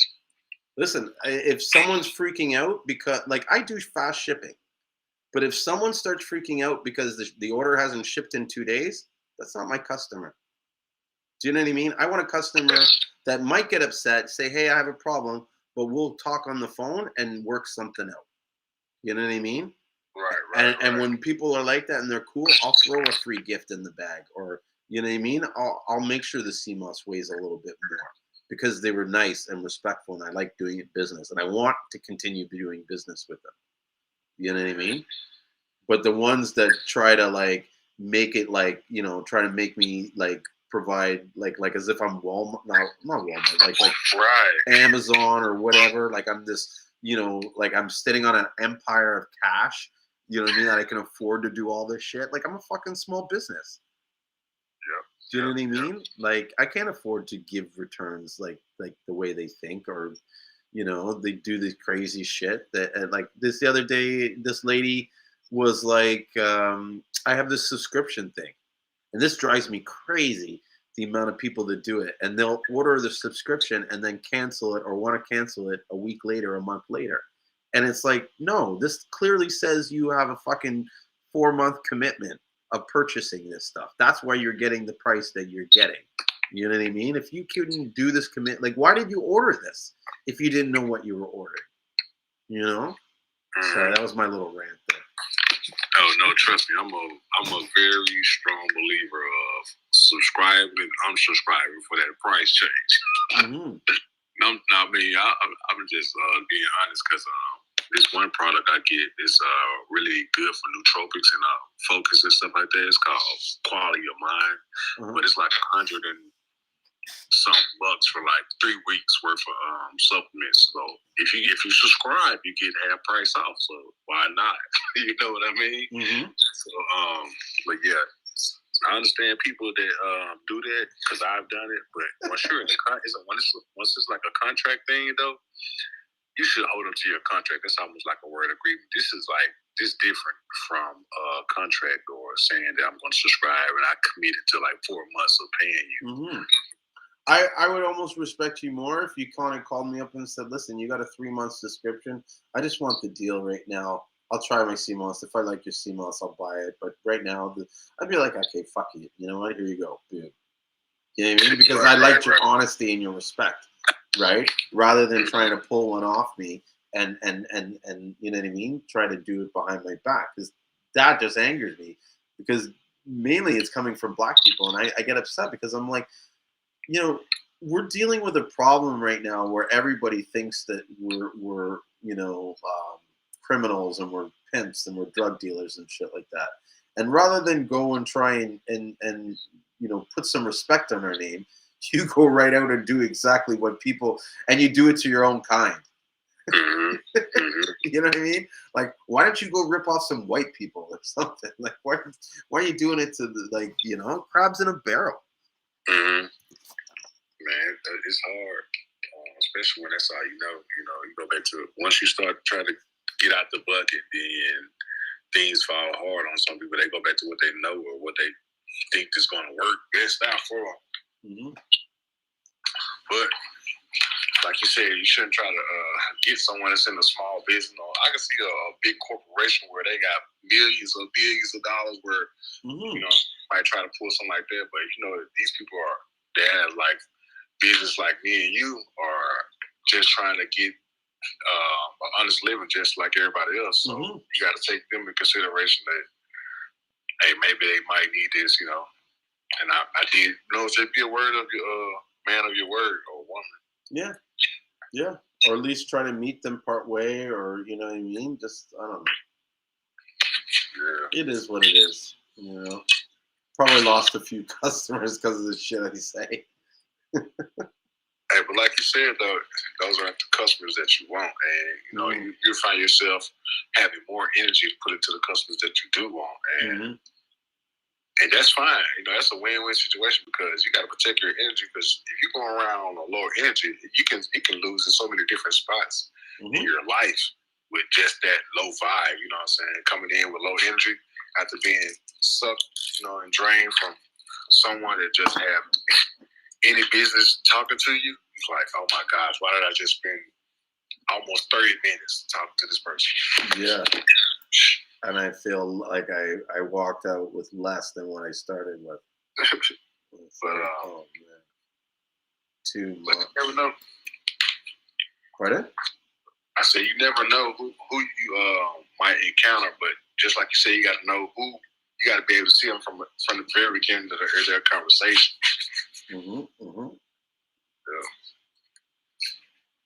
Yeah. Just to let y'all know too, so I tell a lot of people who I give Seamoss to. I've tried it myself a few times, but just for absorption, if y'all tell someone that, or if you add vitamin C to your Seamoss, but vitamin C helps absorption. Like, check it up, like it helps absorb iron. But it's a lot of other vitamins that it actually helps absorb. And minerals, and if you look it up, but I think that's where the whole orange juice in the morning thing came from. Because if you notice, like, you know, a lot of people drink orange juice in the morning, but they take supplements too. But that's why I think it came from like orange. Anyway, yeah, man, like, but you're like, you know, just for the selling game, if you sell. Oh yeah, I sell those gels now. Yeah, for sure. So make sure you let them know that, especially like, you know, the older folks, like, let them know like it helps with absorption. Like just take a little bit because if you drink orange juice or something like that, it will raise your blood pressure because of blood sugar. But just a little bit. All you need is a little bit to take. And what I usually do is I actually mix by making an infusion. You make a strawberry. So you making strawberry, that strawberry be hitting with that vitamin C, with that orange juice. It like for real, like mix it up in there. And just tell her, it makes it a little thicker. What I do too sometimes is like my daughter, I do Nesquik, I do almond milk, and I make a strawberry pineapple, and that junk right there, the strawberry pineapple, and it smells like a fruit roll up. It smells very fruity. It smells really good. Like it smells.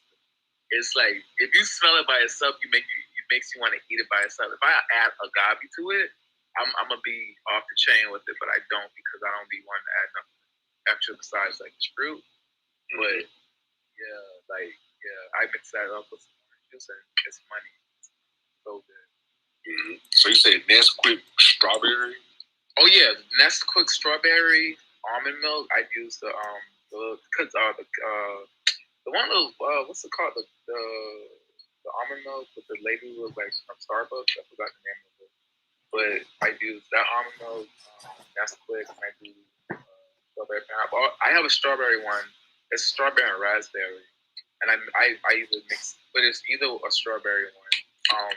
I mix that up. I shake it up, and the Nesquik helps just enhance the flavor, and it makes it taste like strawberry milk because of the almond milk. And the Seamoss thickens it up, so it gives it that with milk that when you used to drink whole milk or 2%. It's that texture, that silky feeling. The Seamoss gives it that thickness of the actual milk. So, I make a chocolate one with cacao. It's cacao, almond milk, coconut milk. I usually with the coconut milk I make myself coconut water and the coconut jelly that I get from the store. Mm-hmm. This guy cuts it fresh right now.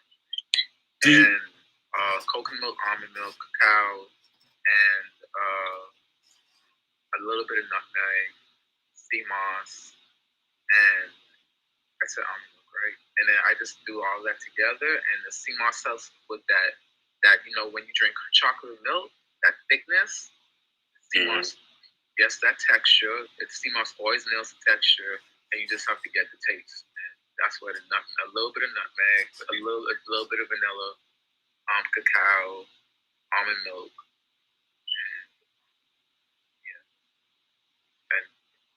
But it's that one is awesome. I'm thinking about doing a coffee one. But Julien's selling. One more time? What's the name of that? Friggin' the bean. Cola nut.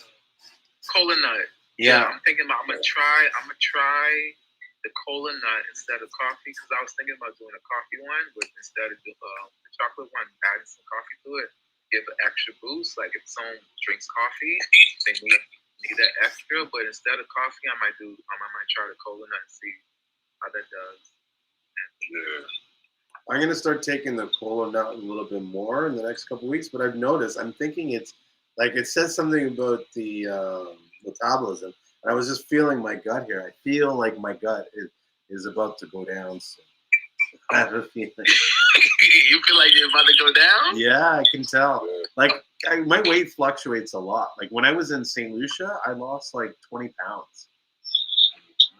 Yeah, I was down to like 195, and then when I came back here to Toronto, it was like I slowly saw my shit like going. You know what I mean? Like you could feel it, and it's just like, and then next thing I know, I started getting real sluggish, and Oh yeah. Yeah. But I got to get back on this. It's not easy though. Here, like we're still on these lockdowns. I think they just started opening up gyms, and so I don't have a lot of opportunities to really exercise. And it's the winter time, so it's not like I can go ride a bike or do a run or something like that. There's ice everywhere. Can't run shit. Man, that's one thing I wanted to ask you, but I didn't want to ask you on the live. Yeah. Like, I wonder how I always see this stuff that's going on, like counting and stuff like that. And I was wondering, is it true about how people are standing up against everybody and stuff like that? Oh yeah, there's a little bit of a slight revolt happening up here, especially with the truckers in Ontario and stuff.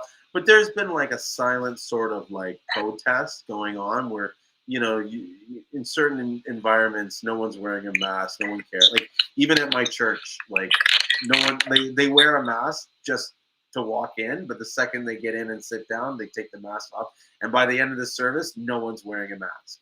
So it's almost like they're just wearing the mask in case someone comes in and goes, hey, and that's the thing. There was a time where they created the impression that was what's going to happen. But the reality is it never happened. And I would always say that to people is like, dude, no one's busting in at the last minute saying, hey, where's your mask? We can't afford that. Like they're gonna throw a couple situations on the news saying this could happen, and then in the end, it's not going to happen. Like, I remember when I came back from St. Lucia, and everybody was like, "Oh, the government's going to call. Like, don't leave your house, and the government's going to call." I didn't leave my house, but the government never called me.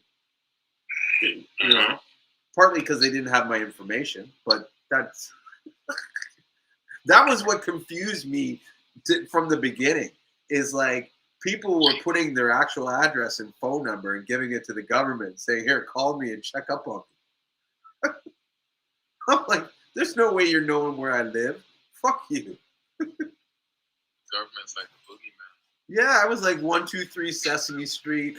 I think I gave them Pizza Hut. We have a pizza.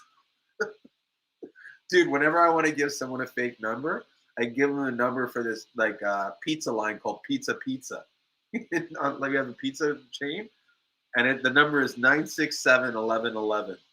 And so We'll do that. That's a good joint. I'm gonna get like the local Pizza Hut number. Yeah. I'm gonna do that joint. Because once you give that to the number and they call it, they know what's up. They're like, oh, fuck this guy. He gave me a fake number.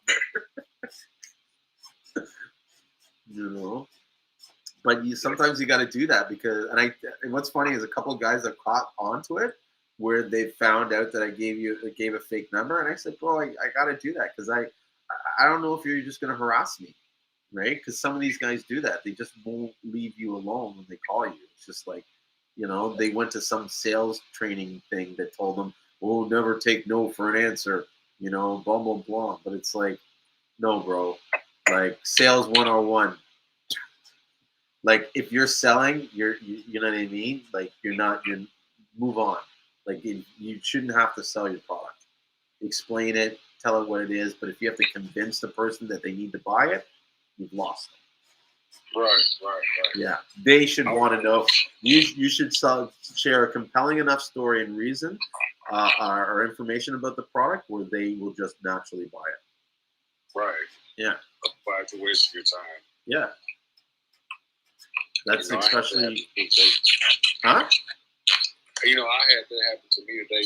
Sometimes I go around the neighborhood, just ask a few people that I might be in the grocery store, and I have my cooler in the back, and I ride around. I have all my paperwork as far as like the benefits of Seamoss, and I might see someone standing outside like, "Hey, have you heard of Seamoss?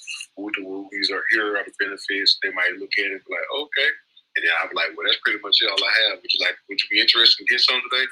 And I go straight to, "Would you be interested in get some today?" If they say yes or no, I'm going about my business. But if they don't even know about Seamoss, I'm just going to drive off. I think that's a waste of my time if they don't even know about Seamoss. What do you think? No, hold on. Seamoss, like, how does that work for you? It's like, what is your statistics and how, like, going about it, and even approaching people who don't know about it? Have you tried convincing them? Like, how does that work out for you? Sometimes you just get in the flow. Once you get that flow, you'll ask anybody that you see. So I got this thing. Most of the time, it was just me and my son in the back seat. He's like cute, adorable baby, and they love that. And so we're riding around through the neighborhoods where they're playing like football, or like they're having like a football season where like the little kids will go up there, and I have a cooler with like the purple Seamoss, the gold Seamoss, and different flavors, and I have my brochure of everything that I have. I got my website. So pretty much what I do is I'm like, hey, how you doing? Have you heard of Seamoss? I got a small business, whoop, and they be like, oh yeah. So boom, once they say, oh yeah, I'm pretty much going in from like, oh yeah. So I got someone interested, and once I'm in a big crowd, you're already in a big crowd, so everyone hears you talking, so everyone's looking. And just like y'all was saying earlier, if one person buys it, a lot more people want to buy it. Now that's pretty much a given right there.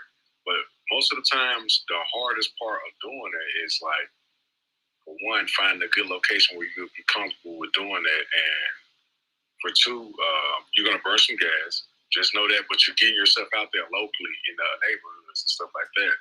But you also are building that confidence in your product and being able to sell yourself and your product and building that in those characteristics. It's going to make you a stronger salesman and a better business owner. And I like it. I really like being hands-on like that. That's the way I like to go about doing it. But it's kind of safe, unsafe. Do it like that. So you got to kind of know your areas that you're in, because people see you out there doing that type of stuff. They might either take advantage or call the cops on you because you're not supposed to be doing it. But be careful about that. And you can take your own judgment with it. I like it though, because I'm that type of person that loves to spread the word about Seamoss just off the bat. You know, it's a great product, and I'm helping so many people out. So I love it, man. The statistics are much better than waiting on someone to decide to go on my website, maybe see me on Facebook, and like, oh, I want to get some Seamoss. I like taking the initiative to actually go out there in the community and put the work in myself, because I'm once you get comfortable with it, you're gonna find yourself liking the adrenaline rush of being right there in front of a person and selling them Seamoss. And I'm telling you, it's a whole rush in itself, man. But to each his own. You know, some people that's not their style, but to each his own. You know, and then you also do the pop-up shops too. So. That you brought up an interesting point, and it kind of you confirmed the thought that I had that I was sharing with someone, was that I believe that meeting someone, like say standing on a street corner where there's a lot of people and just trying to talk to people like there, is more effective than spending $60 on a Facebook ad. Right. Yeah. Because you know what I mean? Like the Facebook ad, they might see it, they might not, this and that. This you're seeing, you know, right in front of people. And to answer your question, Rio, for me, my experience in any sales is like, okay, you don't want to spend too much time trying to convince someone something that they don't want. And usually they know whether or not they want it within 2 seconds. Like when they answer it, they know. And sometimes they'll give you, like, you just got to analyze the reasons that they're giving you. And I would give maybe 2 or 3 shots at some of the reasons that they're giving you. But if you kind of shut down those reasons for not buying it, and they're still not buying, like if you said, oh, well, it does this and it does that, and they're still not convinced, they're never going to be convinced. And that's where you, and here's the thing. Actually, let me rephrase that. It's not to say that they're never going to be convinced, but they're not ready right now. So remember who they are, but go focus on the people that are ready. And when you've exhausted all those people that are ready, then you call them up and say, hey, are you ready yet for Seamoss? You know what I mean? Right.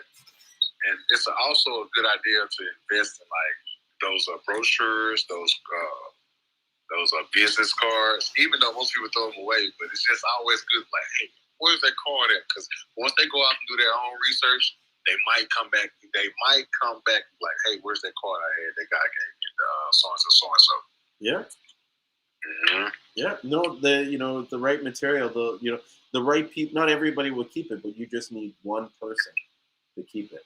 Like, I do a lot of advertising for real estate, and we did this one flyer where we were spending maybe about $400 or $500 a month pushing this flyer into this building, and we did it for the last 4 or 5 months with nothing, right?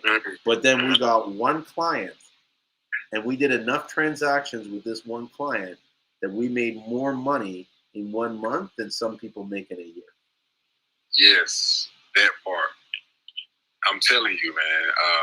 Like I was going around doing this, and I met one customer, there was a loyal customer all year long. On my back to back, it was like guaranteed they're gonna spend $100. And one time, I'm like, oh, you never know. That's one thing about being local. One thing about shipping locally is very cheap, and also you can just drive and meet them. Mm-hmm. And you don't have to do any packaging that much. You can just make your jars and your gels, and hey, meet me at the local shopping center or something like that. Mm-hmm. And then after a while, you say to them, do you have any friends that might be interested? I'll hook you up. Why don't you grab 5 jars off me and I'll cut you, I'll give you your jar for free. For a second, I thought she was selling them. She was buying so many. Yeah. But incentivize them to sell it. She was probably buying so many and giving them away to her friends and stuff. Mm-hmm. That's what happens a lot of times because the person they'll buy it, they'll have it on the counter. The friend shows up, oh, what's this? Give me some of this. Give me some of that. You know what I mean? Next thing you know, you need it's like weed. Next thing you know, you need to re-up. You need to re-up every week. Yeah. Right. Absolutely, man. I love that rush. It's an adrenaline rush. I like performing because, and I also like helping people, man. It's just a natural instinct for me to just want to help people. Mm-hmm. And it comes out naturally. I'm the type of person that if you're interested in something that I'm really passionate about, let's talk about it. We can get it going. You know what I'm saying? Mm-hmm. But yeah, man. That's good. Yeah. Are you doing anything to keep track of your past customers, like by email, like an email database or anything like that? Not yet. Like I said, I have a story right now as far as like me. Starting out this business was just like, hey, you're eating Seamoss, why don't you sell it? And I started doing it, and I really came up with it quick. I really haven't got like a blueprint of like how to scale it to the next level yet, because I was like but I was like mostly taking care of my son as a newborn. But now he's in daycare, and I can actually start to make a blueprint to how to scale this business to the next level. But as far as that, no, I've just been going right off the top of the head with it. Mm-hmm. Moneymaker? Lost your moneymaker to daycare? Yeah, man, I lost that cute smile. Oh, shit. But guess what, though? He gets off at 5 o'clock. Maybe I can catch a game. That's it. You got a few hours before dusk. Right. Yeah.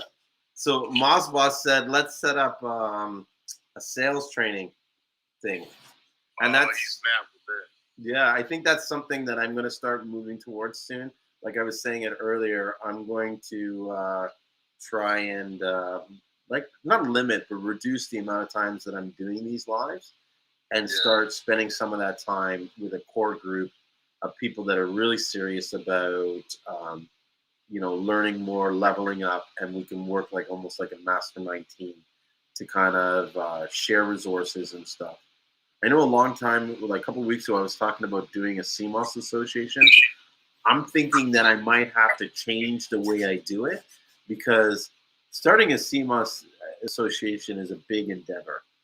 And I almost feel like I need to get a smaller group together first, get those people understanding the benefits of working together, and then using those people to build a newer organization that will be more open to what, you know what I mean? It would be more like not open-minded, but you know what I mean? Like it would just be different, you know what I mean? Right, and right. it would operate more as an organization where I feel in the beginning, it has to operate a little bit like a business in order to set up the structure and generate the funds so that going forward, it can almost in order for it to really grow, I believe it needs to be somewhat of a non-profit organization with an independent ownership.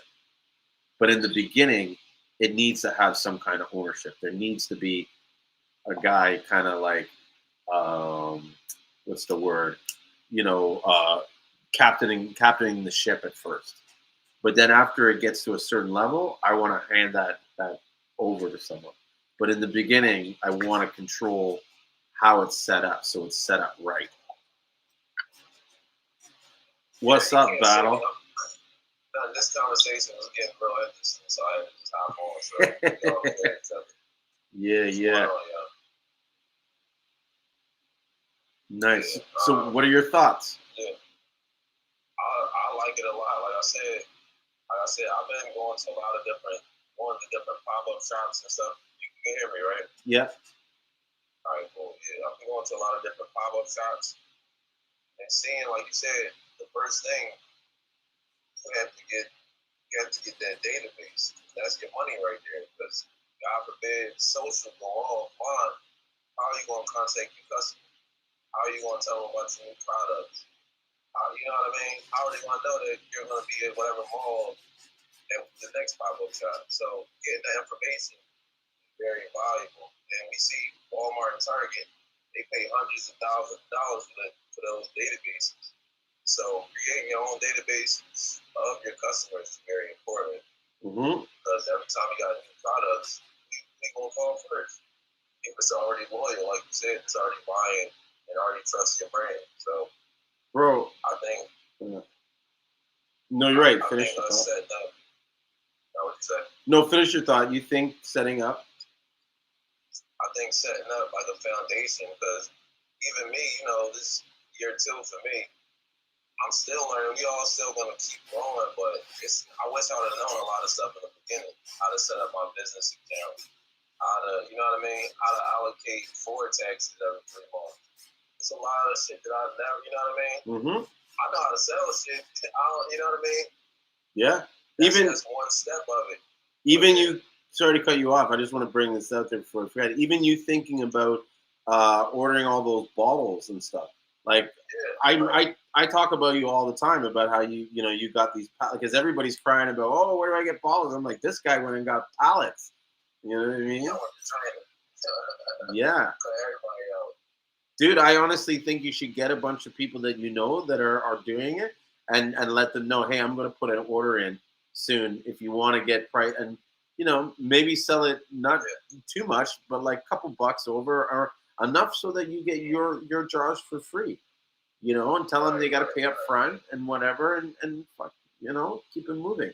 That's some what? And not to cut you off, because what happened was when I first ordered, I ordered 5,000, but down with China, they're on a whole different like time. Like their New Year's is after our New Year, so they shut down for like 2 or 3 months. So I got caught up with that. Then I had to reorder another 5,000. So in total of 10 when they all came in, but I gotta get rid of 10,000 jars. You know what I mean? So that like you said, it literally became another business on top of selling Seamoss, man. So. But you know what? Send me your price list. I'll put some people your way if you need to sell jars, because you got you know what I mean. You got it, and I know lots of people need it. They want it. Right, and that's what's important with all of us that's coming together, creating that nucleus of resources. You know what I mean? Like I know you got other things. A lot of people don't know that, but you don't push it as much as good, but you got other resources on the islands, like sour sap leaves and other beneficial things that people could be using too. You know what I mean? So all of us, we have different resources that come together. Just like how you and Rick did, you know what I mean? Like that's a power move. Like, you gotta make power moves with a trusted circle of people that's doing it. Like just think about it, Julien. Like all the people that, like you said, we've been doing business for probably about 2 years now. But all the people that I bring your way, and you did the same for me. You know what I mean? As far as resources. So it's very important that we all do stick together and find a level of, like you said, you can't trust everybody, but let's find that core group that you can and is like-minded, that's willing to help you and grow. You'll go further versus you trying to do everything by yourself with the team and strong team. So. And we all over the world at this point. You know what I mean? It's not like we in everybody's backyard. No. So we'll be more effective together versus us individually. No, with the right team and the right energy, you can do a lot of damage in the Seamoss industry. Right. Because we dictate what is being put out here. That's what we all got to really remember. We set the standards and the bar for all of this. Yeah, well, we're serving ourselves in a sense, you know. And then I think it's important that we protect this and don't have some, like Rick was saying it before about, and I've seen it. Like after he said it, I seen these ads where they came out with this Seamoss tea that they're selling, and it's like generic package, you know. And it's like, yeah, and you look at that product Nautica. You know what I mean? The amount of people that buy into that thinking that's real Seamoss is crazy. You know? Like I've had a couple of people. These gonna get it like Herbalife and you know what I mean, like Secret or whatever. These little MLM, pyramid scheme companies, they're getting on the board of it now. TLC and all that shit. So. Yeah, that's the TLC brand. That's the one I'm like, ugh. But I'll say this: Herbalife makes good protein shakes. I like their protein. I was taking them for a while and I lost a lot of weight on them. But that's enough. But I don't buy into that marketing level stuff where they try and convince you, oh, you're gonna make $1 million, you know, you're gonna retire off this. I hope nobody on here sells Herbalife, but I just have to say this, like, because you know I'm a personal trainer too. So yeah. I'm in the gym about a week, probably like 15 hours a week. So, Sean, you sell Herbalife? No, I'm a personal trainer too. Oh, okay. Hey, I want to ask that. Go ahead, though. I want to ask him a question when you get done. Okay. That's crazy because that's how I got into Seamoss from training. Was getting constipated a lot, eating bullshit. Still getting big, you know what I mean? Still getting my PRs, my lifts and shit, but I just had to find a better way to do it versus just eating trash and put anything in my body. So I came up with Seamoss, help with digestion, give you energy, and I don't need this creatine and this whey protein and all this other shit. You know what I mean? So I found a healthy alternative, and it's still a sports enhancement. It's not really on the market or being pushed on the market. So. It's coming. Right. But that's what I'm saying. This is our job to curate it, to make it more than what it. You know what I mean? Same way Gatorade and Herbalife. Gatorade don't got shit to do with sports, but it's affiliated with it. You know what I mean? Like when you think of Gatorade, you think of sweating and endurance. And, you know what I'm saying? So it's the psychology around a lot of this stuff that we can still shape it and make it whatever that we want at this point. Because it is a healthier alternative to a lot of processed shit that's out here. So, and that's my thing. I just want to push healthier alternatives in my community because we all live in food desert. Shit is horrible. Everything's fried. If it's not fried, it's processed. You know what I mean? So it's sugar. The shitty options. Right. But what you want to ask me, bro? Sean? Hey, y'all want to ask you, I seen somebody named Moss Boss in the comments. I don't know if it was the Seamoss group, but is your birthday in September? No, September. Oh, okay. I thought you was one of these guys I saw in the group. But, okay. But y'all like that idea? Huh? No, I haven't figured out how to work Clubhouse yet, but Julien gets mad at me from time to time. So I just go on live. I'm gonna figure it out. I'm gonna get my assistant to set my damn account up tomorrow. So I'm gonna hop on there with y'all though. Because it seems like it's cool though, you know what I mean? What type of Seamoss do you sell? Just regular gel or just what? We sell fruit infused. Fruit infused, and then we do original elderberry, and we do smoothies as well. How do you do your fruit as far as like fresh fruit or what? It all depends. It depends on the availability of the fruit. But mainly right now, bro, I've been using frozen fruit.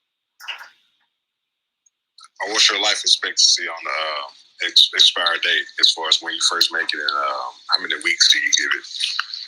Frozen fruit, I usually give it 20 days. But it's sold within the first 4 to 5 days. Like my store, I sell like 150 to 200 jars a week in my brother and sister store. So it really doesn't sit that long. Oh dang, that's crazy. Yeah, they basically it's like crack, you know. What ounces do you? How much? Like, what ounces do you sell in that week? Say 1 ounce. Yeah, like in the store you sell like what ounces? 16 ounces. 16. For real? All right. What flavors are your best sellers? Mango, strawberry, pineapple. With me, like I'm trying to get. You say you do frozen fruit, like the mango. I wait till summer to get it. But you think just for all your flavors you do with frozen fruit, and they come out that good? Yeah. You prefer frozen fruit over fresh fruit? See, at first, I was real skeptical about that too. I was cutting up all my fruit and then freezing it. The time it took,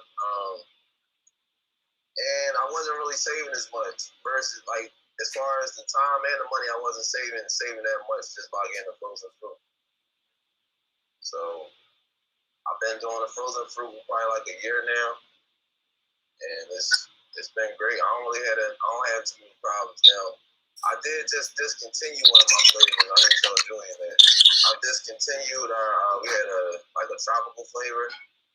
And the thing is with that, it was too many different type of fruits in it. Right. So it was kind of spoiling bad. So outside of that, everything else is running smooth. And I'll say in the past year, I probably only had about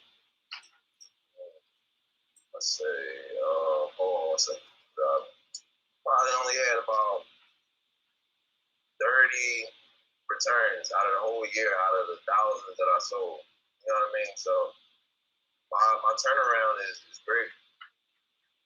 So are you selling the Seamoss as a product in the gym that you work in, or just on the side outside as a hustle? I found a produce store. Like my best advice if you look at the store, start just going to those produce stores where people are already kind of health conscious and they already care about their health. And once you tell them that Seamoss one is a superfood, especially white people, you know what I mean? You tell them it's a superfood and tell them the benefits of it and that it helps cure this and that. They'll just be mindful of what you say, how you say it, of course, but it really is something that will boost your immune system. So once they hear that, especially in the times that we live in right now, you know what I mean? People gravitate to that, like real fast. And especially, here's another thing. If gel don't work, pills might work. You know what I mean? So it's always an opportunity to get in there. Some people don't have refrigerator space. Well, cool. These don't expire, bro. You know what I mean? So you gotta be able to hit them with the whole arsenal. Shit. People do gummies, like you said, the smoothies, pills, soaps. Right. I'm with that. I have another question. Seamoss. I sell Seamoss lemonade. Shit, we start getting crazy. Next week we about to start pushing it. Seamoss chili. Hold on, Seamoss chili? Vegetarian. Might do one vegetarian and then one with meat. You know what I mean? But throw 3-4 scoops of Seamoss in there. That's infused with Seamoss now. You know what I mean? Yeah, it's crazy what you can do. Still getting the benefits. Yeah, I'm big on healthy alternatives. You can eat shitty food, or you can get something with. And here's my thing too. Why do people? You can always get people on this. A lot of people take supplements because they're not getting the nutrients from their food. That's a problem. You're just eating. You're eating to fill the void.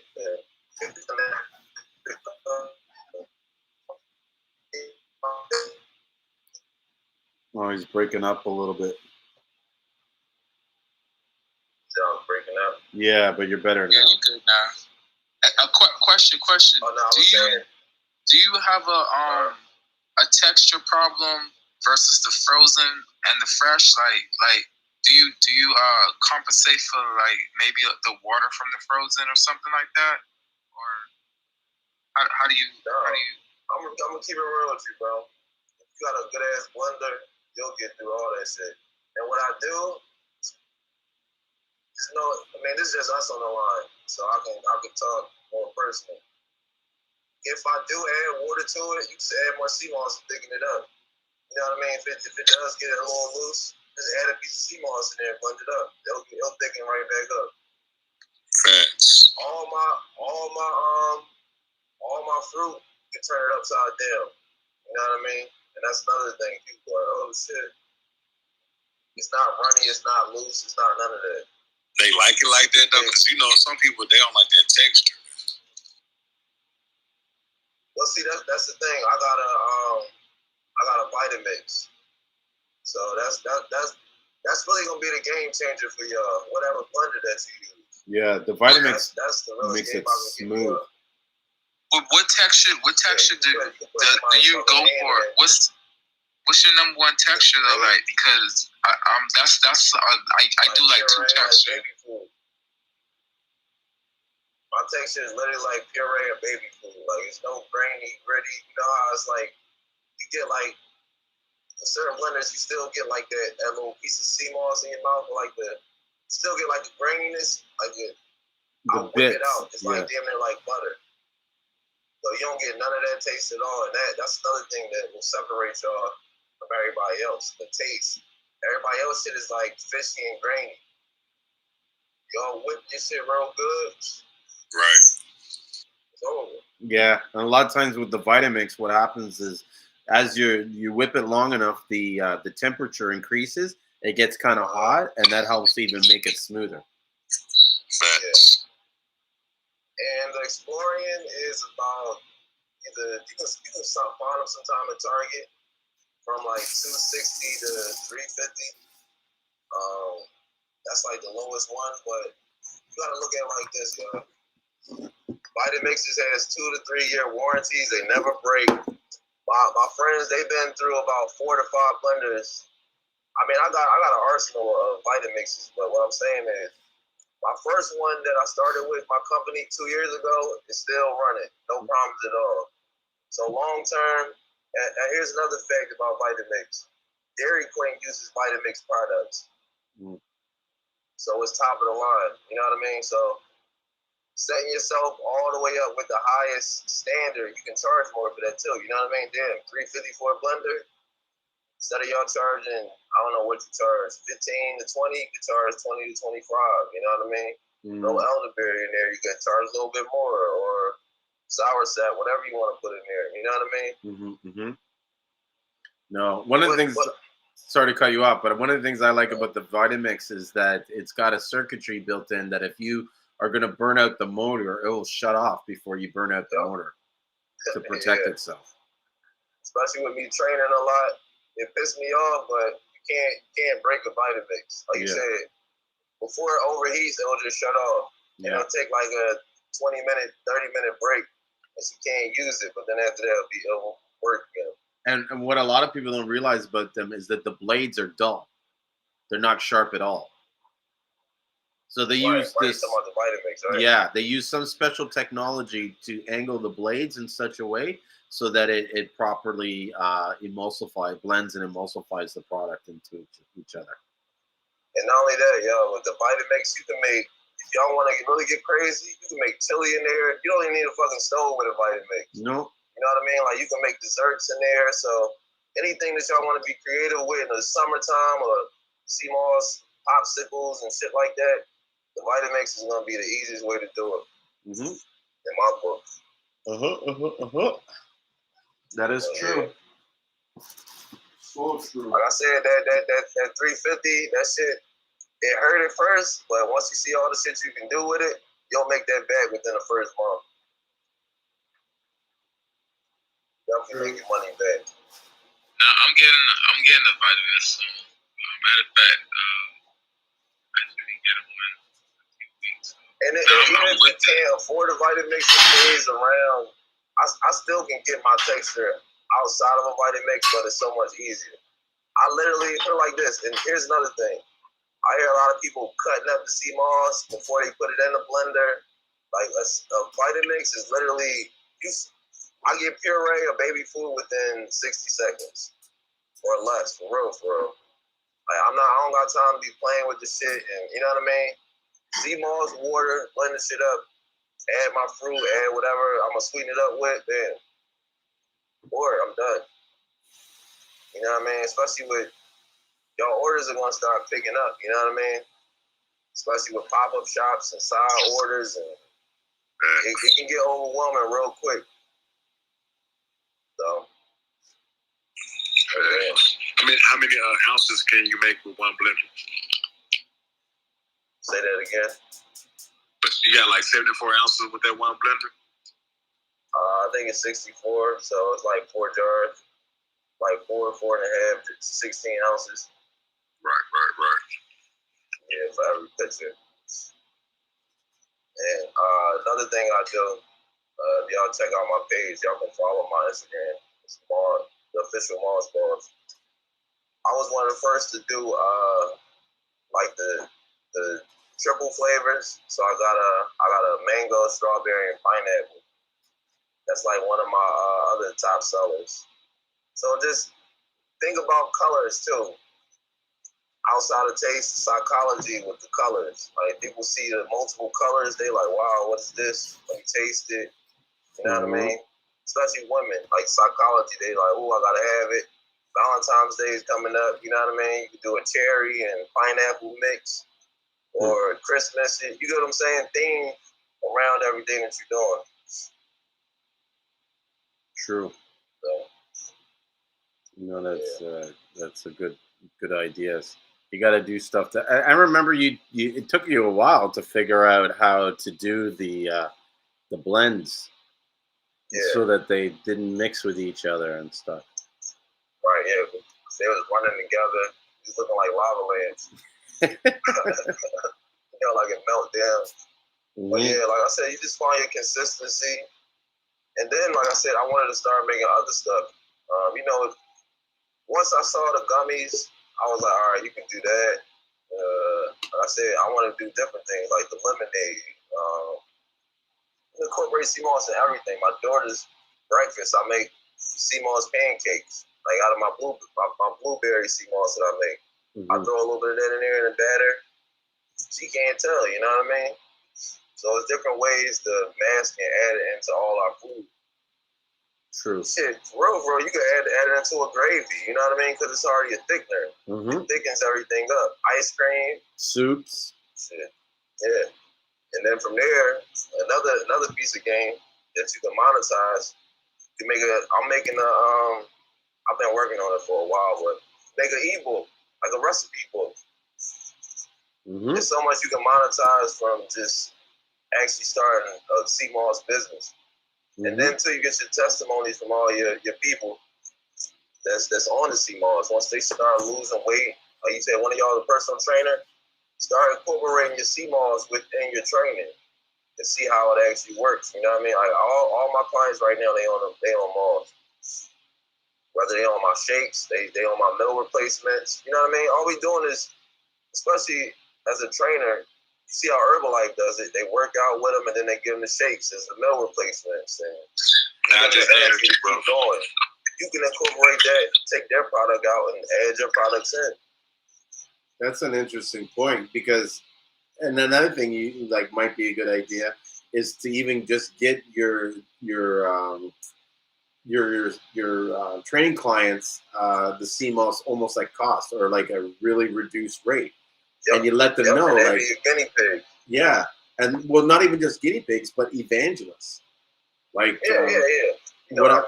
what I found that's important for businesses to look at is to have evangelists on their team, where there's certain people that just talk great about you, and you treat like there's this girl I know. Oh, I love the girl. Her name's Lulu, and I know that Lulu, any chance she gets to say this guy's the best, he's amazing, You know what I mean? That brings your value up. This is what I'm saying. And so she doesn't even buy a lot of Seamoss. She buys like 1 pound, 2 pounds every couple months.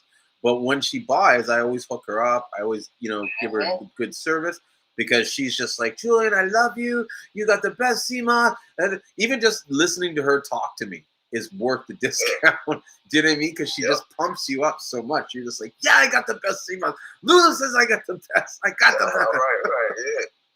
Well, like you said, she's giving your company value, and that's what we gotta look at, yo.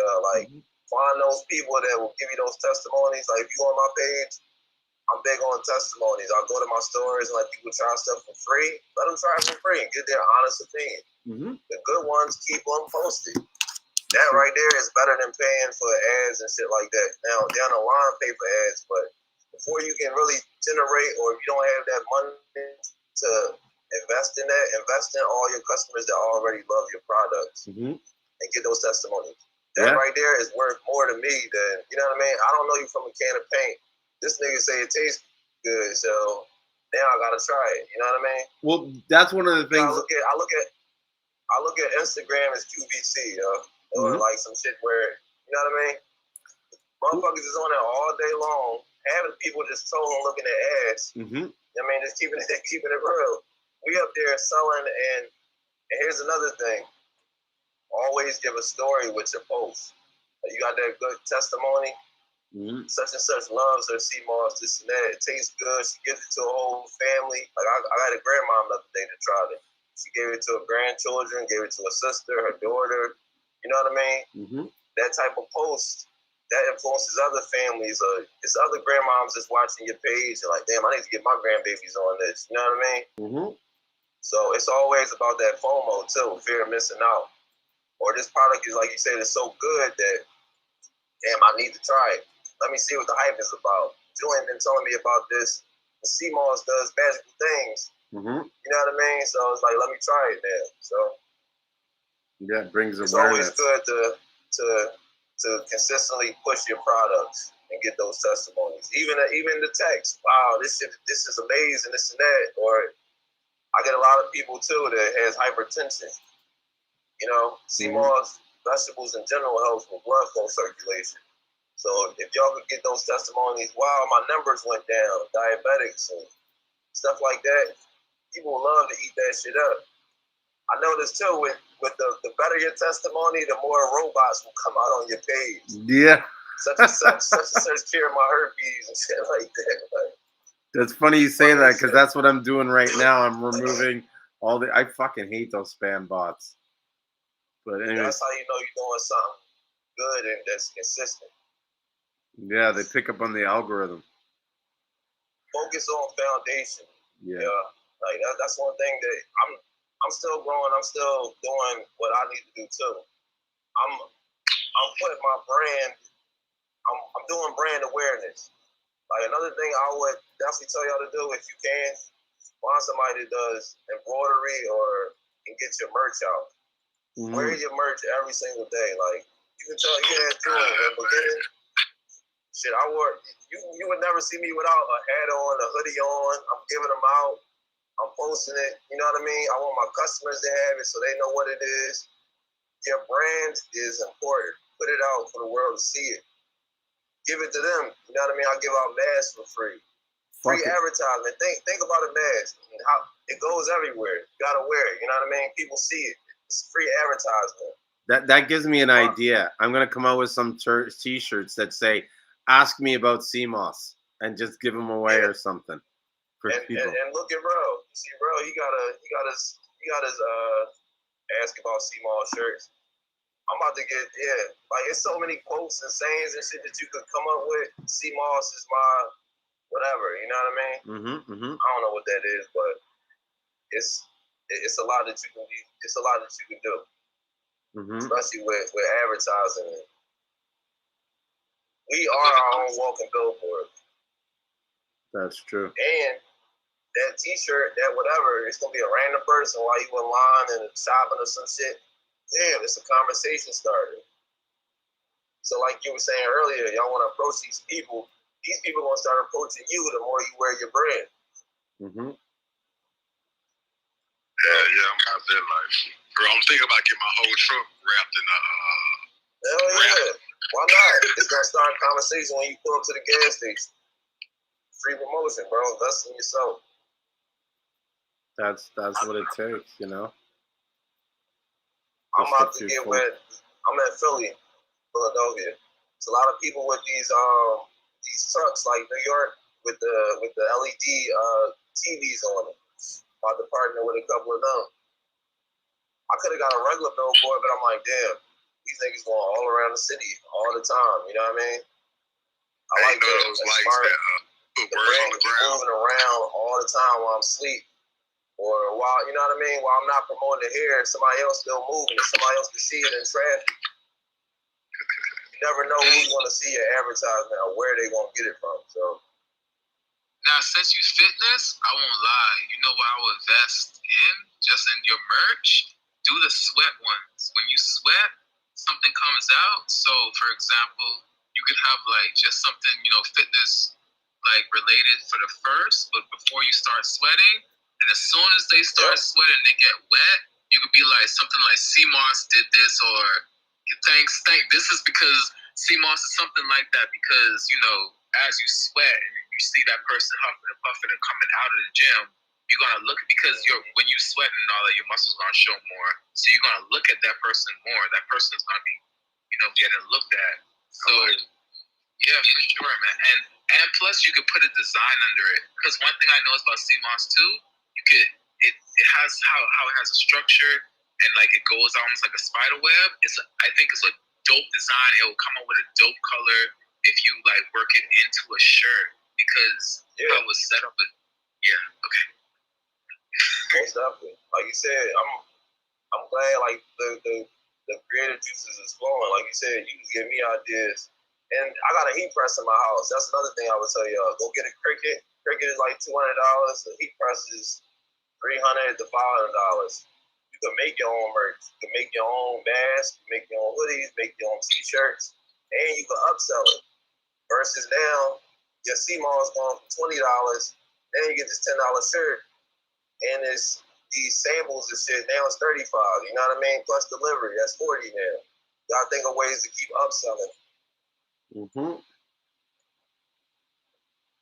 Yeah, man, I was checking your Instagram out. You've been going ham. I'm talking about the man been giving away Seamoss left and right. For real.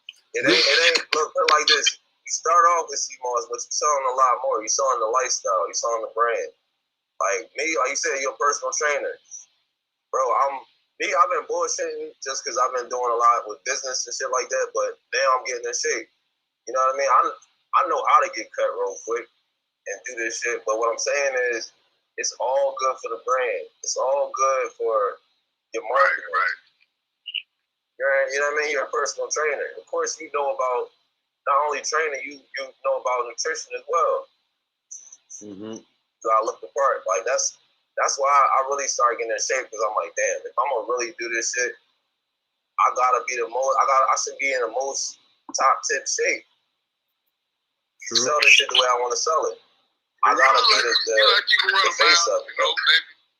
And everybody that works with me now too. That's something that's part of the contract. You gotta work out. I can't have nobody on some fat ass shit. Like, you know what I mean? Talking about all these benefits. You gotta fucking So hey, have anybody experimented with jackfruit flavor? No, I know what it is. Okay, so if you ever tried jackfruit, a good, not the green jackfruit, but a good, fresh, like a nice ripe jackfruit, I promise on everything, it reminds me of juicy fruit. Like the smell, it could be off-putting for some people, but it's not really to me. Or my daughter, she loves it. But the flavor of jackfruit, I'm not joking. A ripe jackfruit tastes. I really do think juicy fruit, like they got their flavor from jackfruit, but it reminds me of a juicy fruit. So if you ever wanted to experiment with flavors, for sure, like jackfruit, and so because I'm always like I like to experiment. I'm part like to experiment, but like I like to mess with flavor. I messed up with a flavor recently. I have like 3 jars of like a messed up flavor, but I'm gonna eat it. I'm personally gonna take the L and eat it. It's so bad. And here's another thing. My sister, she's big on me letting seeing your expiration date. You know what I mean? See how long every flavor lasts and who likes what, and yeah, all of that is real good. Doing experiments on all your fruits and your products. Yeah. Okay. So with the fall. Okay. So and that's another thing I like to experiment too with how long the shelf life is.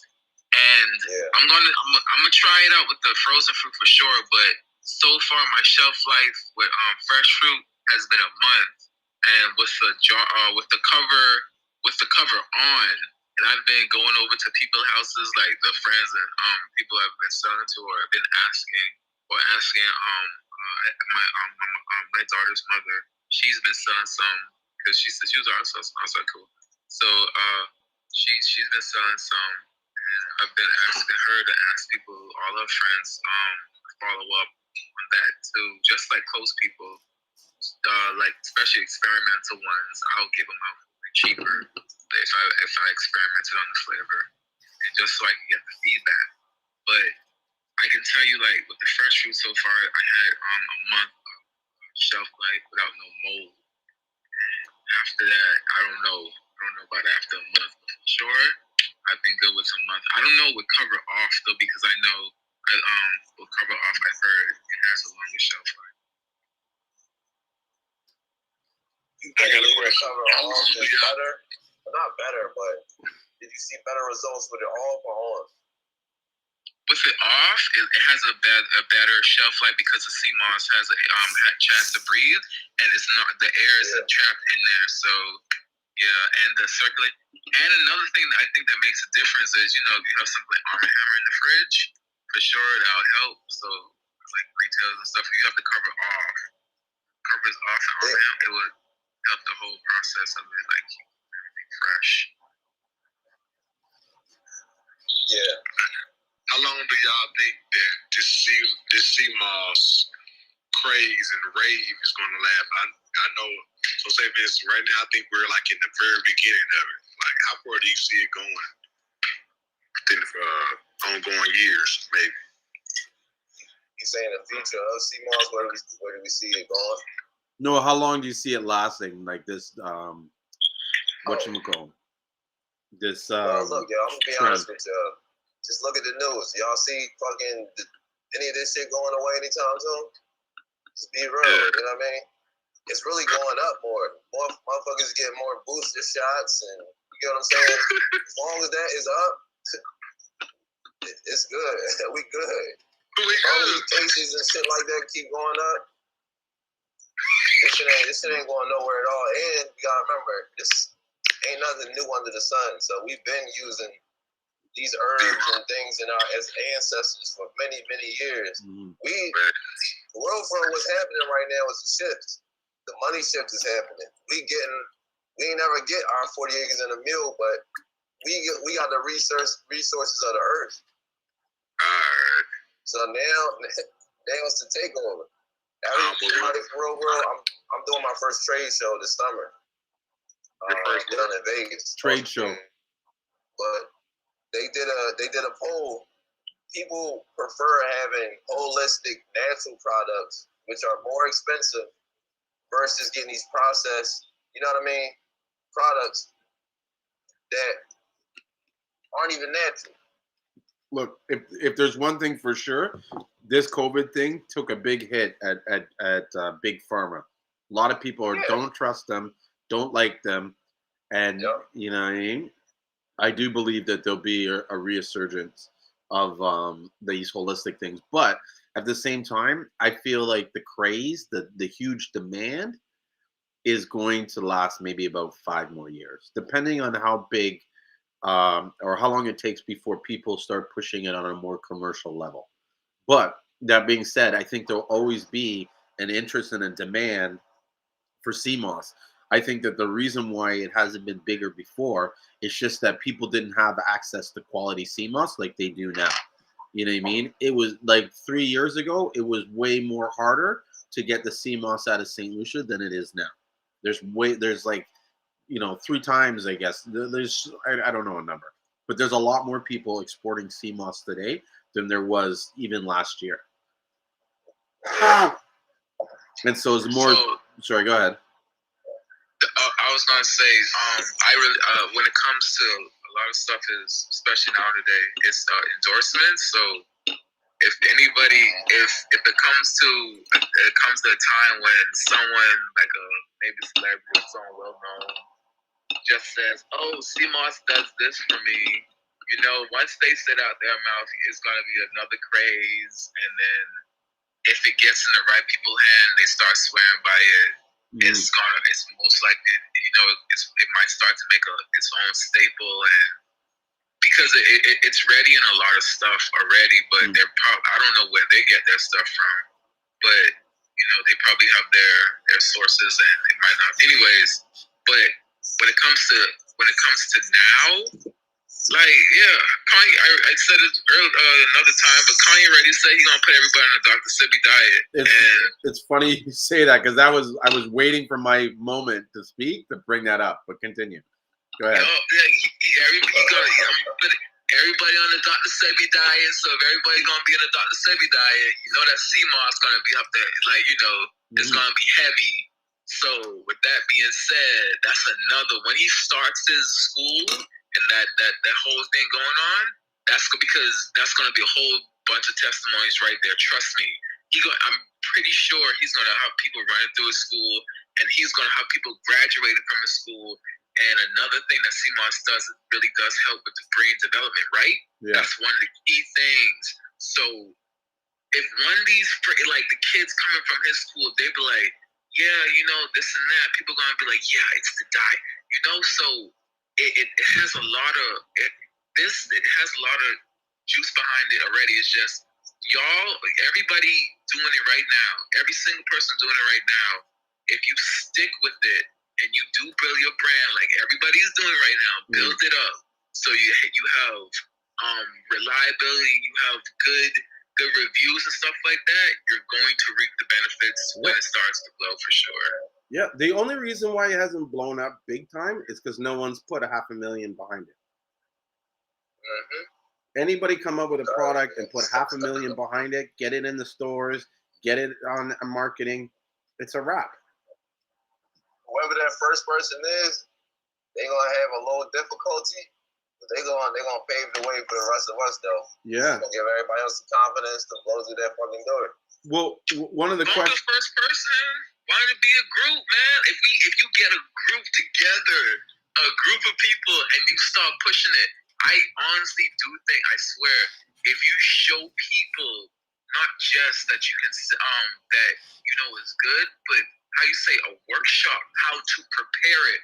If you bring a friggin' Tupperware of Seamoss, wet Seamoss, and dry, you be like, okay, this is the dry stuff. After you put it in this water, it's going to soak and it's going to turn like this. Now watch this, guys. You put in your vitamins and you show them, and you put your fruits in, you show them how easy it is. Because that's the thing about it. People are scared of stuff because it seems so hard. But you show them the process, you show them the time frame. It's like YouTube Live. And and then you show them how good it could taste, and you making it, and they see it, and they be like, oh my gosh, I can do what he's doing. But guess what? Everybody can't do what you're doing. You know why? Because they don't have, everybody can, right? But everybody does not have the drive. Everybody doesn't have that drive you have. No, and like, for real, like even Julien says all the freaking time, it's like freaking, you have to put the time and effort into it. Half of people don't want to do that. They don't. Come on, like. Effort, the energy. The risk. The energy for sure. And look, like you said, we preparing food, so I gotta be in a good state of mind before when I go in the kitchen. Yeah, I put on good music. I like to, clear my mind, clear my head, because we preparing food with people. And we're not healing people; the body's healing itself. But just the fact that you knowing that, you gotta come correct. You can't, fuck this, let me get this done. Talking crazy, throwing them off, and you feel what I'm saying? That's the energy. So definitely gotta be mindful of that. And I wanted to comment too, you saying about Ye. If y'all notice, once hip hop get a hold of anything, the first time I heard about Seamoss was from hip hop through Lisa Left Eye. She was talking about Savy, this and that. You know what I mean? So through our communities, like you said, it's been here. It ain't like we just magically just voila came up with it. Early 80s, 90s, they've been talking about it. You know what I mean? So I don't think it's going anywhere at all. I really think that, especially if we make it a part of a lifestyle, and make sure that people understand that it's a superfood. So it's not just we just taking it to take it. You know what I mean? This is actually beneficial in multiple different ways of our lifestyle of living. And let's keep it real. When shit hit the fan, let's say it food. I want y'all to know this and keep this in mind. When the food shortage does come, who do you think that I almost got the wrong exit. When the food shortage does come, we good. Fruit, Seamoss, you know what I mean? The great family, you can live off of it. And it has nutritional content. Everybody else gonna be scrambling for this and that. No, we got beneficial food that will last us. And if you got enough of it, you know what I mean, hundreds of pounds or whatever, good to go. So this is really about life and death. Us surviving and making the world aware of how beneficial the Seamoss is. So I got babies and everything to take Seamoss, you know what I mean? I take pride in that. Somebody trusted me that much to give it to their newborn. That's big. Like, that's major. Yeah. That's major. That's big. We got a big responsibility, too. You know what I mean? With us withholding the integrity of Seamoss.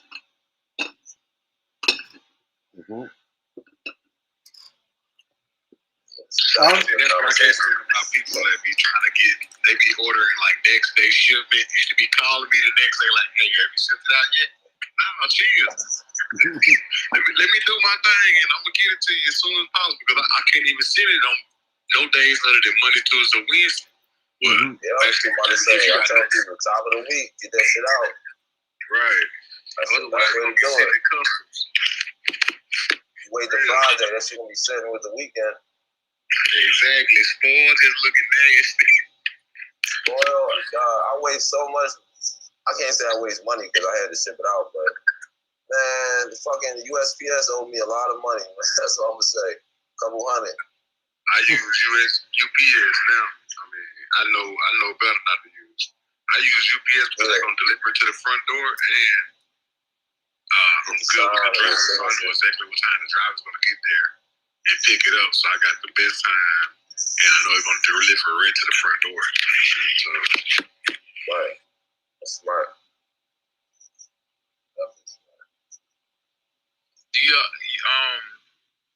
When y'all ship out like a bottle or your ounce of Seamoss, do you freeze it, then ship it out, or do you just from the fridge? Freeze it. Freeze it, put it in one of them like freeze dry bags, and still add what you calling it, some freeze. What's that? Like the dry ice. Yeah. Freeze it, dry ice, and put it in like the aluminum, whatever, like the heat cold bag. Tempered envelopes. Yeah. The tempered get it there as soon as you can. Yep.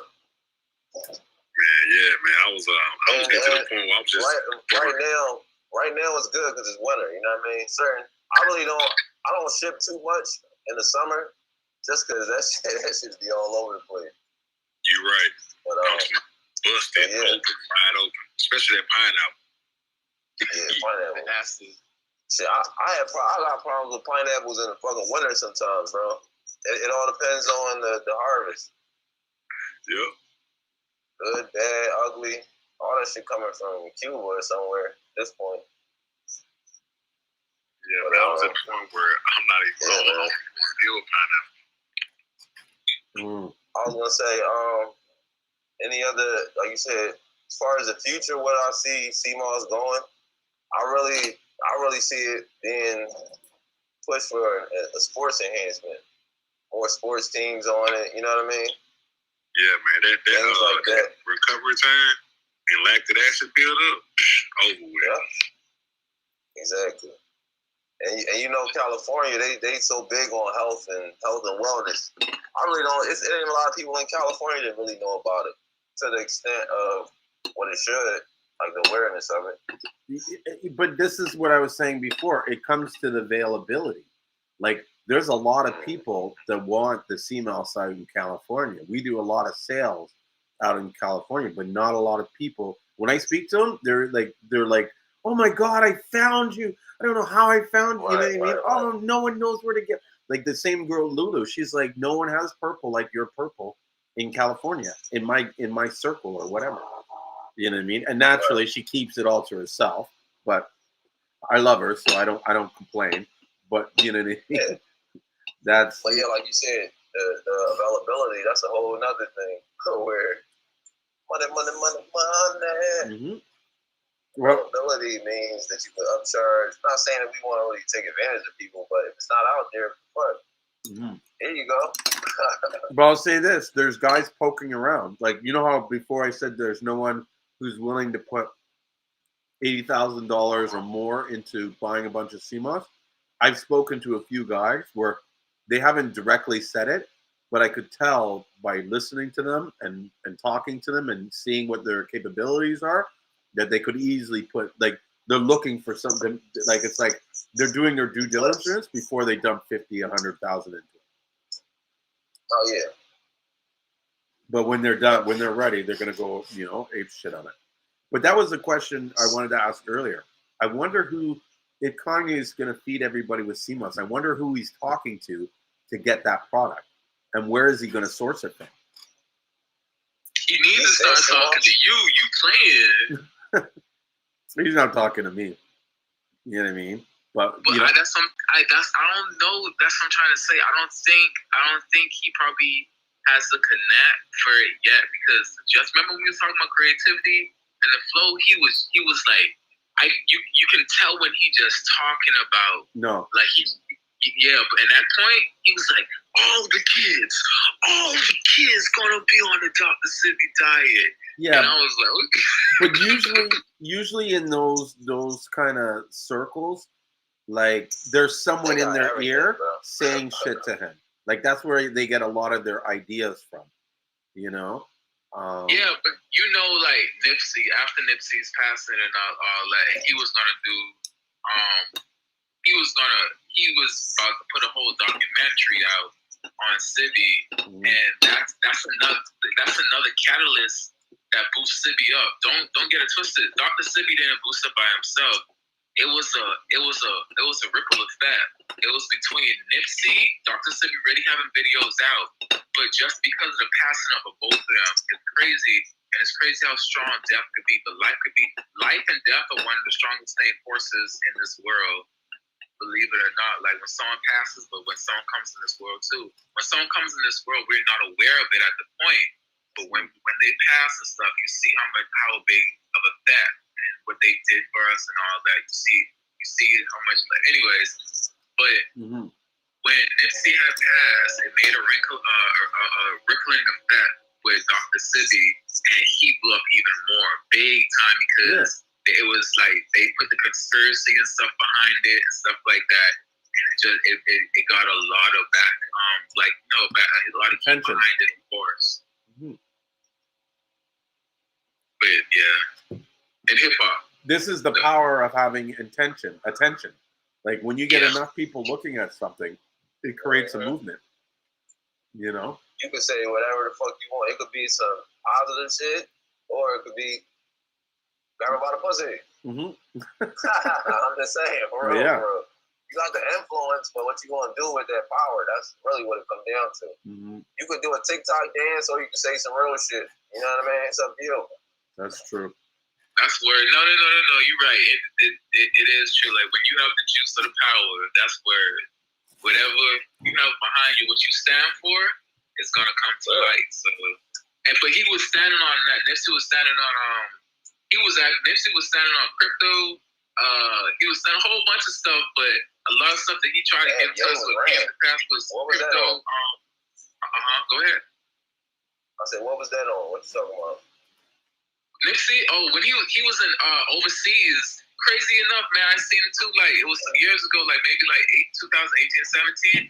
He was like, man, I always want to tell this to my a lot of my black, my people, he said, just look it up. Nipsey talking about crypto or something like that. But he was like, be the last ones to always catch up on something. I'm gonna tell y'all now, like, get up on this crypto. He was, I invested such and such. I forgot how much he said, and he was in like somewhere over in Europe or something like that. He was like, they have a whole community when a lot of people just using crypto. This is like how I said it was like. Look, like, not to cut you off, but the first time I heard about cryptocurrency was from Nipsey. You go on YouTube, Nipsey Hussle was in Amsterdam setting up. That's what I'm talking about, right there. Right there, go ahead.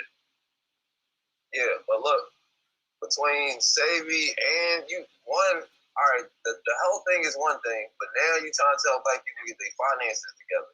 Y'all gotta understand that these black men are at the top of everything. They see everything clicking and working. You get what I'm saying? These white people coming together, linking Jews and shit like that. You know what I mean? So they like, damn, we can't get this shit together. But if only we could do X, Y, and Z, we could be lit or work together. You know what I mean? So y'all gotta remember that they got more resources, more connections, more networks. Shit, they got everything right there in their face. And they still want us to come together and level the fuck up. I respect it. Whether it's a rant, whether it's a this and that. I mean, if it's a betterment for our people, you know what I mean? It is what it is, whether y'all like me or not. Y'all might not understand this shit until he's gone. Fuck it. Well, at least he did his job with that awareness. Pac used to do it, you know what I mean? You got that platform. You gotta use it responsibly. Like I said, it's up to you. You want to teach niggas shit? You want to teach the next generation shit, or you want to do a TikTok dance? Yeah. Hey.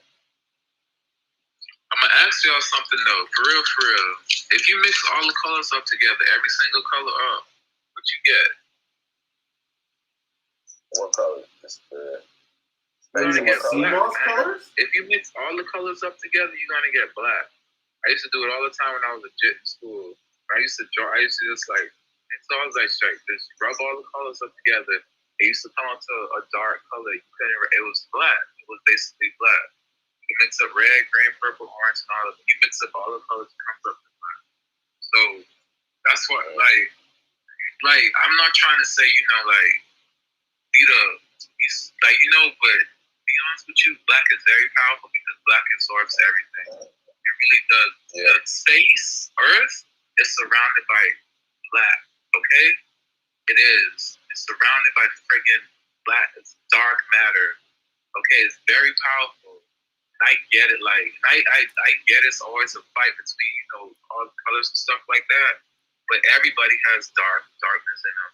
No matter what. Even if you get like white people can get a little darker by getting a little hot in the sun and stuff like that. Everybody can get. We always get darker, but that ultimate is that black. It really is, and I don't know why. But when it comes to people, that's why they try to separate because no lies. When hip hop won the strongest, I think music, and you can influence anything through hip hop, bro. And that came from darkness. Hip hop wasn't always happy, but it came from everybody just saying what they want from poetry and from a place of like it didn't come from the brightest of places, but it's something really. I love hip hop. I don't care. I love it, even the instrumentals for everything because it's a pure something. It really is. It might be explicit at points and stuff like that. It's still pure substance. I see it. That comes from the heart. How you feel it. You could just mumble if you want to. You don't even have to freaking say crap. It could just still be hot. But so that's why, and that's the same way I be saying the Seamoss and all that. Like anything, like learning about and worth sharing to the people and sustaining and going. And keeping it alive and well, like, man, we're gonna be like 20 years from now, no lie. If Seamoss blows up, man, like everything else, but if it becomes like a staple when you can go to the grocery store and just grab it off the shelf, everybody right here is gonna be a part of that. Even though it might be a little bit, you're still gonna be a part of it. That's why it will be, smooth. Yeah. Most of it. And it starts today. You know what I mean? Like I said, it starts with that first store, going to your second to third. Shit. Before you know it, that's what a lot of people don't realize. All you need is one store. Yeah. Look, I'm gonna keep it a beam with y'all. It's just us talking right now, and 3 fucking people on. But you can pump a fucking $1 million out of one store if you got enough product. Don't ever get that twisted. I'll definitely tell you that. My one store, I sell gel, I sell smoothies, I sell pills. You get what I'm saying? You don't gotta just stop with you got one product in the store. Yeah. Create new products, and you already got a relationship with them. Yeah. And if the first one sell, what the fuck you think they're not gonna sell the second and third? Yeah. like my stores be looking at me now like, one day, what do you create? Like, who knows? Another week. Shit.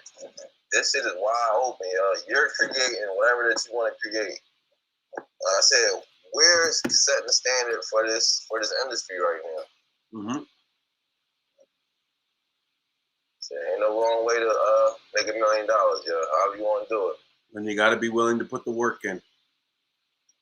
Yeah. You know? Look at this. I've been going 6 hours. Yeah. Look, I was traveling on the road, so y'all kept me awake. Shit. I appreciate it. We can talk whatever the fuck y'all want about. I got another hour. Where are you coming from? Harrisburg. I'm in Harrisburg. Oh. It's like an hour and a half, hour 45 minutes away from Philly. Yeah, man. It's like you're traveling late at night to be coming home, man. It's a good thing we were online here because you could probably fall asleep. Yeah. That's the worst, dude. I've done that before. Like driving on the highway just being so fucking bored. Yeah.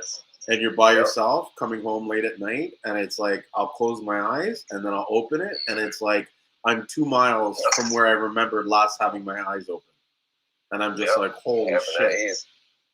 Yeah. You gotta be careful with that stuff. But no, this is good. Like to me, it doesn't even feel like 6 hours.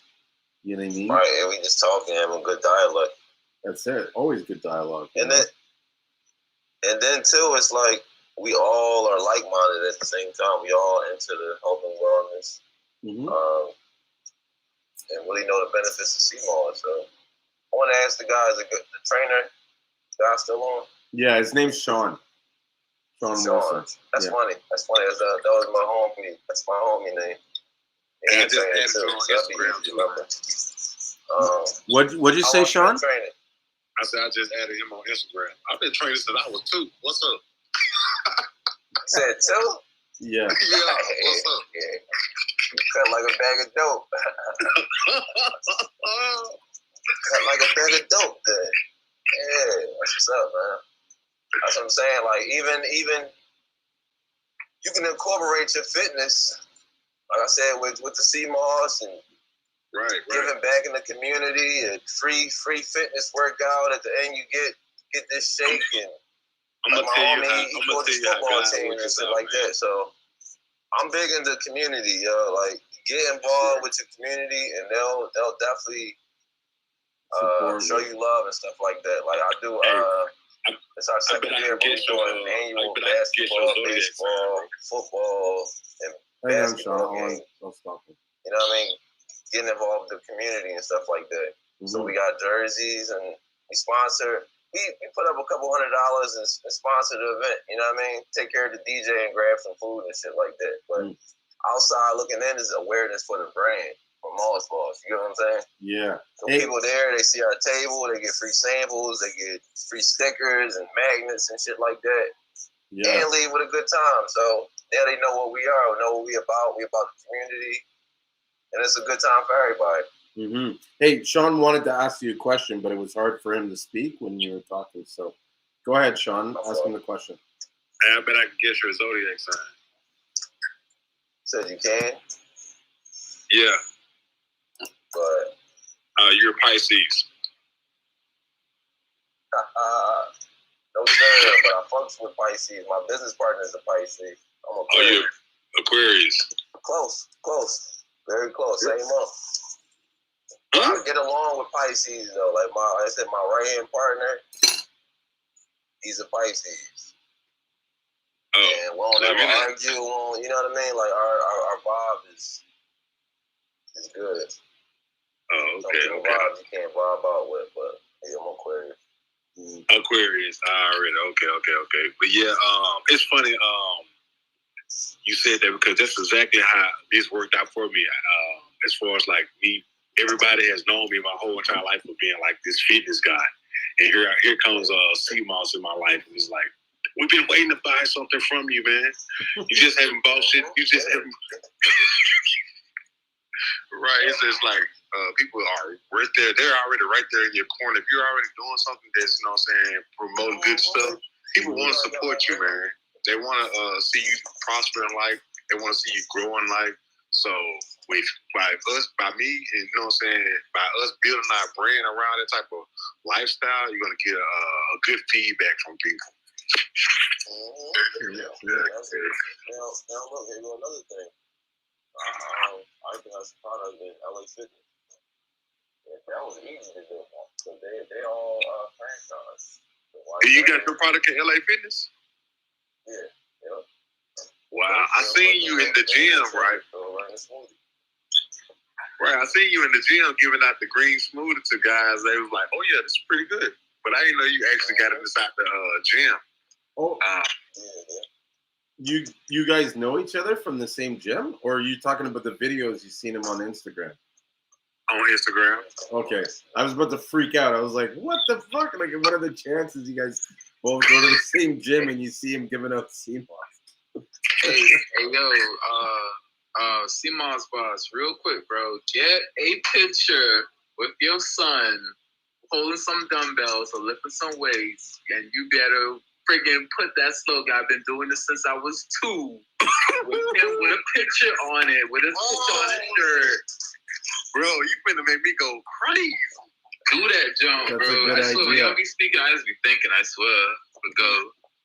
Oh, good. You can make me go crazy. I've been doing this since I was 2. When he showed 2 years old, he about to turn 2 in March.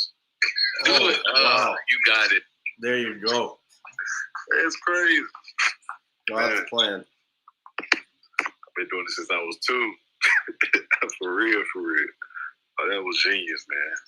That's genius. They gonna love that. For real. And he be doing push-ups with me too, so they already gonna think that.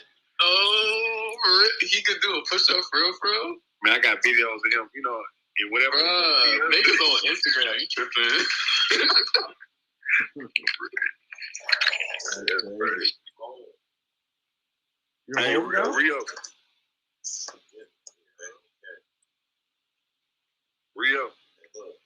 I'm about to say they can't even see this shit, man. No. Hold on, I'll go check it out. I can go on Instagram. Yeah, you have to go on Instagram to see him because if you're watching on Facebook, you won't be able to see him. No, I made it. Stupid. I made an Instagram for y'all, bro. For real, I made a clubhouse for y'all and an Instagram. Thanks, Rio. I appreciate it. But it's worth it. You know what I mean? Like, yeah, marketing for sure. That's what I'm gonna do. lots of ideas happening here.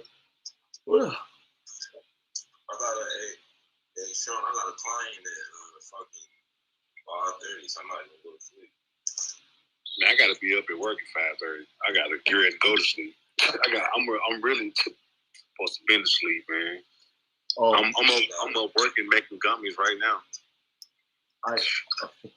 See, and that's the work to keep the business going. For real.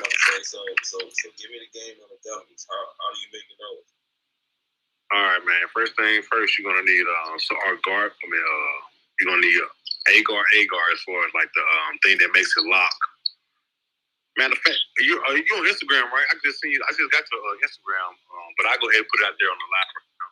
So what you're gonna need is agar for your ingredients. You're gonna need, of course, Seamoss. You're gonna need some juice, and you're gonna need some gummy molds. All right, you're gonna need a half a cup of. You're gonna need a cup of Seamoss, a cup of agave. I like to use agave syrup. Once you use a couple of Seamoss, a couple of agave syrup, I like to use 3 tablespoons of agar to make it lock in completely. You know what I'm saying? And after they just add your juice and mix it up all together till it locks in, then you pour it into your molds. But I'll send you a picture though. Yep. And they are loving these gummies, you know, so just like you said about the colors and different kind of things that are really kind of catchy to the eyes, all marketing skills. But the women are loving these gummies, man, because they don't like that texture, they don't like that taste of the raw sea moss, and the flavor of the fresh fruit doesn't last as long. But you know what I'm saying? You know, just like I know about the fresh fruit. Is it an expiration? Is there expiration at that part? I don't know. Now, I'm going to go ahead and tell you. I'm going to test it, yeah. It's just not long, because then you can brag, you know what I mean? It's lasted 3 months, it's lasted 6 months. Make sure with that. That's what's up, though. Yeah, man. I'm going to send you maybe a picture or something on Instagram. That way you can recap what I just said. Told you, because I know it's kind of fast. Right, man. Appreciate it. But definitely, man. Oh yeah, I'm doing that smoothies, that lemonade, man. I'm talking about, it's clutch. They love, you know, some think most of the things that are good for you, they don't taste good. But you know, so you get them something that they taste good, or they're all for that. For real. The alternatives. Yeah. That's what we're about. I got a question about the lemonade. Everything on got to be better.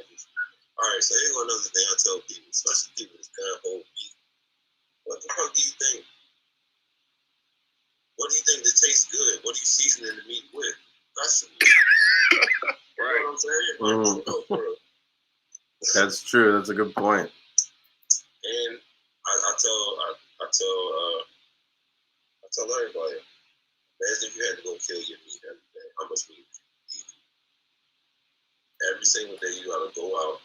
Whatever you use, you go an arrow or a fucking gun, you gotta go collect some shit to go fish every single day to go get it. Motherfuckers don't eat meat as much. You eat more plants, more herbs, more shit like that, and you make more things. Most motherfuckers couldn't stomach killing something, you know what I'm saying? Chopping it up and the gore and guts and shit like that.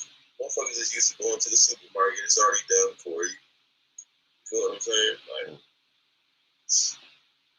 psychologically, you fucked up in the head. You on point with that.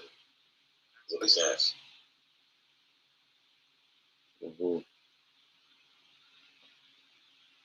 When it comes to like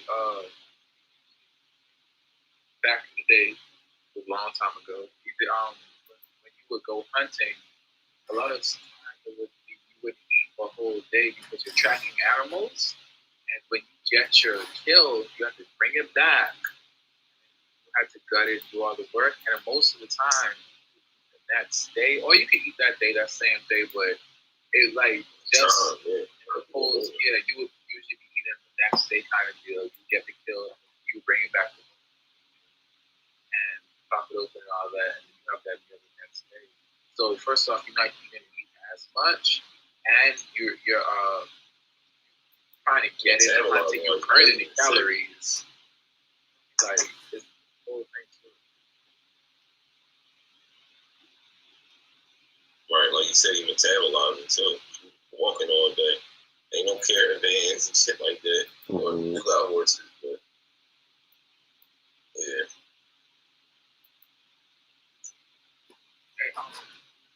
When it with the gummies, have y'all tried like or not with the gummies? Have y'all tried like freezer dryer fruit? Like, you tried that yet? Not me, but Ricky that was here earlier. He has a freeze dried machine. Did he say the freeze dried machine is a good way to go? You know, I haven't asked him. He's not like he was here earlier. I haven't asked him about the fruit, but he's freeze drying the Seamoss.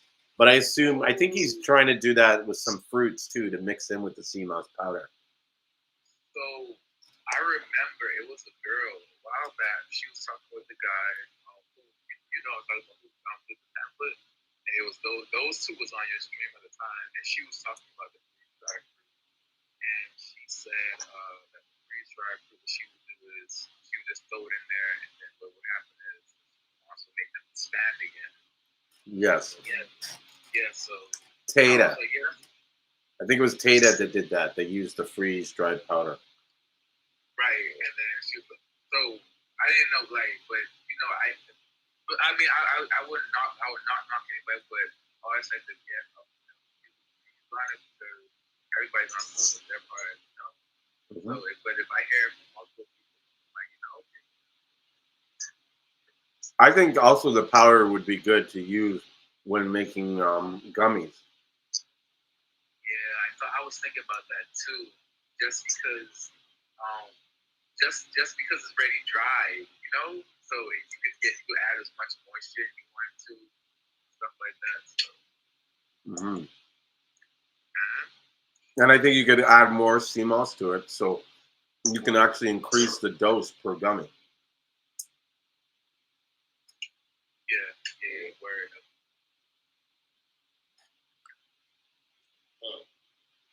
Welcome, Jackie, to the group. Just letting you know, Jackie just joined on Clubhouse. We're just having an open discussion about everything Seamoss. There's no question too big or too small, but mainly right now we're talking about making gummies and discussing whether, I put the idea of, if you were to use Seamoss powder in making the gummies as opposed to the gel, would that provide a different consistency? And I think it would probably allow you to put more, like a higher concentration in Seamoss. And that's a question, not so much directly to you, Sean, but just in general, like how much Seamoss is actually in each gummies? Does anybody put the, did the math to find the proper dosage or whatever? No, I have no clue. And that's another thing. Like, I'm pretty much, if you want it, I'll make it. But, and that's, I prefer to give you the straight raw gel. But if you can't take that raw gel, I can give you something like gummies or the lemonade. But as far as like the dosage, I just tell them to take 3 to equal up to 1 tablespoon. Now, some people they can barely take three to. I tell them to take 3 to 9 a day. You know what I'm saying? Because my son, he's like 2 years old. He'll sit there and eat like a whole handful. And I just let him run with him around the house. Do you see the energy? Yeah. Seamoss energy. Yes, I do. I think that, man, before Seamoss, you can see him just sitting down like, and then after Seamoss, zero. Right. Real, man. And I love it. Because, when he goes to daycare, they give him so much of the wrong stuff that I would normally give him throughout the day. His little stomach just come back so full. I'm knowing that they're giving him snacks after snacks. I'm knowing that they're not giving him smoothies with Seamoss and fruit throughout the day. So having those gummies and having Seamoss here is critical to his health and well-being, because they're not even focused on. They're just trying to make it through their day. They're there for a job. They love the kids, but at the same time, though, they're not worried about their health as much as I am. You know what I'm saying? But yeah, the Seamoss is a great thing to have in the house because it helps with the digestive helps with the digestive system, and it also rids their body of mucus. My son has had the most snottiest. It's just too much information, but his nose has just been running like a faucet. I'm like, man, I knew they said once you start taking your kids to the daycare, they're gonna get sick. But bro, I was just about to come and say that. Like when I brought my kids to the daycare for the first time, they were like ear infections, like nonstop. Like every time we were taking them to the doctor, another ear infection. I'm like, what the fuck are these kids doing? Like, what are they sticking in their ear? But same thing with the runny nose, and there is so much viruses. That's what you said.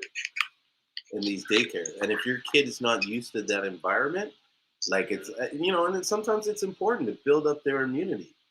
Right. So it's Yes, like sir. sometimes it's okay to drink from the garden hose. You know what I mean? There you go with the garden hose.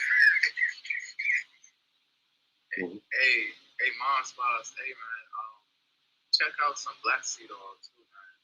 You think that's okay to give a kid, or you just not for me in general? Nah, for the kid, yeah, just give them a lower dosage than you for sure. But yeah, black seed oil, you're good because what it is called human. And if your That's your child new eats product? curry or No, that's black seed oil. I said I take it daily. I put it in my tea. put it in your tea. Yeah, that's what he was saying.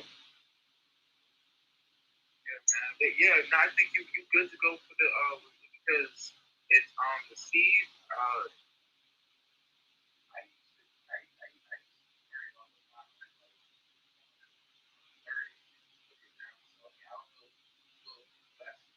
You know how to make black seed oil? You saying? No, I didn't make it, but it comes from the cumin seed, and the seed.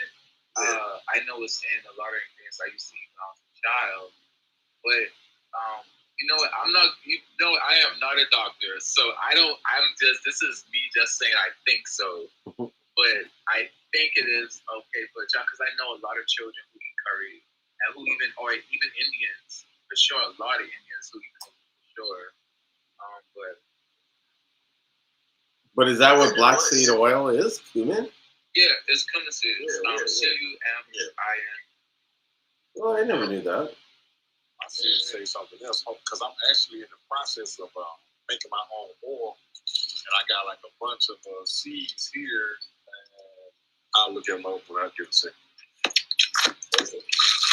If anybody can make black seed oil, I'll buy it wholesale.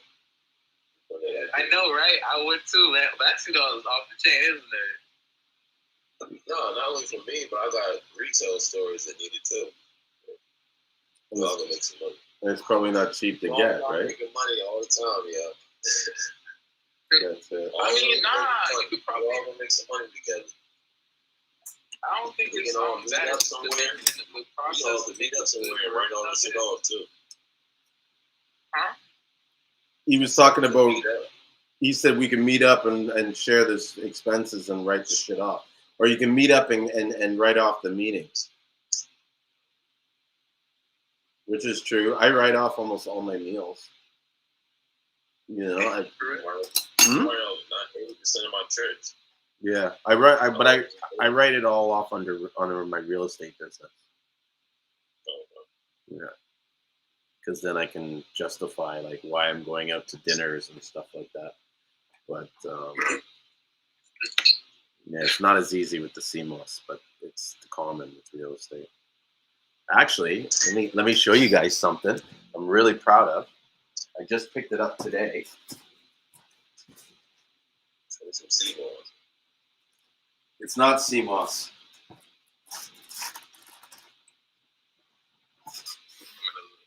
You guys can't see it, but this is my award that we got this year for selling so much real estate. So congratulations. Yeah, so this is called the President's Gold Award, and I see it. Yeah, and so they give this out to people that are in the top 10 to 6% of realtors, and I think it's in Ontario. You were in the top 10? Huh? You made it in the top 10? Yeah, so I'm not in the top 5, but I'm in the top 10. I just want to let y'all know Julien is fucking rich outside of Seamoss. I know, right? I'm not rich. My wife's rich. She takes all the money. But congratulations. I mean, I can't lie. It just in real estate, that has to be an achievement because everybody lives in the house, right? So, hey, you're doing your ting, boy. Well, it's putting the effort in, the work. I've been doing it for 8 years. You know, that's what's crazy too. I just realized that the other day. It's like 8 years I've been doing this. Like, wow, that's a long time to be selling houses. But I learned a lot about it, and I apply a lot of what I've learned in selling houses with what I'm doing in the real estate. You know, I think what I do right now in the Seamoss is a collection of everything I've done in the real estate, all the stuff that I did selling like weed, selling cars. Because I used to have a car dealership. Did you tell them about the dispensary? No, I don't think these guys have heard. And yeah, that's another thing. I used to own a dispensary like 3-4 years ago. It was the illest dispensary though in Toronto. Like that's something I'm definitely like really proud of to put together because I've never owned a like how do you say it? The whole thing I manifested. Right? How I never told you this story, Battle, how I came about with this fucking thing, dispensary. And so how it happened was as a realtor, I was shopping my friends. A friend of mine who's in the industry had some friends who wanted to open up their own dispensary. And so he put me on there and we were looking at the shops. And the whole time I'm shopping with these guys, I'm watching them set up this business. And I'm just like in my head, I'm like, they're doing it all wrong. I would never do it like this. And I would never set it up like that. Like I didn't tell them, but I'm in my head. And I start dreaming about if I had a dispensary, it would be like this. It would be like that. I would have it like this. Then like a month or two, this girl calls me out of the blue and is like, sends me this email and says, check it out. And it's a listing for a space that was like, I think the rent was like $1,500 or something like that. And they said it's in a bookstore, and the bookstore says you can do whatever you want in the space. And one of the options that they listed was a dispensary. So, this was right around the time the thing was about to get legalized in Canada. They hadn't like decided what they were going to do. So the idea was, okay, let's start this dispensary. And as the laws come in, we'll just kind of be grandfathered in because we already have this location, right? What's so cool about the location was that it was located inside of a bookstore. And when we developed the store, we had no signage.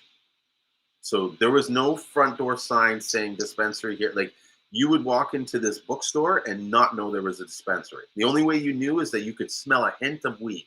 But we had like air fresheners going and charcoal filters and all that stuff to like calm that down and everything, right? It was members only. So you had to be invited to be a member, right? And the reason why I did it was like that was because I wanted to make sure that I eliminated any dickheads. And then what we did, which I think was genius, was that we charged, I think it was minimum $15 a gram, which anybody that smokes weed is like, when I say that, they're like, what the fuck? Like $15 a gram? It was purposely done that to make sure that we eliminated the amount of traffic that was coming in. Because one of the things that I identified on these dispensaries is that these guys would have lineups around the corner. And so, and the reason why they had lineups is because everybody was coming in to buy a dime.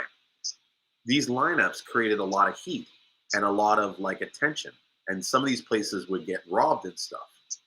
So our dispensary was set up purely so that no one could get like robbed, right? So that's why there was no location. Like even our advertising, you had to call and be interviewed before we would give you the location of where we're located.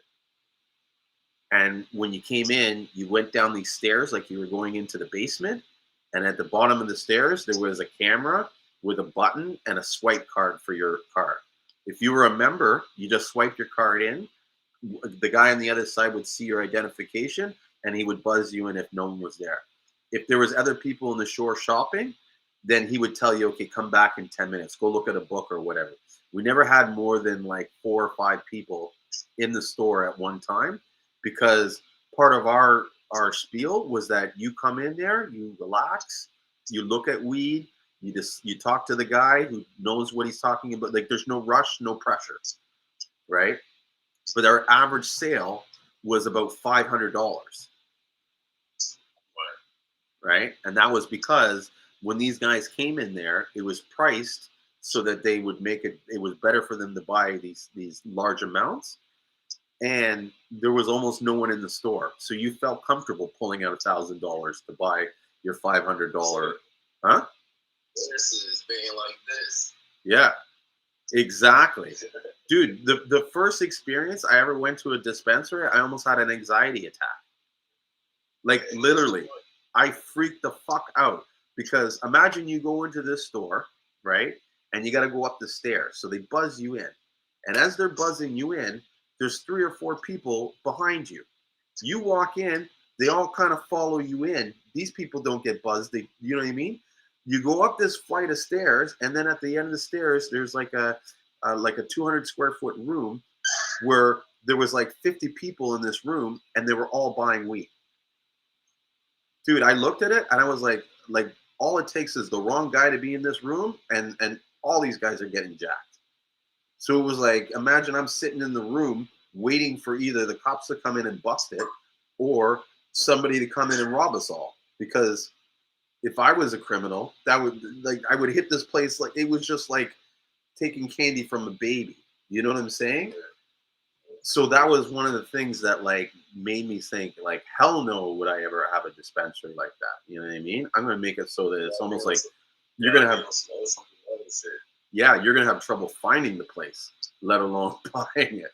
And people would think you're crazy because it's like, oh look, you're not gonna make no money, this and that. But it's like, no, if you structure the, like, this is what I was saying before, like you look for your ideal client and who you want to sell to, and you create the environment that is beneficial to them, and you don't care about anybody else. Do you know what I mean? I wasn't interested in the dime bag people because those guys are just headaches and they're problems and they're heats. You know, they start fights, they argue. You know what I mean? A guy that wants to spend $500, that guy's a professional. Do you know what I mean? He's like a doctor or something like that. He don't play games. He just wants his weed and wants to make sure that what he's buying is good, and that's that. You know? So that was another thing too. We had only exotic weeds and only quads.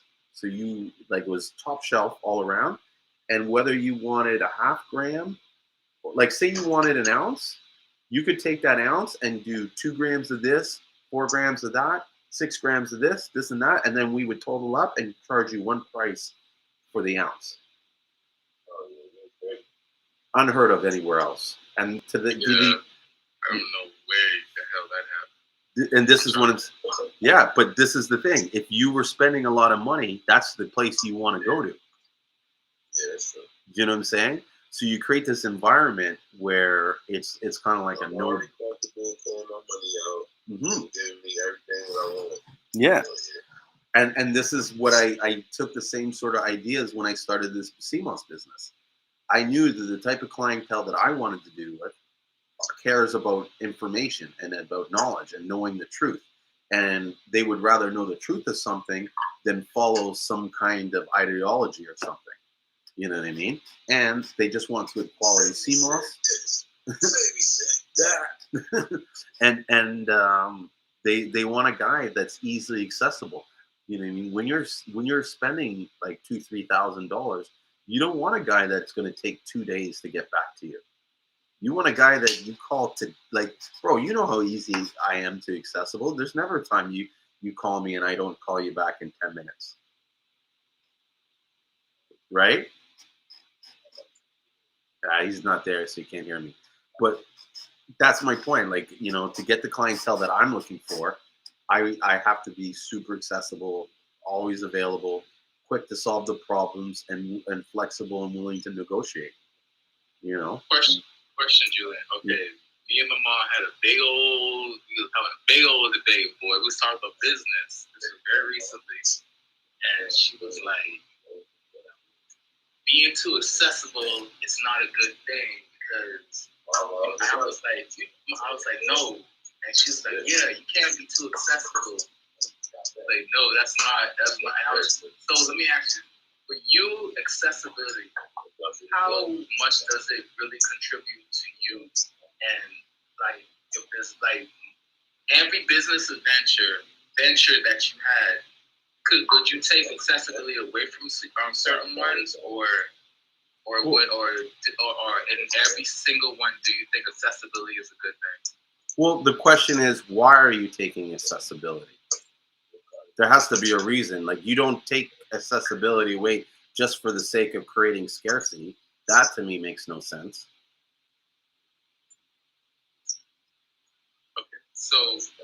So accessibility usually works for you, like in most of the cases. Yeah. Businesses. Yeah. The only time you don't want to be accessible is when you're selling shit and you're dealing with complaints. Do you know what I mean? But if you don't have to be putting out fires, what's the problem of being accessible? You know what I mean? Like, how would you feel if you were buying something off someone and you knew that you could call this guy at any time and he's like, hey, no problem, what's up? Oh, that's the question? Okay, no problem. Yeah, here's the answer. Okay, I'll talk to you later. Boom. To me, that's accessible. You know what I mean? But sometimes people want to say, oh, I don't want to be too accessible because I don't want them to think that I'm, so available or that it's not worth my value or whatever. That's what she was saying. She was saying that right there. That's what she was saying. I was like, no. And I get it, but I get her point of view. Don't get it twisted, because that's what we get in our little debates and stuff like that. Mm-hmm. We make each other minds race, but she was like, being too available could depreciate your word. No. And I was like, no. No, you being too available just irritates you. Do you know what I mean? And that irritation brings down the value of your service, because you're not serving with joy and pleasure. You're like, oh, fuck, I got to deal with this guy again. Oh, here's another dumb question I got to answer. Like, that's the only way I wouldn't become available, is if it was creating a negative state in my mind so that I couldn't give the level of service that I would want to if I was happy. But the value is being accessible. You know what I mean? That's it. At least that's what I see in the Seamoss business, right? It's like your drug dealer. Do you know what I mean? If I every time I called my drug dealer to get weed when I wanted weed and I couldn't get it, I'd find another drug dealer. But let me ask you something. When you used to get the weed, would he be like, 30 minutes late all the time? Common, is that universal? What, me being late?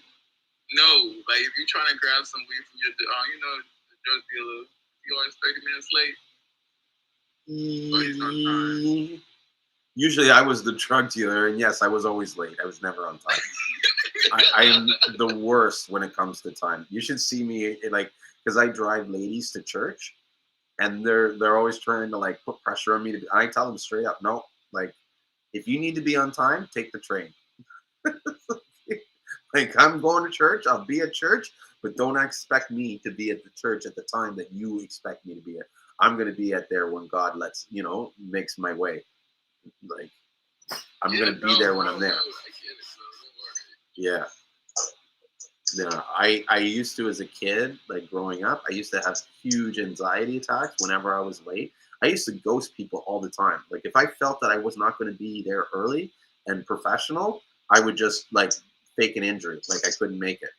And it really stressed me out a lot till I got to I guess just before I was 19 or 18. And I just said, fuck it. I'm there when I'm there. Like, it's not worth me being upset. I don't give a shit what these people think. If they don't like it, then don't make plans with me. That's what I would say to them. If you don't like it, don't make plans. If you can't wait, leave. I don't give a shit. If I show up late and you're not there, that's my fault. Do you know what I mean? I accept that responsibility. I'm okay with losing out because to me, in my world, I would rather show up late and be relaxed and comfortable than be all for someone else. You know what I mean? It's like, if you can't wait on me, then it wasn't meant to be. And I know that sounds selfish, but that's the world that I've decided to create for myself. And I think everybody has the power to create their own world and their own rules and their own conditions. I was supposed to be Saturday. And this late, come on. I called one of my friends. Well, I called her, asking if she wanted me to do a job for her, which was I put up the Christmas lights, and basically I noticed that nobody took it down. I called her. She was like, "Yeah, you could come if you want." And I was like, I was just calling because I wasn't doing anything, so I was just calling to try to make some cash. And she was like, "You could come if you want, but like I got some of it down already, and I only have a few." Basically, long story short, every time she was like basically saying like she wasn't gonna pay me, and she kept on saying you could come if you want, kind of deal. Fine with that, man. So I just didn't show up, even though I was like, yeah, I'm gonna come. I mean, but she kept on saying you come if you want. She wasn't talking money, and that's what I'm trying to do this year, like. Just like how I talked to you earlier about getting free samples out, like I used to do that a lot just because I cared about people. I still do, but I'm just trying to cut down that. But if you wanted money, you should have asked for it. But no, man, I know it's not that I should have asked for it. Listen, this is what she said.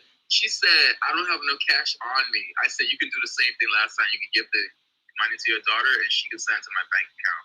And she was like, oh, you can come if you want.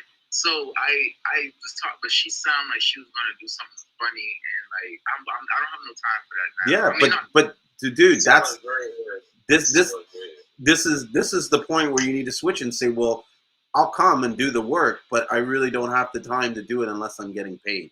Because right now I'm looking for paid jobs to get some money for what I need for it. Like, just be honest with them and say I'm not doing it unless I get paid. You know what I mean? Because what do you owe this lady? She's playing games with you. You know what I mean? She's trying to be like I don't know if the right word's passive, not passive. You know what I'm saying? Like, she's trying to be subtle about it. Like, oh well, if you want to do it for free, like come and ask me if I do it for free, and I'll say yes or no. But don't say, well, you can do it if you want. Well, no, I only want to do it if I get paid. Do you know what I mean? I don't know. Just said that for real. Ain't no charity work. Yeah, man. And then you just man up and just be like, this is what I want. And then if she says no, then you say, okay, fine. If I have some extra time, I'll try to do it. You know what I mean? Like, I don't. Yeah, I give them a sense like, if I can do it, I'll do it. But really, I'm not going to commit to doing it unless you're going to commit to paying me, because it is time. You know what I mean? Like, how does she have the audacity to think that you're just around to kind of take people's lights down for free? Now, maybe in her mind, it's like, to her, it's like it's not worth paying someone to do that work. And that's okay. Don't do the work then. You know, I watched this interesting thing today. Let me see if I can pull up the show that I watched. But it was talking about pricing and about, like, you know, it was like a scenario where the guy was, what was it? It was two people talking, and one guy wanted to utilize this guy's service for $1,000, and then the other guy was trying to get the service done for $4,000. And in the end, like in part of the role playing, the guy basically kind of flat out, the one that wanted $4,000 was kind of like, well, if $1,000 is your budget, then I can't do the job. You know, thank you very much. You know what I mean? And some people were kind of like, oh, you just let $1,000 go. But it's almost like a lot of times when you lower your standards to accommodate someone, it's that person that makes the biggest fucking problem for you. And at the end of the day, if you're going to do... Yeah. And at the end of the day, when you do the job for this guy, you're going to hate the fact that you're doing it for less money. Like, I tell my clients, like, we charge 5% for commission for selling homes. And I tell them, like, when they say, oh, will you do it for 4%? Hell no, not at all. And they're like, why not? I said, because I don't want to. Like, the job that I do, the work that I make, like, I earn my money. I said, I'll sell your houses. I'll show you where I can sell your house for more than the average agent. And that extra money, that's my pay right there. You know what I mean? So you can go to these other guys and get your 3.5%, but eventually you're going to walk away with less in your pocket than if me. I'm going to fight for you because I'm getting paid in full. Do you know what I mean? So I need to show my value. Yeah, the second you undercut my value, then I don't need to show my value anymore. I just need to complete the transaction. Right? You got your discount. You got your payment for my work. Now I just complete the work and walk away. Like there's no incentive for me to work harder for you. You know what I mean? And I say that to them flat out. Like, do you want me to work hard, or do you just want me to close the transaction? You know? But what I do tell them is say, look, after the job, if we sell this house in 2 days with no marketing, no real effort, this and that, then for sure, you know what I mean, I will give you a discount on your thing. But we'll talk about it after the transaction's done. I'm not giving you a discount before we do any work. I don't even know what work is involved. And I don't want to get halfway through this and realize that I don't have the money that I need to do the best that I can do. You're kind of cutting me. Locked into a contract. Locked into something. Yeah, you're cutting me short. Yeah, and then I even say, why do you want this discount? Well, like, what does this discount mean to you? Well, it's more money in my pocket. But if I sell the house for more money, is that not more money in your pocket? You know what I mean? And do you feel that my hard work is not worth it? Like, sometimes you even have to ask them, and then they go, "Oh no, no, no, of course not." Well, then okay, so then we're done here. You know what I mean? Like, what are we talking about? You know? And at the end of the day, you don't want a guy. I tell them, you don't want a guy who's just going to roll over because you named the price. You know, this is a like I'm going to negotiate as hard for you as I am for myself. Yes, the Moss Boss. I need to get some done up that say Boss Seamoss on it. Yeah. Did you see the content that I made on Instagram? What do you think of that? I don't think I checked it out. I'm gonna look at it when we get off. Yeah, I made a lot of videos and stuff. Ashton brought me a bunch of content and stuff. Oh yeah. I did see some of that. Yeah. The guys in the forest. That's so funny. Yeah. With the flip flops and the socks. All this classic, bro. Like you said, like I said, like all that footage that you had from the beginning. Mm-hmm. Classic. You know what's true? Did you get another laptop yet? No, I haven't got the laptop yet. I have to fucking. I got my pastor yelled at me this today because I haven't even reported it to the police and shit. I just fucking don't even want to deal with it. You know what I mean? I'm so upset that they took that computer. Like, if I ever see those guys in the street, and that's the thing that's been driving me crazy. It's like I'm watching out for this car. I know what that car looks like, and it's like if I see that car, it's like, fuck it, you guys are gonna get it. Sorry, I shouldn't even be talking like that. Premeditated stuff. No, but I have a plan. I'm gonna take their license plate and get their own information. I'm gonna report it to the cops, and then I'm gonna find out where they hang and where they're from, and then we'll John talk. Wick. Huh? Gotta go, John Wick. Yeah, almost. You know, fuck. I wasn't happy, man. No, these guys took it was like they took my dog, literally. Like that was my favorite computer. The computer was worth like $6 grand. Yeah, all the content that was on it, my whole life was on there. Dude, I cried. Like I felt like I cried right in front of the cops and they're like, "Are you okay? It's just a computer." I'm like, "Dude, it's not just a computer. It's like literally like I just lost my arm." You know? What's it called on there? Huh? Was your crypto and shit on there too? Who? Oh, was my crypto stuff? Yeah, but you know what? My stuff was locked hard. Yeah. You got the 2FA. Yeah, I have the locked hard for that, but also just to get access to my laptop, you have to use the fingerprint biometric, and it's encrypted. So if you try to attack it, then it will encrypt itself or whatever. So I'm pretty safe. Plus, it's not like I got millions of dollars in crypto, dude. Not yet, motherfucker. That's true. Exactly. Let's see what what is it called? XRP. I'm pissed. Like, that's what I was about to say. So how much XRP you got left? I don't know. I have to check. I think I have about somewhere around 20,000 coins or something like that, or 17. You have to send me some of that. Yeah. So, Hey, But it was Yes. down. It was down at 60 cents, and I was going to buy some, yeah, and I Like, fucking. back up, it's like 80, it's like 70, 80 cents right now. Rio, what did you want to say? I know you're trying to say something. Sorry. No. Crypto was on a. Just saying, crypto was on the Super Bowl. Crypto.com was on the Super Bowl commercial. Boy, oh boy, when I seen that, even though I don't even have that much, but when I seen that, I was just like, yo, I'm coming up. Huh? CRO. No, CRO? no, I don't have. Oh yeah, crypto. Yeah, Crow. Yeah, CRO. Crow. Yeah, my bad. Yeah, I did. Crypto.com. Yeah.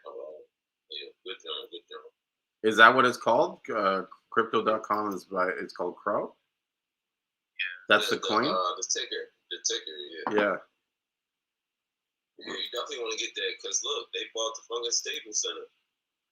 Yeah, I got it. I got it before, but it's not even that. Like that one, I think it's gonna be a slow burner.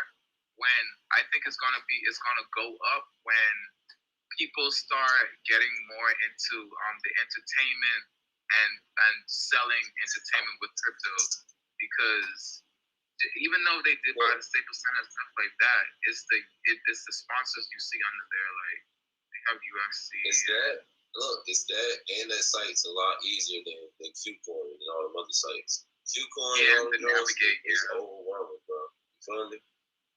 I use Kraken. Right, but what I'm saying, like, Crypto.com is easy. It's a click buy, look at, and it's not a lot of like Fibonacci and charts and shit like that. You know what I'm saying? But those are the worst ones because they're usually higher. Like even Coinbase. You know, Coinbase has the highest rates of crypto, and everybody uses them, and they pay more for their crypto than anywhere else. Why? Just because just probably how the information is. It's like curated. Though.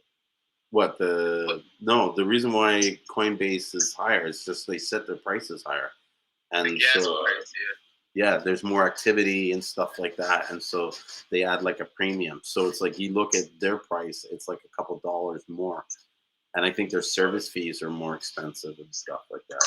There's a cost for ease of use and stuff like that. Like you're always paying for that, you know.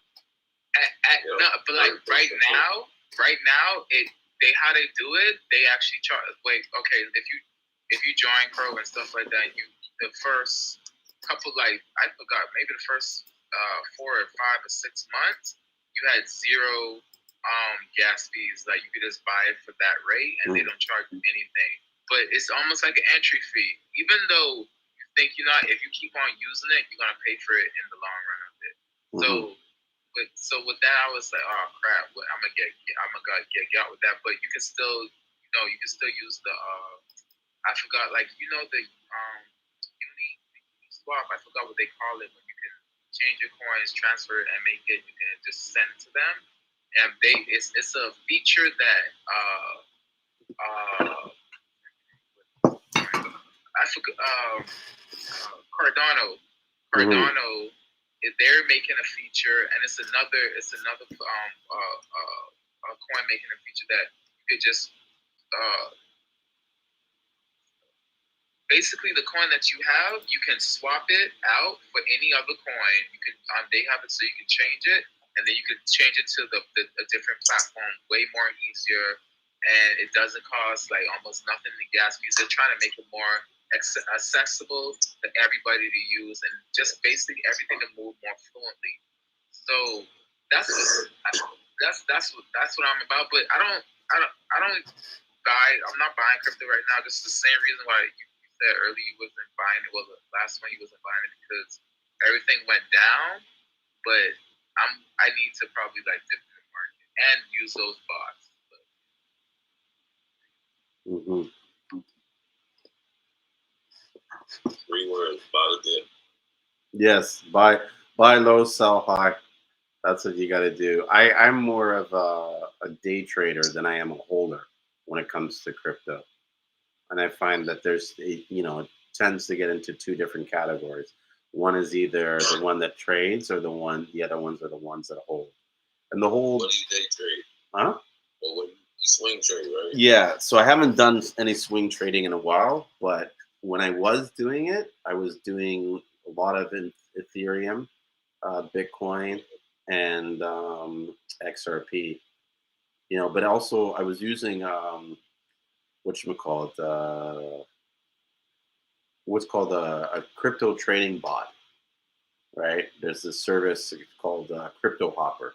And so what they would do is I would give them my crypto holdings and they would use that and trade it on the exchange and make a certain percentage daily on the return. And so the issue with it though is it takes a little bit of time to spend making sure that the bot is running properly. But once it's running properly and the market's conditions are some staying within a certain range, then the bot will make a lot. Like it can make upwards of 2 to 4% in a day, just buying and selling. Now, the idea, my sort of like Freedom 45 plan, or it's got to be 55 now, it was to trade these coins daily and make a 1% compounded earnings on it, and basically take that one compound and reinvest it daily for 2 years until it's built up enough interest that it could just run self-sufficient on its own. And I would make like $1,000 a day on the crypto. So that's my retirement plan.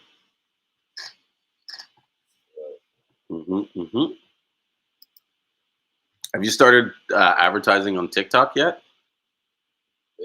Yeah. I just started doing it, learning on it.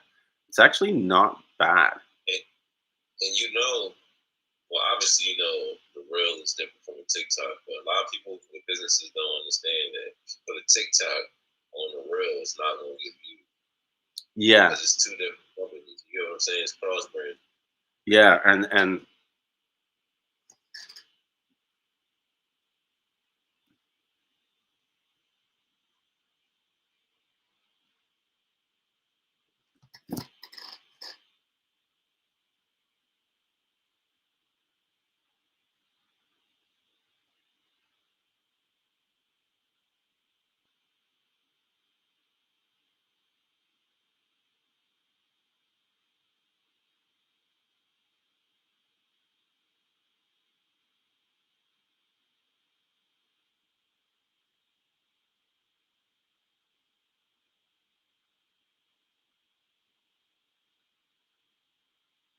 so guys, I just got kicked off Instagram, and I think it's because I Said something? no, I think it's because they only do 4-hour videos, and if you go over 4 hours, they automatically kick you out.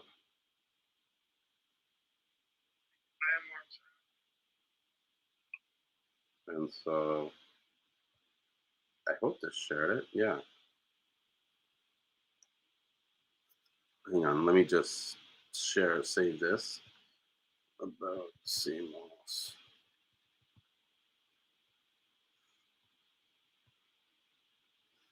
Oh, it might not save.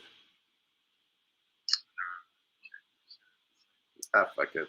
It didn't save. It didn't save. Yeah, you know, that's what happens. There's been some issues with this, whatchamacallit, Instagram app all evening that I've been trying to, like, it hasn't been working like it should be.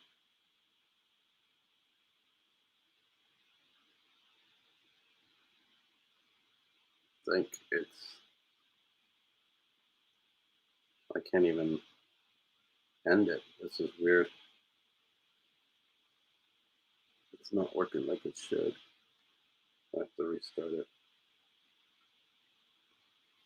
You ever heard about the site called Odyssey? What about it? Odyssey. It's basically like YouTube. It's just like YouTube, but No, I haven't heard of it.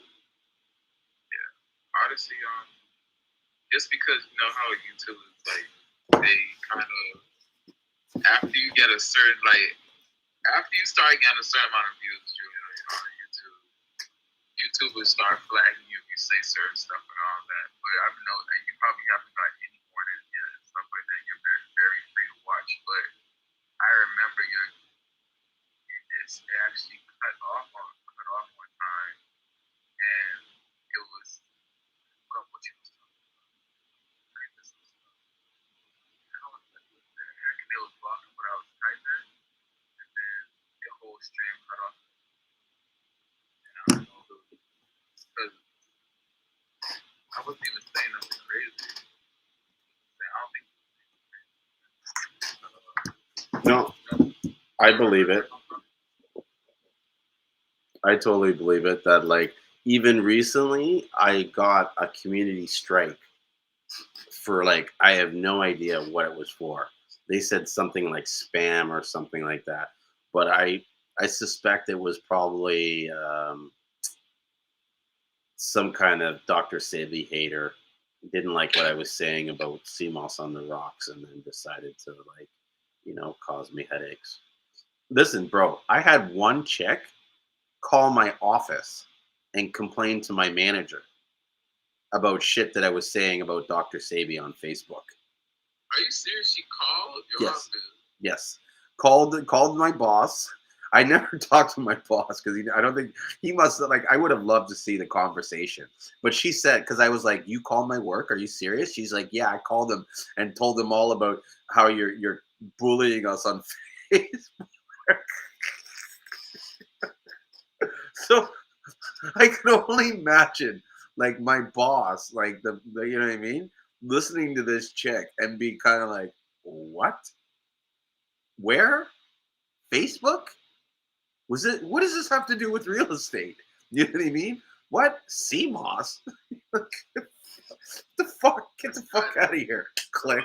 Oh my god. Yeah. That's crazy.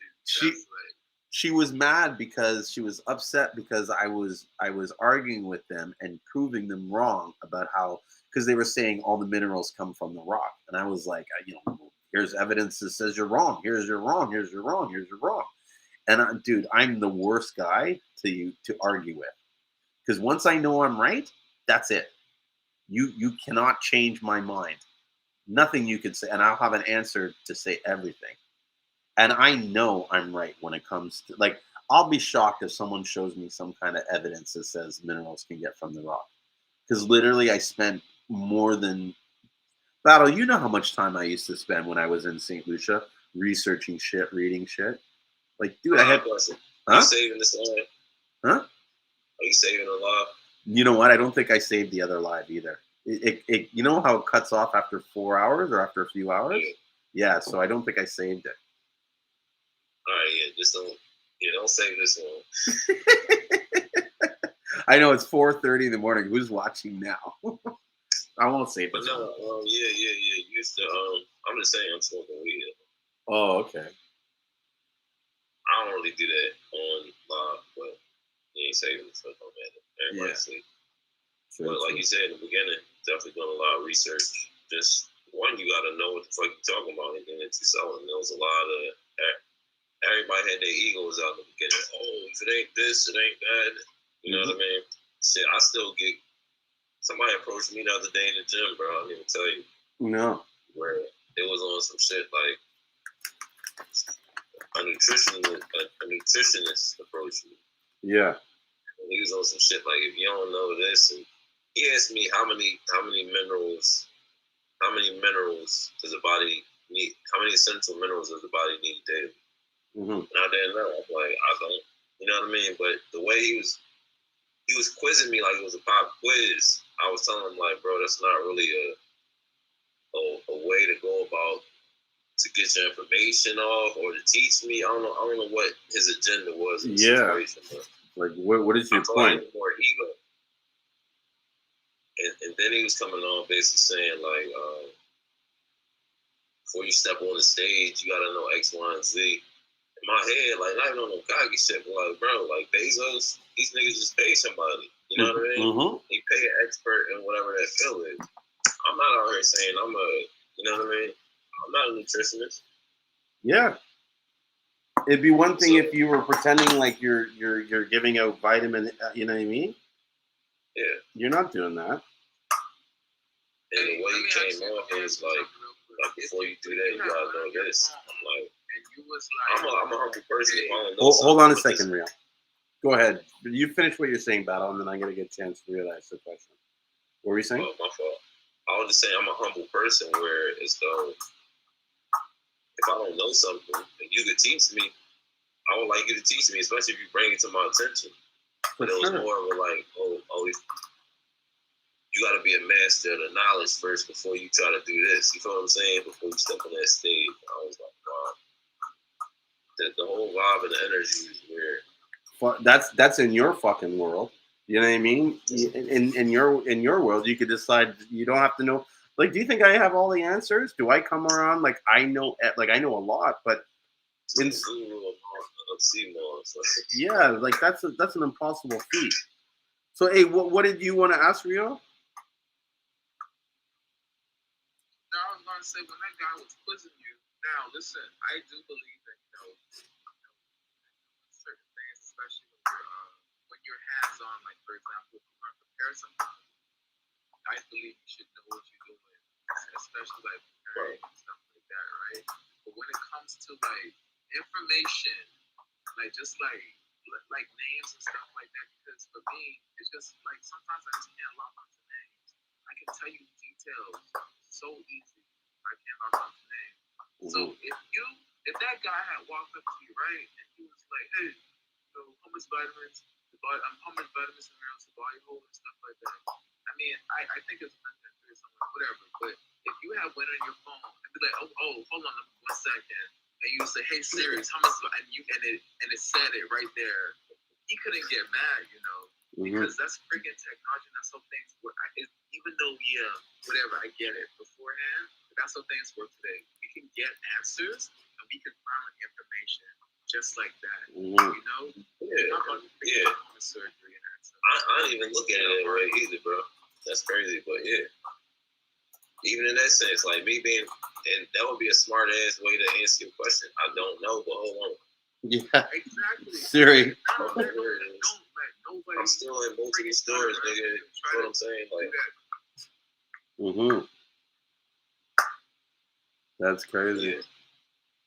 Yeah, I'm gonna do that next time, Siri. But I don't know. There was something I was about to say, but I forgot it. Siri don't fucking know either. Mm-hmm. As far as Siri was like, I Yeah. don't know your stuff. Oh, that's what I was about to say. Most of the people don't even know the true answer to that question about how many minerals are essential to the body. I hit him with this, yo. I said, I know one thing. I know that in my community, it's high fructose corn syrup and every damn thing, which leads to cancer and other things which aren't good. And my products are organic, and I went in that spill. You feel what I'm saying? Mm-hmm. Like we not gonna act like it's not a lot of bullshit already out here, bro. And you coming at me, you're not coming at nobody else. Yeah. Or like you said, these white corporations, I don't see out there protesting and no shit like that. But somebody come up with a product in your neighborhood, now I gotta defend it. And you get what I'm saying? Yeah. Like, you hold these guys to the same standard. But hey, Rio, to answer your question about how many minerals, there's only like 60 or 70.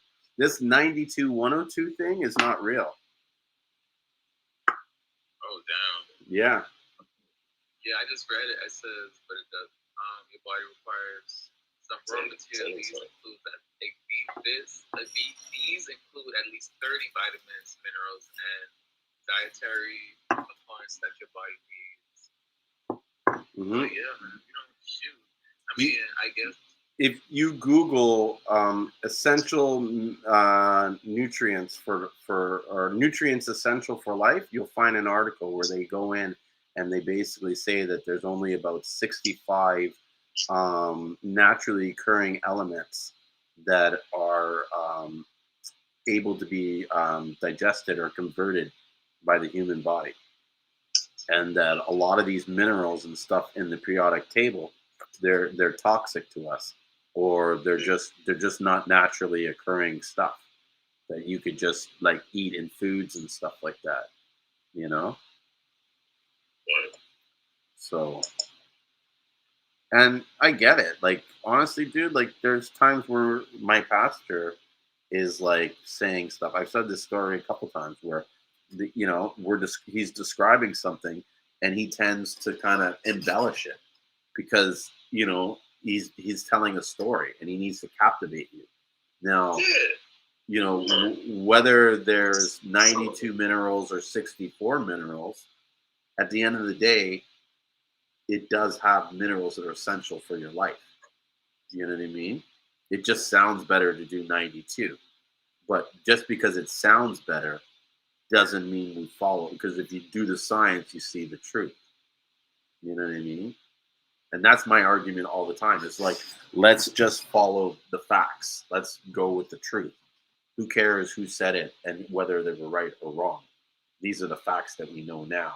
This is what we should follow. You know? I like the story you tell about Pastor. Huh? Food, when you just saying the 3 foods, and then you can tell a story. Go ahead. Yeah, I'll tell this story because it is a funny story. Like to be in these meetings and listen to him, you know what I mean, discuss the menu, and then the next thing it's like, you know, oh, we're gonna have curry goat, we're gonna have Chinese food, we're gonna have Ethiopian food, we're gonna have it all. Like, no, we're not. Like, what are you talking about? You know, he's crazy, that guy. I love him. At the end of the day, he means well, and like, and that's the thing. Like, I'm pretty sure at the end of the day, Dr. Sebi meant well, even if he did, you know, change the story or whatever. You know, that's just how talkers talk. That's what they do. I'm like, you know what I mean? But at the end of the day, I don't care what anybody says. Seamoss cannot get the minerals from the rock. And I almost feel like doing a full live stream just dedicated to that. Because I get into these huge arguments. And what drives me even crazy about it is like none of these guys that I argue can come with any facts with me. Like none of them can show me any scientific test or proof that shows that the mineral can get off the rock. But yet they'll sit there and argue for like an hour with me back and forth to the point where they basically, the only way they win is by cutting me off, you know? And that's part of the reason why I have that Seamoss Buyers Club. Do you know that? I'm about to make some smoothies right now. Nice. Something 5 o'clock. Yeah, I have that Seamoss Buyers Club so that I can pretty much say what I want and no one can kick me out. Because I got tired of people kicking me out of their groups because I was telling the truth. So that they could sell their Seamoss. Like they were creating an artificial environment where they had control over it so that they can spew their message. Why don't you do that one day? Like, I mean, make sure, but Julie, please just make sure you got your pamphlets and your resources ready to go because you know people are gonna come with heat. But get the smoke, man. Like, first off, bro, bro, no one can come with no heat. I went against. Listen, I went against Dr. Sebi's son, and he lost. For real? For real. Tell Victor next time you say Julien's the guy hates me. I troll that guy all the fucking time. Every chance I get to troll Victor, I troll that guy. You know that? Because when he tried to battle me in a debate, he threatened to destroy my business. That's another thing I do. I laugh at him. I'm like, oh, guess what, Victor? Guess who's still around, bro? Because when I first started the Seamoss, he was making all these videos saying that St. Lucian Seamoss is fake and that it's garbage. And so I had a client that kind of came to me and was like, look, this guy is saying this stuff. And this is back when I didn't even know, like I knew of Dr. Sebi, but I didn't really know about his sons or that his sons were in the industry or any of that shit. So when this guy came in, I thought that like that was some fake shit that he wrote. Like, you know, oh, I'm Dr. Sebi's son. You know what I mean? Like I didn't think he was actually his son. And so I DM him on Instagram and I'm like, yo, bro, what's up? And he's like, hey, what's up? And I'm like, yeah, I hear you're talking shit about St. Lucian Seamoss. What's that all about? You know, and then we go in the back and forth, and he's all kind of like, you don't know who I am. And I was like, bro, I don't give a fuck who you are. You better stop your shit and stop talking. You know what I mean? Like, if you got some facts, spit the facts. But if not, stop talking shit. Like, don't throw shade on this Seamoss, or I'm gonna be on your ass about it. And so we went back and forth. And so finally he's like, oh, you think you're so tough? Let's do a live stream. Right. And so we did the live stream. And the first thing he asked me is about name all 92 minerals. Oh, he tried to do you just like homeboy. God. I fucking laughed at him. I'm like, fuck you. You named 92 minerals. Because he's like, you don't know it? I go, no, I don't know it. Please enlighten me. What are the 92 minerals? And I paused and I waited. I was like, oh, you don't know them either? Yeah. And I started laughing. But what was the joke, bro? Is that when I did the live stream, I was drinking beer and eating chicken, fried chicken. And the whole fucking Instagram thing, like, dude, like the comments were moving so fast, I couldn't see shit. It was just like, like, oh my God, I can't believe this guy's drinking beer. What? Is that chicken in his hand? Oh, fuck. And I told him, I said, listen, bro, you think just because I have chicken and a beer in my hand, I'm not qualified to talk about Seamoss? I'm like, you're crazy. I'm like, bro, guys, like if that's the standard you're gonna set to me, then you guys might as well not buy Seamoss from anybody, because none of these guys that are making the Seamoss are health nuts like you guys. You know what I mean? They all drink beer. They all eat fucking meat. You know? So what are you talking about? And so we went back and forth, and how I got him in the end was he tried to say that I was in it for the money, and that I didn't care about healing people, and that all I cared about was making money. And so I told him, I said, yeah, straight up, bro, I'm not in it just for the money, but hell yeah, I'm in it for the money. I'm here to make money. I'm running a business. That's the fucking main purpose of what I'm doing. I go, but you, my friend, are a fraud. And I go, and you're a charlatan. And he's like, what? And I said, the reason why I say that is because you try to maintain that you're here to help people and you're here for people for help. But really, you only care about the money. And he's like, no, it's not true. I said, oh, it's not true? So then you explain to me why on your website you sell only 2 ounces for $17. I said, you can only buy a 2 ounce pack. You can't get 8 ounce. You can't get a pound. So if you want a pound of Seamoss, you have to do 8 times 17. That's like $120 for his pound. Do you know what I mean? And I said, I'm selling the pound for $42. So who's the fucking healer? Do you know what I mean? Like, and who's in it for money? And there was this long pause, and I said, and bro, I don't give a fuck what you say. I know you're not paying a lot for that money, for that Seamoss. I said, you're probably paying $5 a pound for that shit from Honduras.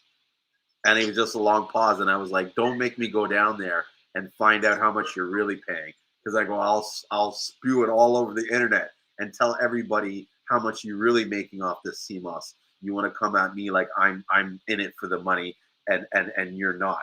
You know what I mean? I go, you're a joke and you're a liar. You're fucking deceiving your base. You know what I mean? You're not the truth. You're full of shit. And so he got so mad, he ended up calling me a boti man. Right? And the second he called me a boti man, I just started laughing. And I'm like, I win. I'm like, I'm done. You know what I mean? I'm over it. And he's like, what? I'm like, yeah, I win. I know I win. The fact that you can't argue with me and you have to call me a name, you have to say I'm gay. I go, that's it. You like, fuck. What more is there to talk about? You know? And so that was it. And then he ended it, and he deleted the video, and then he blocked me. But I mean, you could be like what's his name, Kevin Samuels. Yeah, tell them the truth about who they are on Seamoss. No, there's a lot of these guys that hate me because I show them the truth. And they've built their whole business off the Seamoss getting the rocks and all this shit. And dude, it makes my blood boil. Especially when I see these pictures and they're like, oh, look at the rock. It's got the rock on it. That means it's real. And then, like, for me, who's done the research, it's like, no, you just destroyed a marine environment with that rock. So that you know what I mean? Like, you're literally a parasite because you're you know what I mean? You're no better than a fucking cockroach because you're destroying. Like, I don't think people understand how damaging removing Seamoss from an environment that it's supposed to be in is for that environment. Yeah, that Seamoss is if you take all of it. Huh? If you take all of it, I could understand someone takes like a clipping, but they take all of it. For the most part, you don't even know what they take. You don't even know where they're taking it from or how they're getting it. Do you know what I mean? Because these guys, the divers, they're just making money, dude. So if you said, oh, did you leave 10% of this and that? Like, yeah, we left 10%. You know what I mean? They don't fucking know. I mean, who knows? They could, but I don't see any divers coming out with measuring tapes or doing calculations to see how much Seamoss is left. You know what I mean? They just take what's there for as much as they can get, and they have to take a lot. In fact, I don't even believe most of the Seamoss that they say is wild is actually wild. Do you know what I mean? Because it's too consistent. There's not enough variations in the Seamoss, which is what you would see in wild, and just there's not enough supply. Right? To get 1,000 pounds of Seamoss, you need 10,000 pounds of wet Seamoss. And you said the ratio of one to 10. That's huge. Do you know what I mean? And so for me, that imports a couple thousand pounds every month or every other month. Do you know what I mean? That's a lot, and I'm small. Like, there's a lot of guys that are huge, and they're not even selling to our community. They're selling to other industries and shit that they're making cosmetics or, you know what I mean, Seamoss extracts and whatnot. There's a huge industry for Seamoss. Right? So there's, like, if it was all wildcrafted, our oceans would be destroyed. In fact, when I was there in St. Lucia, that was one of the biggest, like, conversations, was that all the normal spots where they would normally find an abundance of Seamoss were getting depleted, and that it was kind of like, well, if this keeps going, how are we going to continue to sustain the supply if people keep pulling the wild Seamoss? And some of that wild Seamoss is used to plant the Seamoss that's cultivated on the ropes. So what was happening a lot is divers would come and pull all this. Like, these Seamoss farmers have areas where they, like they're kind of like nurseries where they're growing the Seamoss in the wild, right? And so they pick that stuff from the wild and they put it on the lines and the ropes, right? But divers would go in there and steal more Seamoss and make it harder for these guys to do their planting. And so that was a concern or a complaint that these guys were having, was that these divers are indiscriminately just taking Seamoss from everywhere. Look what I'm just getting to open up, and I'm back home. What? Oh, hello. I recognize that box. You're just opening that now? Yes. Bro, I sent that like a month ago. Yeah, I had a little bit left, like in a trash bag. Mm-hmm. Just got through that, so. How's it look? You like it? Yeah, great. Smells nice. The Seamoss we got the last couple shipments been phenomenal. Wait till you see the pearl. Look at that.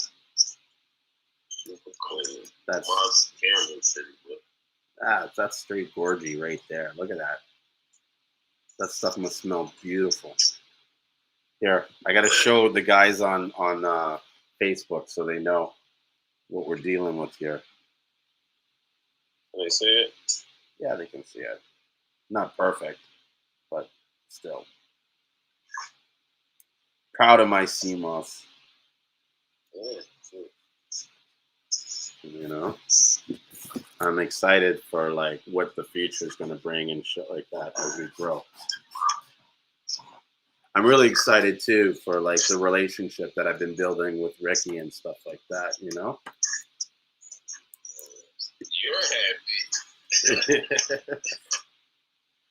Yeah. No. I learned a lot from both of y'all. Mm-hmm. Y'all ain't even say shit for real.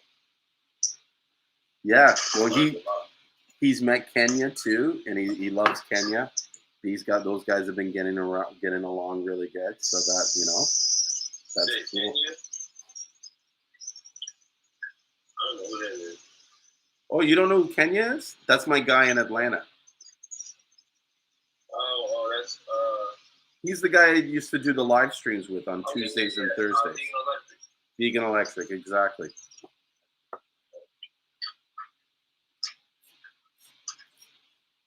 They've actually been doing pretty good too, Vegan Electric.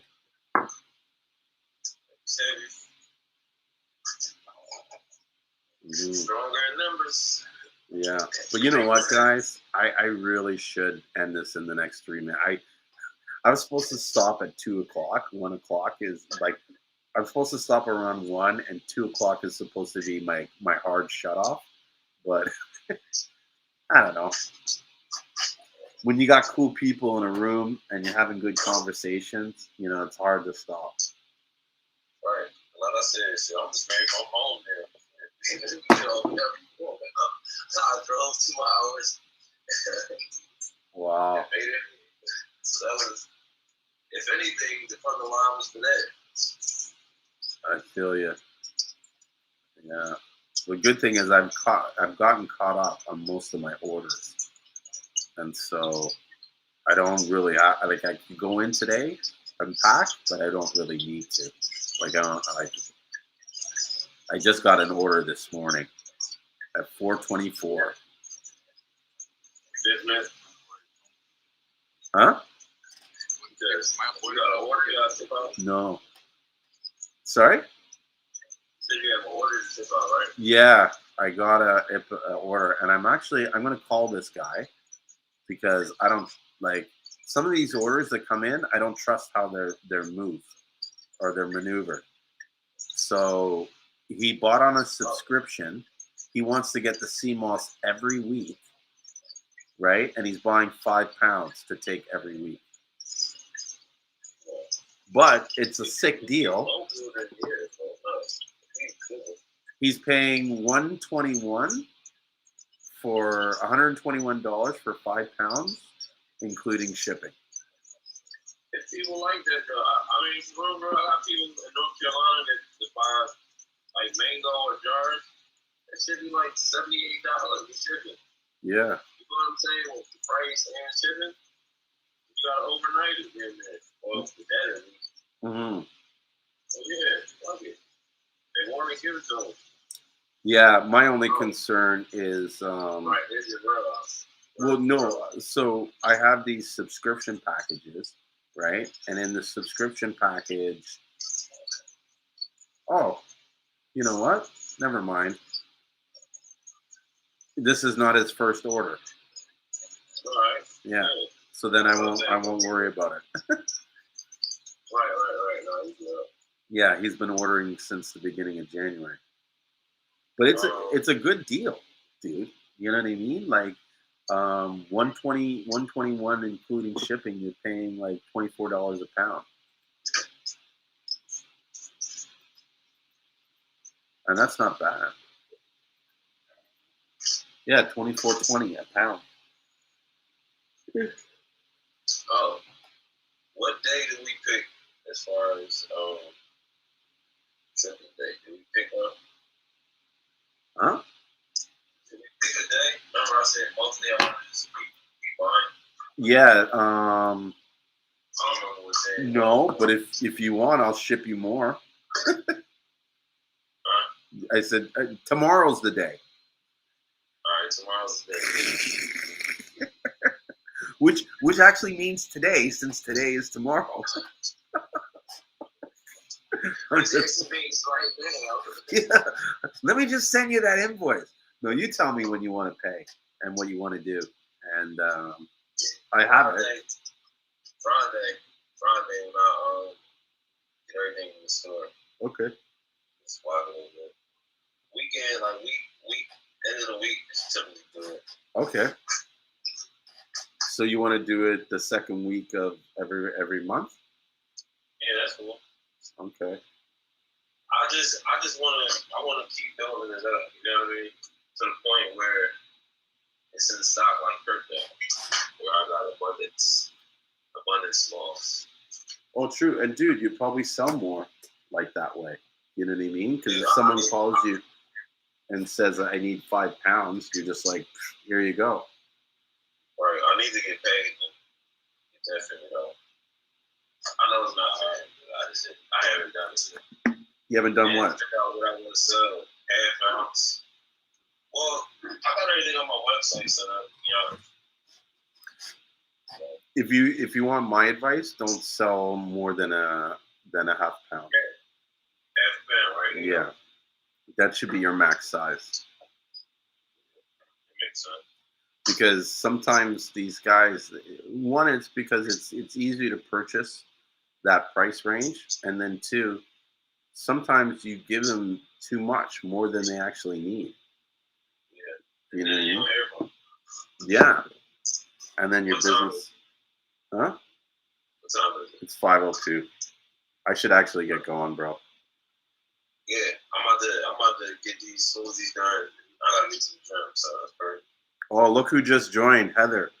I feel bad because she probably Heather is a new person I started working with in I think it's Ireland or London.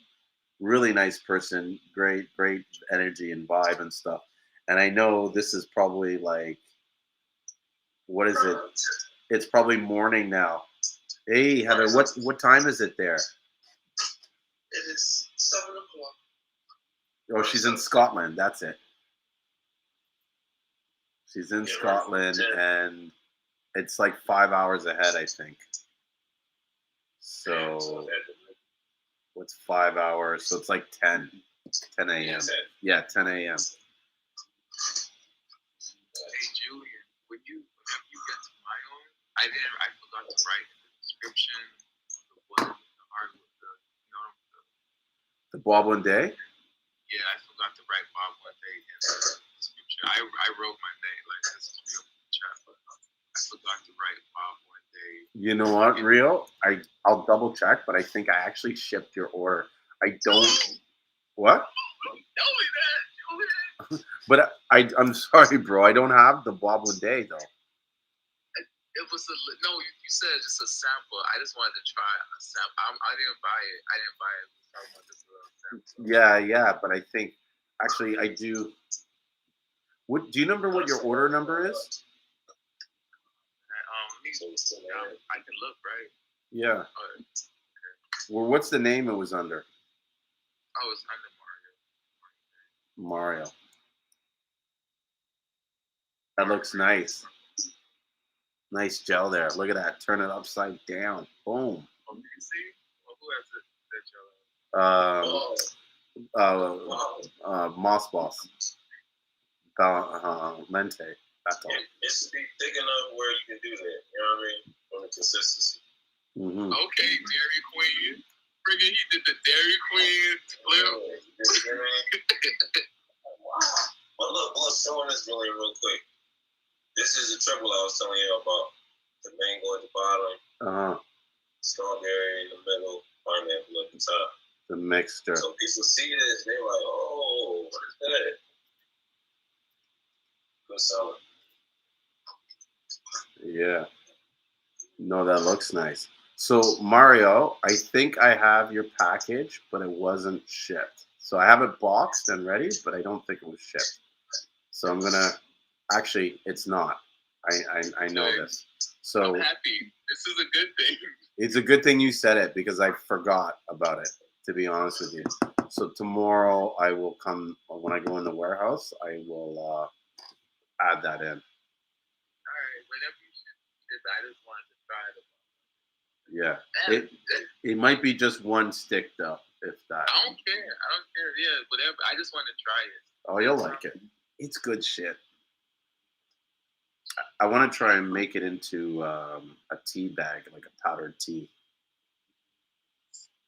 That's what I'm like. Just experimental. That's why I like to do. I like to experiment with it. So I'm if I have enough to do like a little variety of whatever I can do, or even mix it with this, because I always like to do it like like a pure.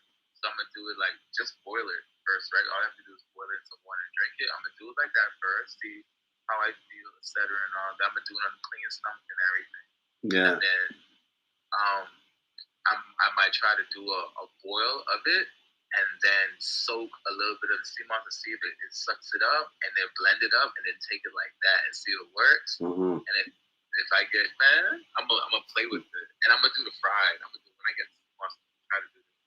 Yeah, stir fry some sea moss. That would be a cool choice or test. I noticed something really interesting on the sea moss, like on my Instagram here. I'm gonna try something, but there's a way it looks like for me to earn money from supporters, and I'm gonna figure out how that works, because one of the things I've been working on, or an idea that I've been trying to plan, is to do a raffle. And so we haven't really sat down to finalize everything, but the idea will be to raffle something like 100 to 250 pounds. It would be something like one big prize of maybe 30 or 20 pounds, maybe even 50 pounds, a bunch of 1 pound prizes, and then a bunch of like 2 pounds, 4 pounds, 5 pound kind of prizes. And then we sell raffle tickets for like about $10 a ticket, and we use the proceeds to help fund. We do a lot of like philanthropy projects. I don't want to say charity work, but it's more about creating opportunities to help the different farmers or different people in the community. So like we've donated money to help people rebuild their houses in the case that they were in a fire. We've donated money to orphanages so that they could have like a kids day, where my partner will come in and bring the kids ice cream and candies and some food that they don't normally get to eat and stuff like that. And so we pay for that. We had like stuff like feminine products and stuff for some of these kids, because they're getting to be teenagers and stuff, and a lot of these homes that are taking care of these kids, they're doing it on limited budgets and stuff like that. We also want to like use the money to what is the word, provide goggles and other sort of water equipment to some of these farmers. Like that some of these farmers don't even have like proper snorkel equipment or wetsuits or anything like that. It's crazy. You know what I mean? And so I don't know. Originally, we were going to do this like contest giveaway, and I was just going to kind of like you enter in. But then my partner kind of brought it up and was like, "Well, why don't we just flip it and do it this way? And then that way, we're still getting the attention or the thing, but we're helping somebody. Where it's not just all about ourselves. It's not just only us gaining. Um, it's more." I gotta even check your order, because I'm wondering if I even packaged this order right. When you're looking at an order right now and you're like, I don't remember packing 2 pounds gold, 1 pound purple. Nah, you've been packing. You know how much you've been packing? I know you don't remember that. What you did. Oh yeah, dude, that was order 3995. I'm now on order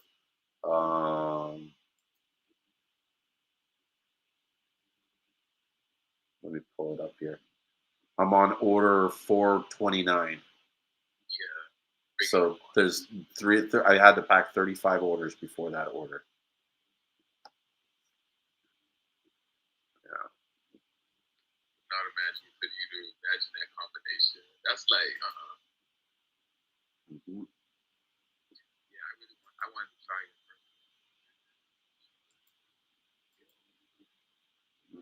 wonder who's watching on YouTube. I'm gonna get more. I'm gonna cut more. Pardon?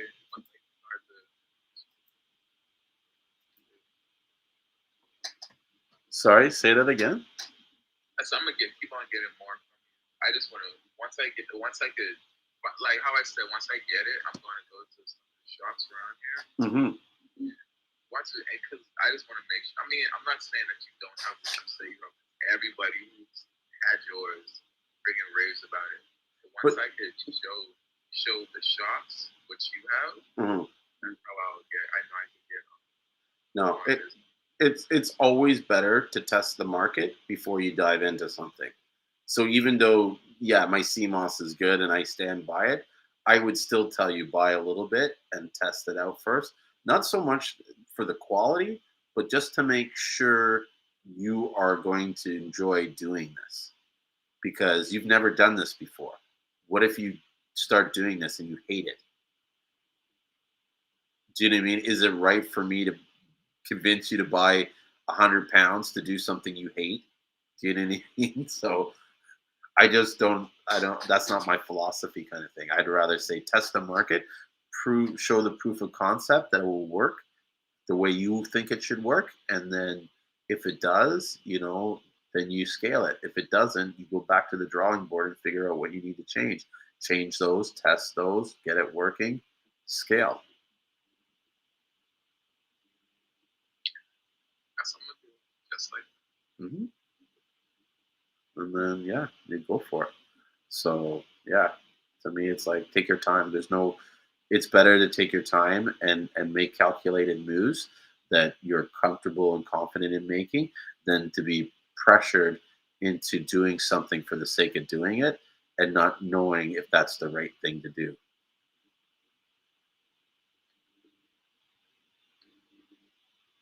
Yeah.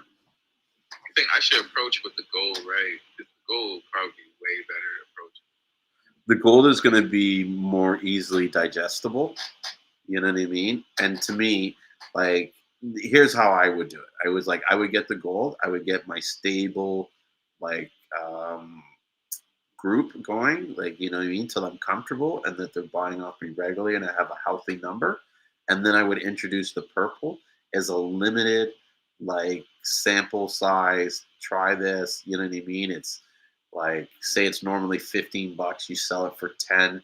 You work it out so you're still making profit even at $10. You're just not making as much, and then you push it out there as a tester and see if they like it, or even throw a couple like smaller sizes to some of your bigger buyers or regular buyers and say, hey, can you get me some feedback?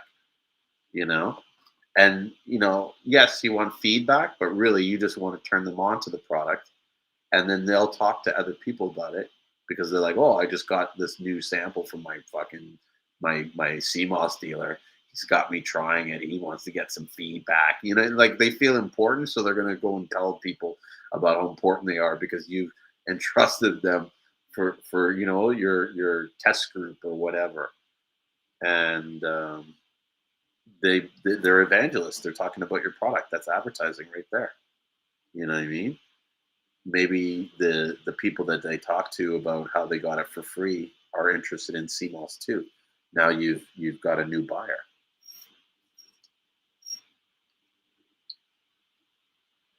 You know what I mean? But those are just a few ideas. I really should get to sleep. Nah, you good for your SpongeBob time. You know it. For real, It's pure SpongeBob time. It's like 4 hours later. Yeah, like Instagram done kicked me off and I still went back for more. Look at this, 7 hours and 45 minutes. It's like I want to say to like, who's that dedicated to Seamoss? You need to keep talking. That's all I'm gonna say. Don't stop talking shit. Yeah, it's like I should make a commercial. It's like, if you see me this dedicated just to doing my live streams, imagine how I feel about my Seamoss. Yeah.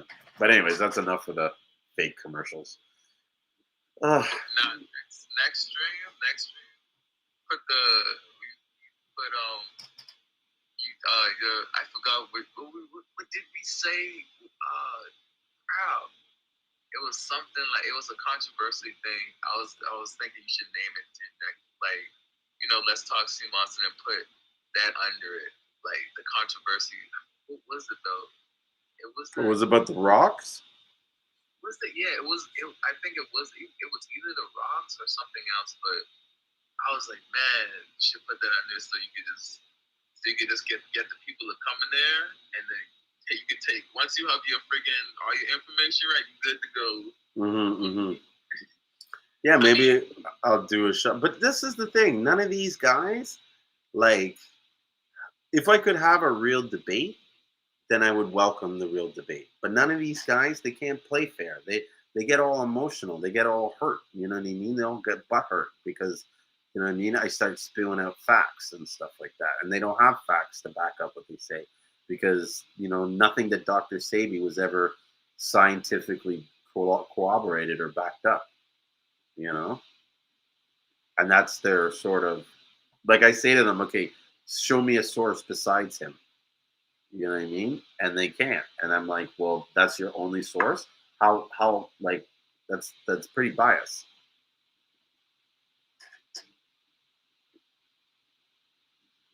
Do you know what I mean? But whatever. Yeah. That's the thing about it is, that's what I'm trying to say. Like, with the more, if you, how you are inviting someone to come and debate you about it. That holds friggin' position strength, all of that right there. Because if you invite anybody to try to come and prove me wrong, and you accept it, like if you can prove me wrong, I'll go ahead and maybe I'll even do some more, like I'll check up on it. But that's the thing about it, just being invited to it. That's your stance. That's all I'm trying to say. Like, people do that all the time, though. Like, they want to debate on something, especially they see something on TikTok, right? Someone sees something on TikTok, and then they'll just run with it. And they'll try to debate you about, I see this on TikTok, you're wrong. Try to feel like they don't just see this on TikTok. Yeah, like, what is TikTok? That's a fucking dancing app. I'm trying to say, that's how it is now. So if you invite and you doing your work, you talking to multiple different people. Multiple different people coming back to the feedback, say how it works, and all of that. All the rah and all of that, you can take it. Yeah. But even if someone was like, I have this, or you say like, what you're trying to say that the Seamoss algorithm doesn't work. And if they can say that, then you'd be like, yeah, I tested it too, unless they really did, but feel me, in which nobody did like that. Nobody really did it like that. No one's doing any testing, but since you brought that up, that's something that I've been kind of like low-key planning to do is test a bunch of Seamoss, and especially Seamoss that is wildcrafted and Seamoss that's not, and show people like what I mean by like there's no difference. Because that's the only way I'm going to shut them up is with test. And I'll say the tests don't lie. But even then, they'll be like, well, I don't trust the source of your test. Well, who did your testing? It's always something. You know what you can do, too? If you want to, like, just to sponsor your test. If you, never mind. I was going to say, if you ever offer people, like, you can get, I'll give you a certificate of, like, of the test and, like, the proof of the test and all that. So if you want to show anybody else that you bought, like, who you bought it from, and stuff like that. But to get it, they'll have to well, this kind of gives me an idea. I'm going to do this first raffle or raffle thing and see how it goes. But the second one I'm going to do a fundraiser to raise money to end the debate about all this stuff. And the data will be available to all those who participated in the fundraiser. Yo, do that. I'm here for it, man. Because if I could raise even like $2,000, the amount of tests I could test like 5 different sea mosses and maybe, you know what I mean, for a lot of minerals and stuff like that. I don't know. I'll have to research it. And I was going to tell you this too before we got done with it. When you set up your cameras to go to St. Lucia, Uh-huh. bruh, please, I'm telling you, set up one when if someone could, like, while they're doing, like, they go, and you can show them how to set up so you can do it live. And just do a live stream, like, when if anybody clicks on your website, they can click and they can see the farm live stream. And it might just be maybe for an hour or something as such for this day, but So it's I have something planned, diabolical. I mean, it's already in plan. We just haven't paid the bill yet to make it happen. But in St. Lucia, they have a serious problem with theft, right?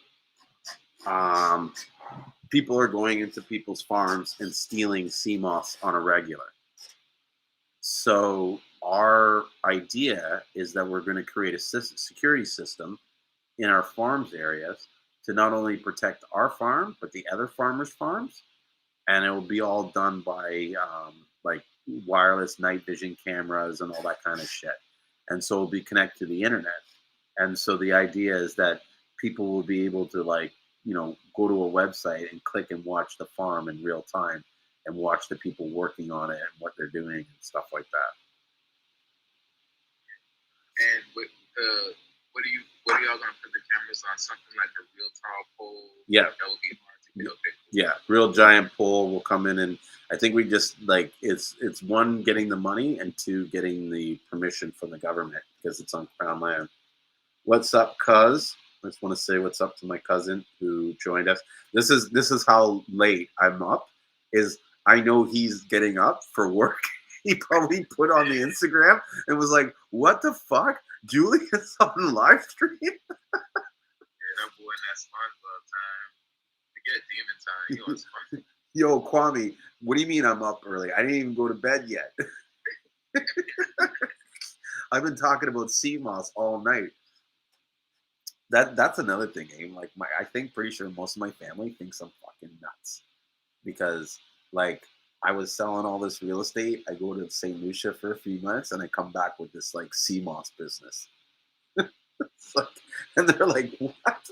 Like, what the hell is Seamoss? You know what I mean? And it's, yeah. But my cousin, he actually he runs a really good site. If you're ever looking for any like, I don't know if you smoke cannabis, but if you're looking for like sort of like high end or quality cannabis products, he has a site that sells it. Can you ship it? I think he can ship the what do you call it? Oil? No, he can't ship oils. He can't ship, but he can ship the pipes. He can ship the bongs or whatever. Like I bought a really nice vaporizer off him. I forget the name of it, but it's like it's a vaporizer that does concentrates, and it also does dried flower. And so, actually, bro, I have to order a concentrate container off you because the last I fucking accidentally ran over the last concentrate container. I was so hurt. I like went for a walk with my dog and it fell out of my pocket. And I guess when I drove to park the car or leave, I drove over it because I got home and I was like, oh my God, where's the cartridge? And then I went back to where I was, like retraced my steps, and I saw a piece of the cartridge smashed. Thanks, cuz. I appreciate that. And so, yeah, I've been meaning to get it refixed. And then I actually need to buy 2 because I need to send one to my partner. I want him to try concentrates. It's gonna I can't wait till that guy comes to Canada. He's gonna like blow his mind because he's like, the weed in St. Lucia is like literally garbage. What up? What's up, cuz? How you doing, B? Doing good. You, man. I got your concentrate oven. I'll send it to you. Just send me your address. I'll mail it out to you. What, the oil? No, The cartridge. Yeah. Yeah, I'll mail it out to you. Yeah. So also, I got this guy Rio, my friend Rio here. He's on Clubhouse, and so he can hear when you're talking. And he was the one who was asking if you could ship to the States or not. Yeah, I can ship to the States. Yeah, I ship to the States. What's his website? What's your website? Good grief! I guess I can share it with the group chat right now, so you can see it. Because I don't want to try to tell you. We should actually have you on to talk about cannabis on one of my live streams. Anytime, bro. Yeah. Because I don't always want it to be about Seamoss. This is my new product here. Look. What's that? Let me show you. This one is actually from the States. I got it. My guys are in New York. Is making this one. Oh, that looks like a hookah. It looks like a hookah, yeah, bro. It's laser combustion too, bro. See, look. Shut up. You push your button out here, and the laser turns on and lights up the weed in there. Bomba clot. How much is that? Fuck, I was expecting the shit. That's why you're showing it to me. You're like, oh, look what I got. Because I'm like, I want that. Laser? I got this one. I was like, oh, I didn't see. I saw you online. I'm like, I'm just about to go to bed. But I'm like, fuck the bed. It's not going to happen today. So you're going to bed now or are you getting up? I ain't slept yet. Me too. I've been sitting up trying to figure out how to get my company into the metaverse. Oh, dude. Wait. I'm trying to buy land in Sandbox and what's the other one called? I don't know. Central Land. I am out here just spending crypto. Be careful. Maybe I wonder if you can hire real estate agents to sell you metaverse property. I should go into that.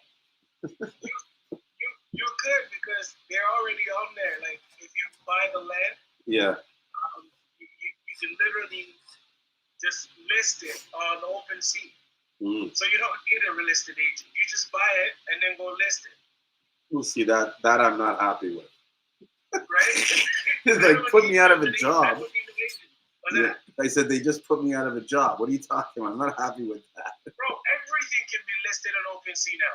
Everything. Like you can sell sneakers.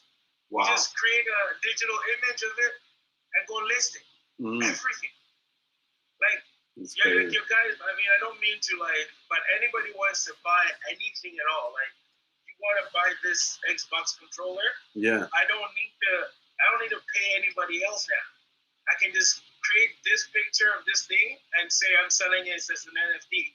You buy it and I'll ship it to you. You know what I mean? Like, yeah, and then you could say you have ownership of it because that was the sold in the rights. It's that easy. And Shopify is shaking in its boots because they called me. They reached out to me and they said, hey, you wanna start selling NFTs on our site? And I was like, sure. And they said to me, oh, by the way, we're gonna we'll change your Shopify plan to Shopify Plus. And I was like, okay, cool, but what is that gonna cost me a month? They said $2,000 a month. I said, hold on a second. I already pay you so much money a month, and I'm not making any money on my merch that I'm selling. It's like, very little stuff. I make more money on promoting these people's company, these products, than I make on my own merch. Yeah. So Shopify is actually costing me money. Right? So I'm sitting there going, I don't need you guys no more. I mean, we can sell stuff from, like, those of us that have, crypto wallets, we can sell anything, whatever we want. So they're struggling. They're really shaking right now because they're afraid that a lot of us will figure it out. Because you mix, weed with people that can think, and we can figure it out. Trust me, I know. I solve a lot of problems with a good spliff. Right? So how much is that? I know it's expensive, but bro, it's $4.99. Oh, that's not that bad. I thought you were going to tell me like $1,000 or something. No. It's just $4.99. All right. Hi, Mr. Yusuf. I'm not sure if he's my follower or your follower. No, he's mine. Okay. They're all mine. They're all my followers. Yeah, my followers are not offered this time. No, Yusuf is a good buddy of mine. He drives truck in the States. Oh, okay. So cool. he usually comes. Yeah, actually, man, we're trying to figure it out right now. I'm gonna invite him. See if he. Oh, he hasn't sent me the website yet. Put in the website in the chat so I can. Oh, here it is. Is how do you pronounce that? Netapathine? What? Intapanini. Intapanini, yeah. Sharice told me not to use that name. It was out of. I'm just so mad at her, so I was like, yeah, I'm going to use it anyway. Yeah. Now I can't get anybody to spell it, or for those of us from where I'm from, we know that means the ganja god, the ganja king. Well, you know what? Don't change it. People will figure it out. So, Rio, it's pronounced like, or it's spelled like this: www. N is in Nancy, T is in Tom, A is in Apple, M is in Mary, P is in Peter, I is in Igor, H is in Henry. Hold on. I'll send the link out. Let me just send the link. But he's on Clubhouse. He's on Clubhouse. He can't see the link. I see him, so I'll send him the No, link. you see Yusuf, but not Rio. Oh, Rio. Okay. But I'm gonna, you know what? I'm gonna pin it on the link. So that's what I'm gonna do. Because because I'm a cool guy like that. Yeah, so what I'm doing is I've created a bit of a Discord channel. Mm-hmm. And I know a lot of people want to know how this stuff works. A lot of people that, a lot of people that have crypto addresses, like people that can actually pay in crypto and collect crypto. I just figured instead of like pushing just a product on my website and selling it there, create a bit of a, kind of like Clubhouse, Rio's in Clubhouse, they understands what I'm doing here. Mm-hmm. Create a bit of a group where everybody that basically messes with our product or knows what's going on can jump into this channel.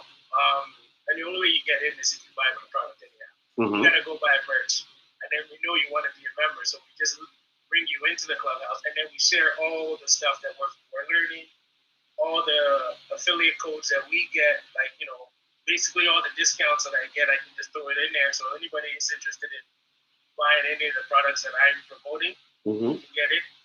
You can also get access to all the projects that we're working on. So something that people are interested in throwing money at least you can do it with people that they're in a group with and they can trust. That's what I'm trying to do, because I figured there's so many people that want to do business with me. I turn here as like, Sean will reach out, Eldon will reach out, you know what I mean? So many family members and even friends, they just want to do business. But I'm like, I can't work with everybody.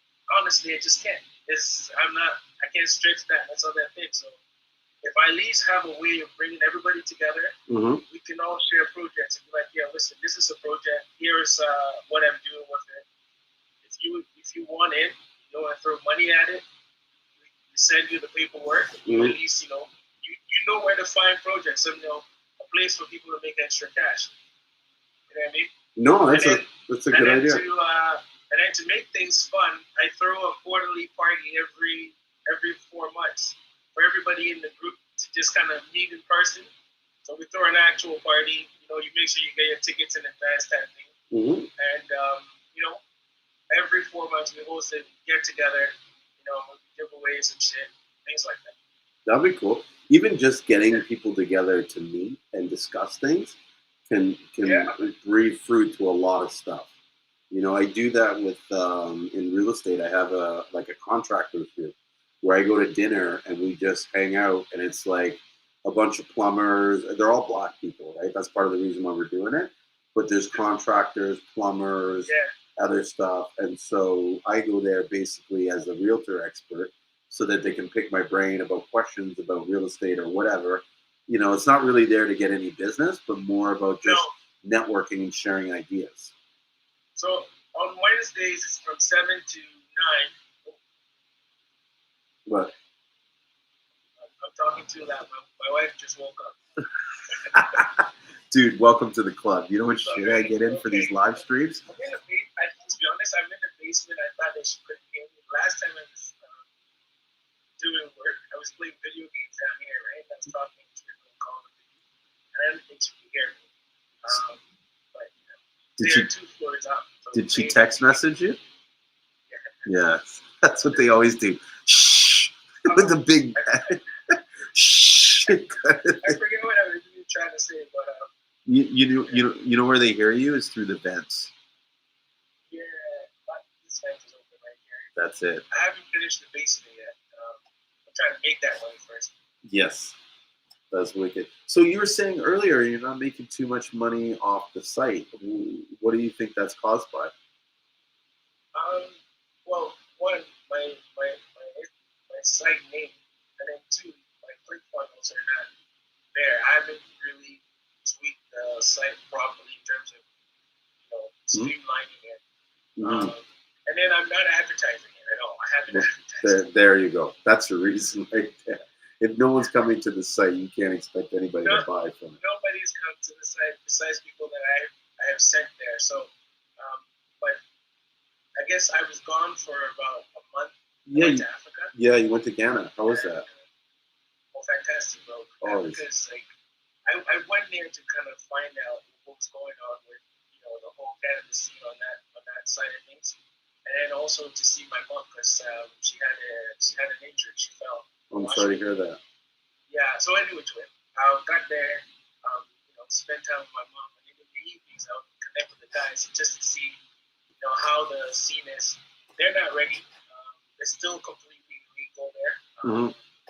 Growing and all that stuff is just going to be a big issue. But everybody uses down there. So the question is, who's selling to them? How are they getting it? Yeah, it's still happening, but even where are they getting the high-end products from? Right. So I mean, the products that the vapes and these kinds of things are completely unregulated. So there's no issue there by bringing these kinds of products and selling them there, which is what I'm into anyway. So rather than set up shop and then buy Walker's style down there, I decided to create a bit of a group again. People joining the group if you need it, make your orders, and then I ship them once every month down there. That's smart. So yeah, rather than so if you know you want one of these and you live in Africa, you just kind of let me know from now.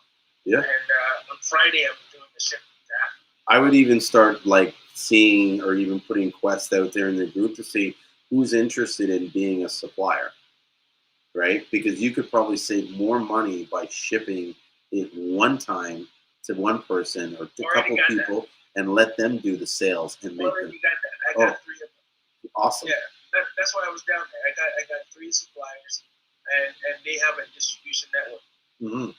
Beautiful. Yeah. So I'm already. There you go. That's who's taking care of that's who's accepting the products. Yeah, so you know who to ship it to. That's awesome. Exactly. So why don't you even take this new Neteprene and start promoting it in Ghana instead of Canada? Well, that's the idea of the Discord channel because I'm specifically going and inviting people to the Discord channel, inviting people, and then I'm creating a bit of what do you call it, an all-star collection of these kinds of products, right? So I'm getting this one. I have my burner vapor. I have another machine that we use to extract the oil out of the plants. Yeah. It's the legal oil machine. I had to have one. That was another expensive machine. That's $300, $399. Yeah. Are you selling those lead machines? Yeah, legal. Yeah, I know where they are. I might even be able to get you some sales for that because I have one in my garage right now. I'm shipping to Africa. Nice. Because if you need one, I got you. Yeah. I'll send you my link so you can just use them. No, dude. I'll bring you the business. You're running a business. Let me send the business to you. All right, bro. I appreciate it. As I was saying, yeah, I have all the legal oil. I have the because. So sorry to interrupt you, but that lead, I'm going to talk to a buddy of mine. But I have a buddy of mine who's in the Seamoss industry, and he got one of those illegal machines. But he's not using it so much for cannabis. But what he's using it for is to make gummies for Seamoss. But you see, you could now treat the what you call it, the cannabis oil and put that in the Seamoss for me to drink. Mm-hmm. Now you made yourself a little Seamoss tincture. seed or DVD tincture, Yeah. People So love that. Yeah, I love that. I'm going to talk to them and see, but maybe we can find a way to push these products or not push them, but make them available to those people that want to make gummies. Because there's a lot of people in my industry that want to make Seamoss gummies. And the guy said this is a good machine for making the gummies because I have a wholesale link and I have an affiliate link. So people can go whichever way. And I send the links to you, like you said, you can post them. No, bro. I just send them to your site, or I send them to you, and you sell it to them. Yeah, they don't need to go anywhere else. They can reach out to me directly if they want to buy them. Yeah. I can get it shipped out to them ASAP, as soon as possible. Mm-hmm. Or if they want to just, just go to my website, to the links are all, everything's there. Yeah. Yeah, no, we'll talk more about it and create a strategy, but for the most part, I'm going to identify if it's even going to work first, and then if it does, then, oh shit.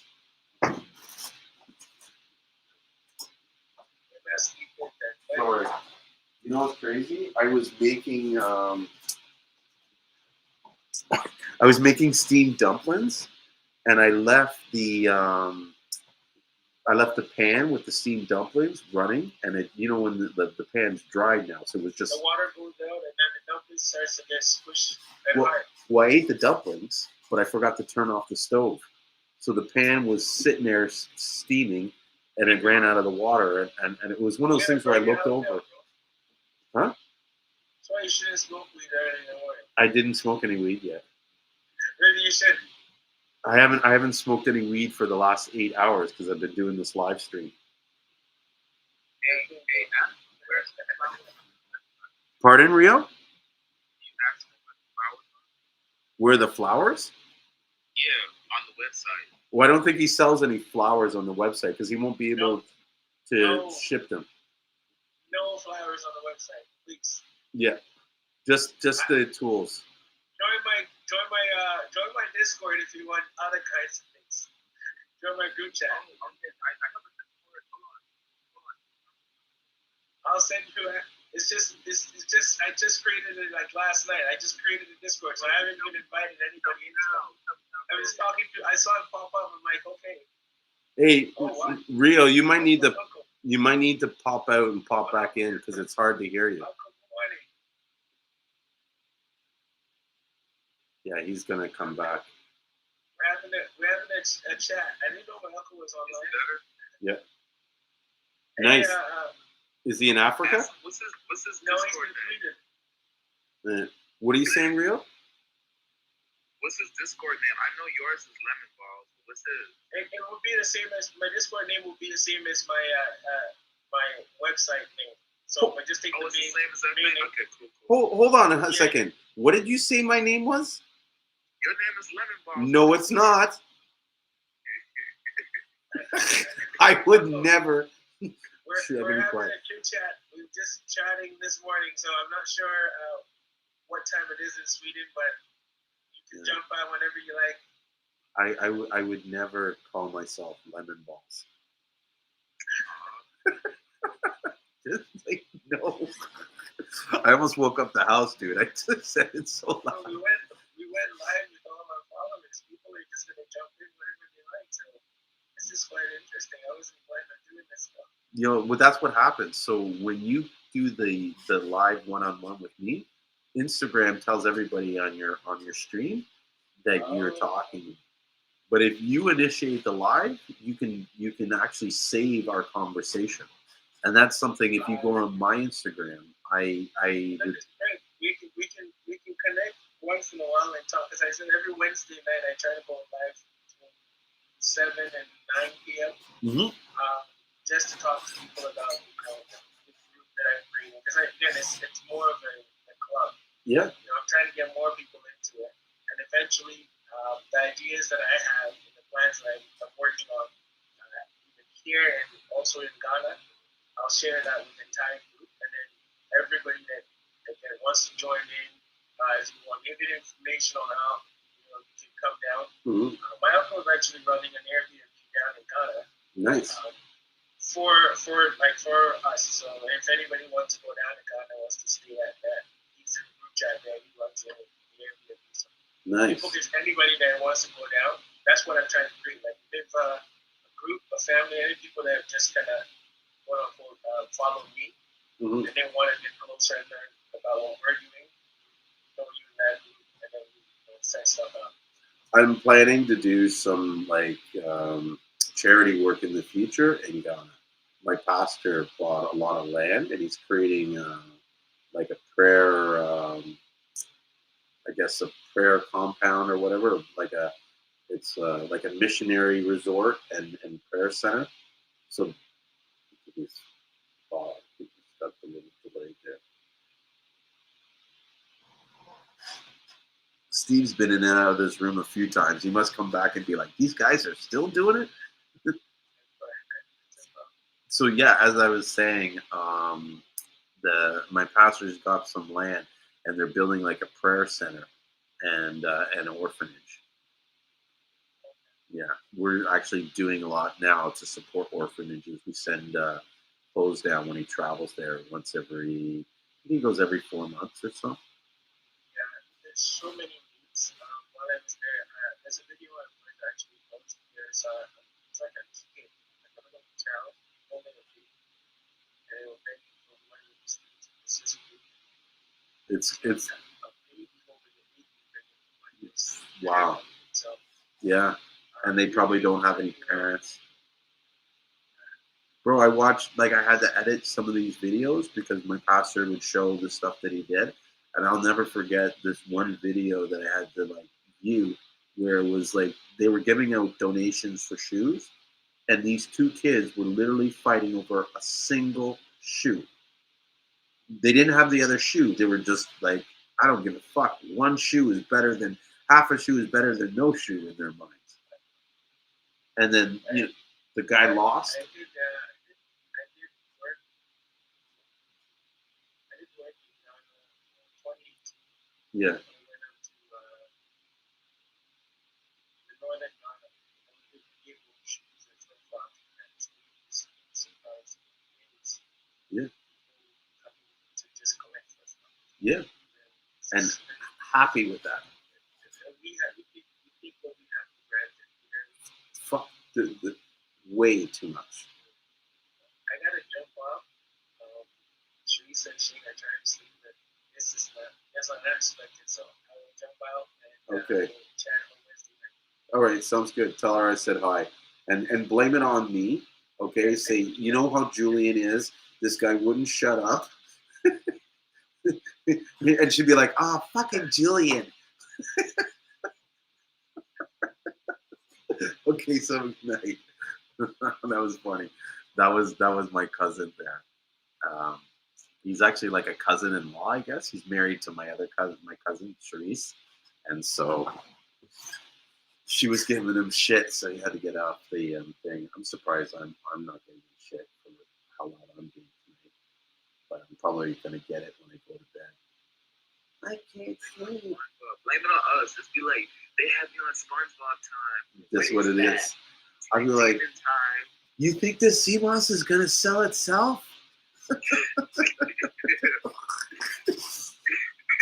But with that, I should get going because I wanted to leave 50 minutes ago. Yeah. I'm telling you, I'm gonna just every time I'm telling you, SpongeBob time. That's you. That's me. No, I'm the worst. You know?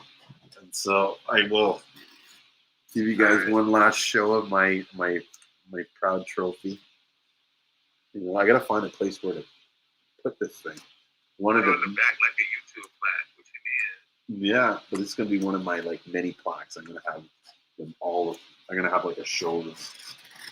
I'm gonna start giving out awards for Seamoss. Imagine I give out myself an award for Seamoss. That would be funny. That was funny as hell. I don't know what to think about that. Yeah. Actually, I should do something like that. Do like the Seamoss Farmer Awards and just give out awards to different farmers just for the sake of giving them an award to show that like I appreciate the hard. Like, dude, these guys work fucking hard to make Seamoss, right? So to me, it's like, you know, any recognition is, you know what I mean? They'd love that. But let's talk about that for another show. Yeah. Yes, it was lovely talking to you all night, Rio. Thank you so much for being a part of this. And yeah, I'm going to be back, I guess, today's Sunday. So Wednesday's coming up. And I got to figure out what I should talk about on Wednesdays. This Wednesday. You know what? I might work on the raffle and we'll talk about that. So, yeah. Yeah. Look at that. I just got Hotel Chocolate St. Lucia just joined. If you guys ever go to St. Lucia, you have to check. Listen, St. Lucia has some of the best chocolate in the world, right? Oh, because of the cocoa sticks, right? Y'all make them. Well, because of the cocoa beans, yeah. But even the cocoa sticks are ill, dude. Like, you want to talk about tasty raw cacao? That's the whatchamacallit. That's what you get. But I think I scared them away, which is crazy. Like, you think you pop in a room, as soon as you pop in the room, I start talking about you and acknowledging that you're there, and you leave. Like, you're here to do business. Do you know what I mean? Like, even if no one was in the room, I would hang around to see if someone joined. That's what okay, that's the same thing I was asking earlier. Do you think people are scared to be available, or what is it? That's all I was trying to listen. No, we about to get a SpongeBob time. Tell him you're gonna coin this, dog. Like, okay, so we'll talk about that. But to answer your question, yes, most people are afraid to put themselves out there because they're not sure of what the reaction is going to be. You know what I mean? They're afraid that people are going to not accept them, or I mean, this is what I believe. I could be wrong, but for the most part, I feel like they have an insecurity about it. The reason why I'm able to do this and do this so comfortable is because I spent like literally 2 months doing it every day, and no one was watching. You know what I mean? And I would do it sometimes for 2 hours a day at 5 in the morning. So I would get up at 5:30 in the morning and do a live stream talk to the sun, where I would just rant. Like, you could see them on my Instagram page, on the beginning post or whatever. And so that gave me the practice that I had to be comfortable doing. Now it's like I don't even worry about doing it. It's more about like, okay, let's press go, let's go. You know what I mean? I mean, I intentionally don't pick things to talk about that put me in that position where we can just talk about anything.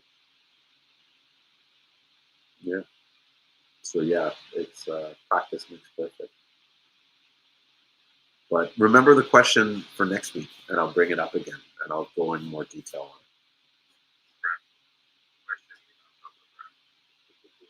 Yeah, raffle, and we'll talk about overcoming fears.